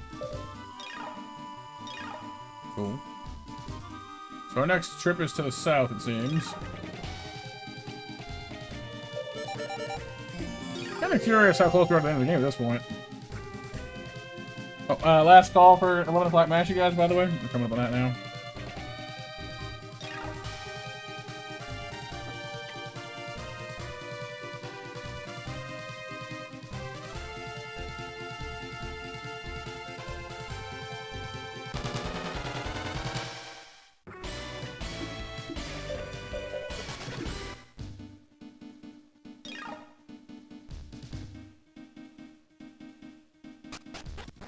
A gold dome.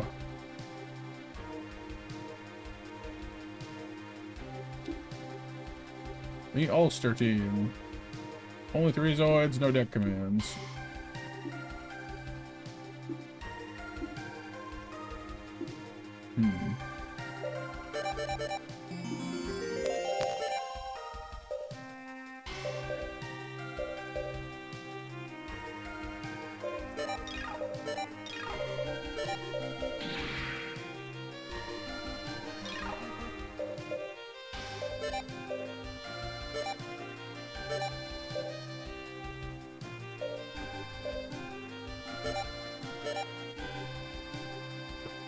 I think Schwartz will get more out of it than Reiner does.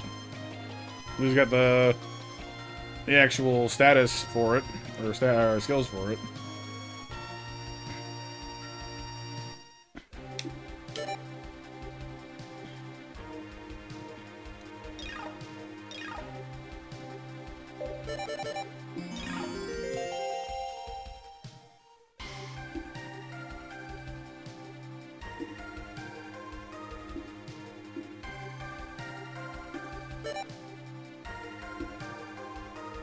Battle Participarion, huh? Not participation. Participarion. That's not even a word. It sounds fancy though.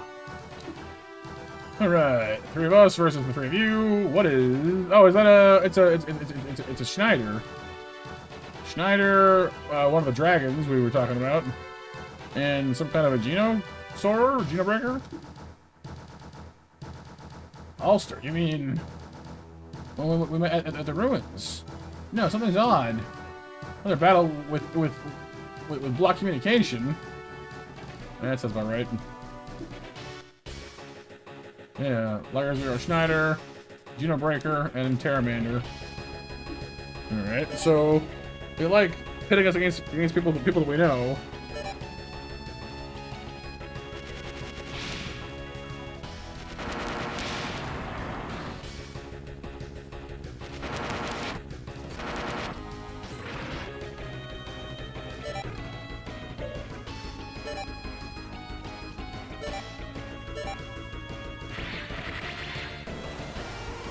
I will say that this guy's initiative skill is actually really impressive. Because our Saurer was going last all the time, and now he goes first. Because of that plus 1,000 initiative, that's awesome.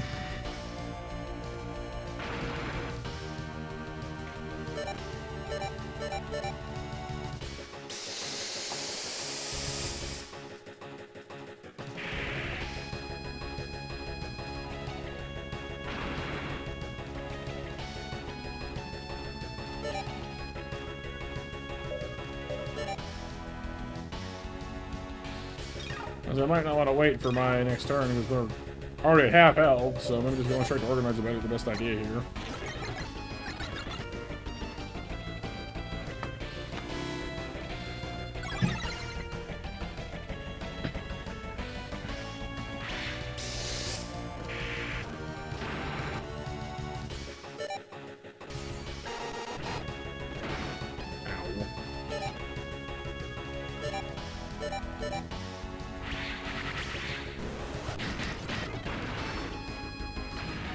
Down.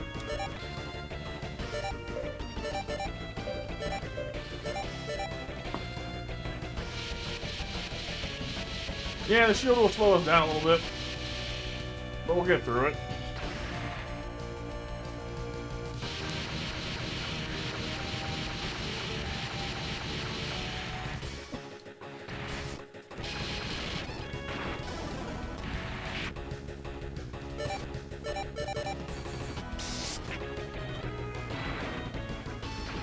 Oh, not bad.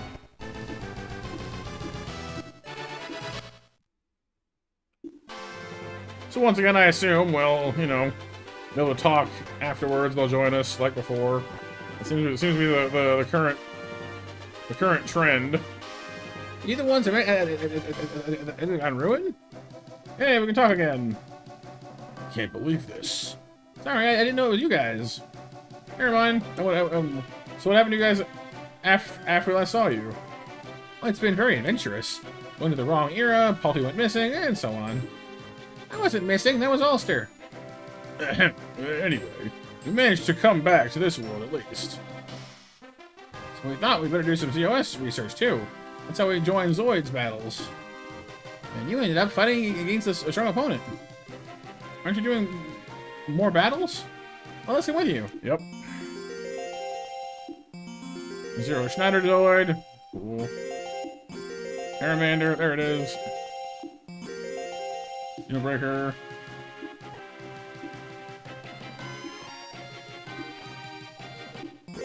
Oh, Trinity Liger BA data. And BA unit. So we can upgrade our Trinity Liger into something new. It's the BA. Schneider, but it's all white. It's kind of cool. Geno Breaker.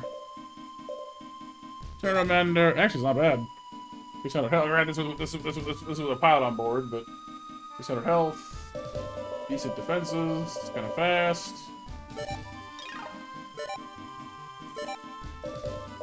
Anti-air Vulcan. Multi-Vulcan. Flamethrower. Cool.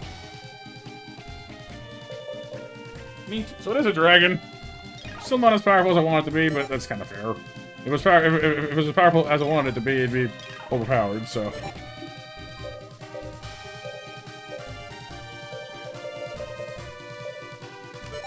This is the kid that drives the Liger Zero.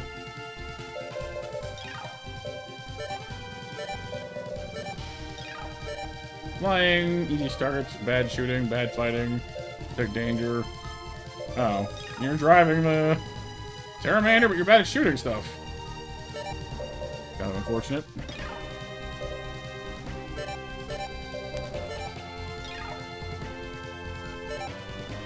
Genos, Tigers, Cons, Furies, Guns. Makes sense. We have so many people. But honestly, at this point, like...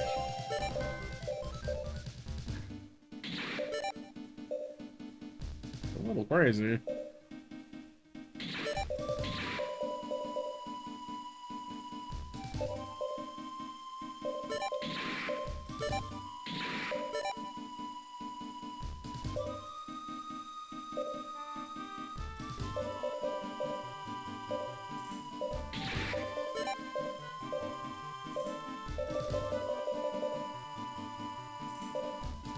Where's our other thing go?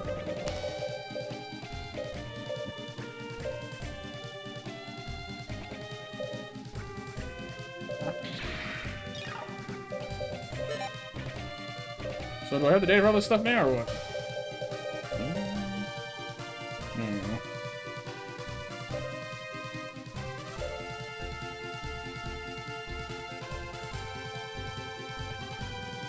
Well, no, so Bit and his friends are the Blitz team. The backdraft team are the evil ones. But yeah, we might be. We'll see.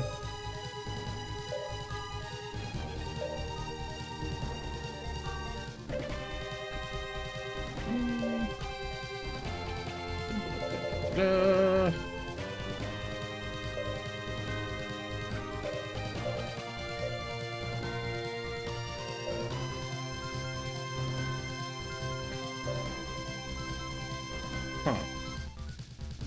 Oh, I want to see what the. Well, I guess I wanted to see what the Trinity Liger BA was.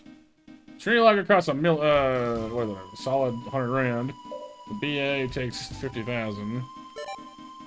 Oh, it's just a big old laser gun. Ups the energy capacity. No, it doesn't.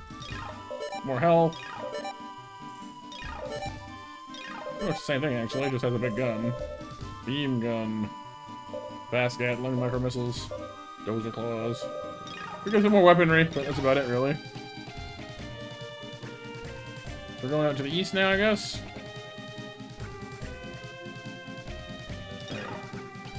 Seems likely.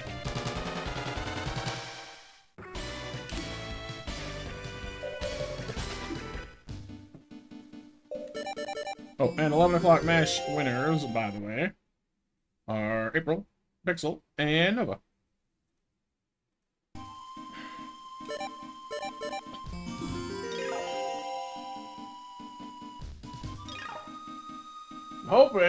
Kind of hoping that the, I'm not sure how much of the game is left, but I'm starting to run out of gas again, so I'm trying to, like, I'm hoping that after this next, hopefully after this next thing, we'll have some idea of how close we're at the end of the game. I know, Kyle? Slow night.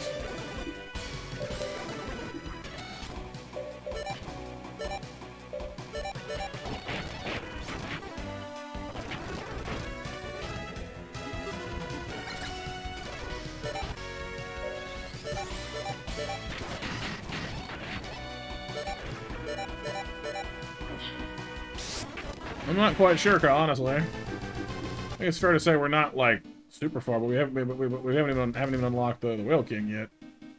There's at least 2 places I can see right now that are not accessible anywhere but by air. So I'm thinking we'll probably have to do something to earn us a Whale King for flying, and then we'll go to take care of that stuff. So probably at least a little bit left to go.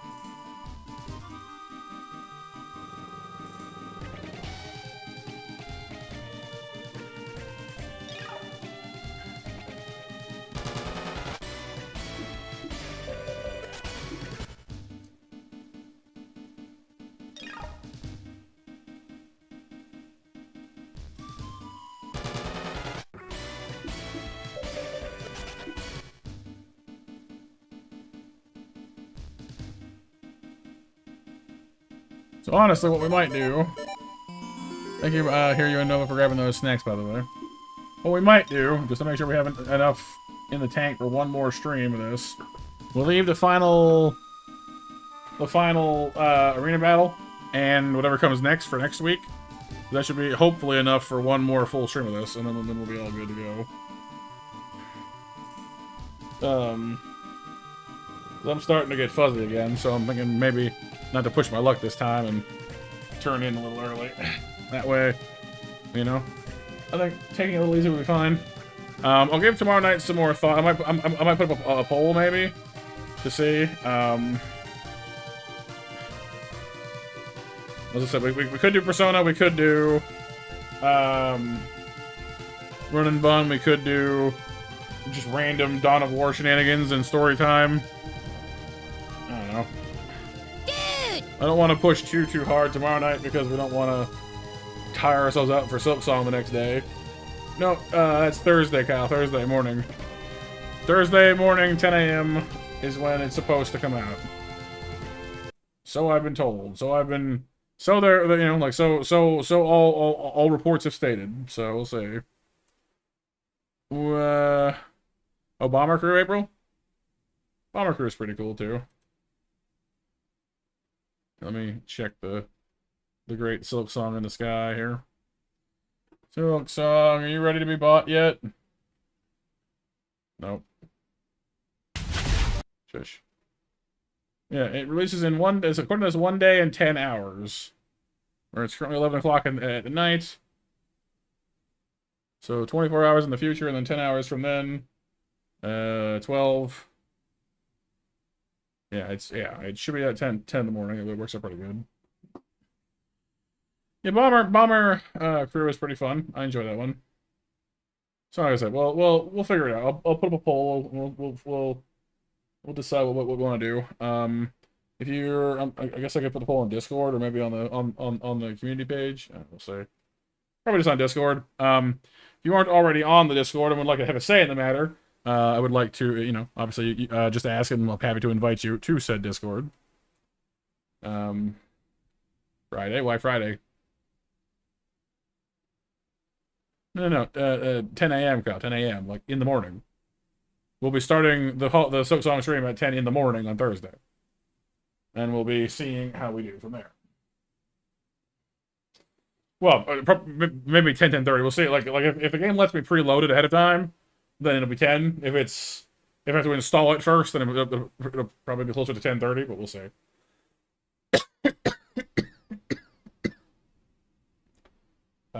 But yeah, so hopefully see you, very early. Honestly, like, there's part of me that like, wonders if I should just leave it and start at our normal time, but I don't know. I'm pretty eager at this one. And hopefully you guys can jump in and I can catch up on what's going on. I don't know. We'll see. It might not be smart of me, but I'm hoping that, like, you know, getting onto it early. Hopefully it'll be good for us. We'll see.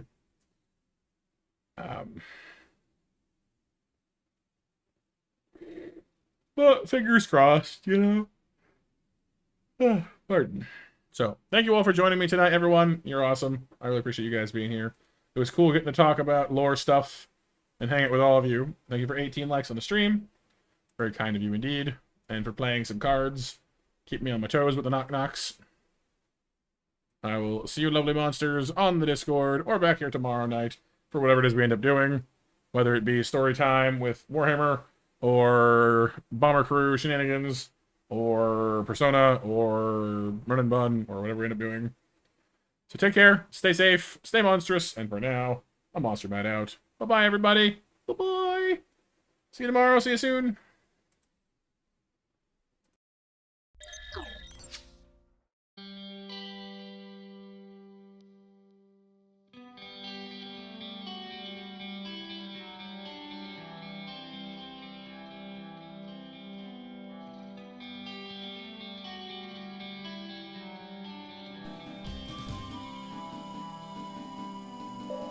Dude!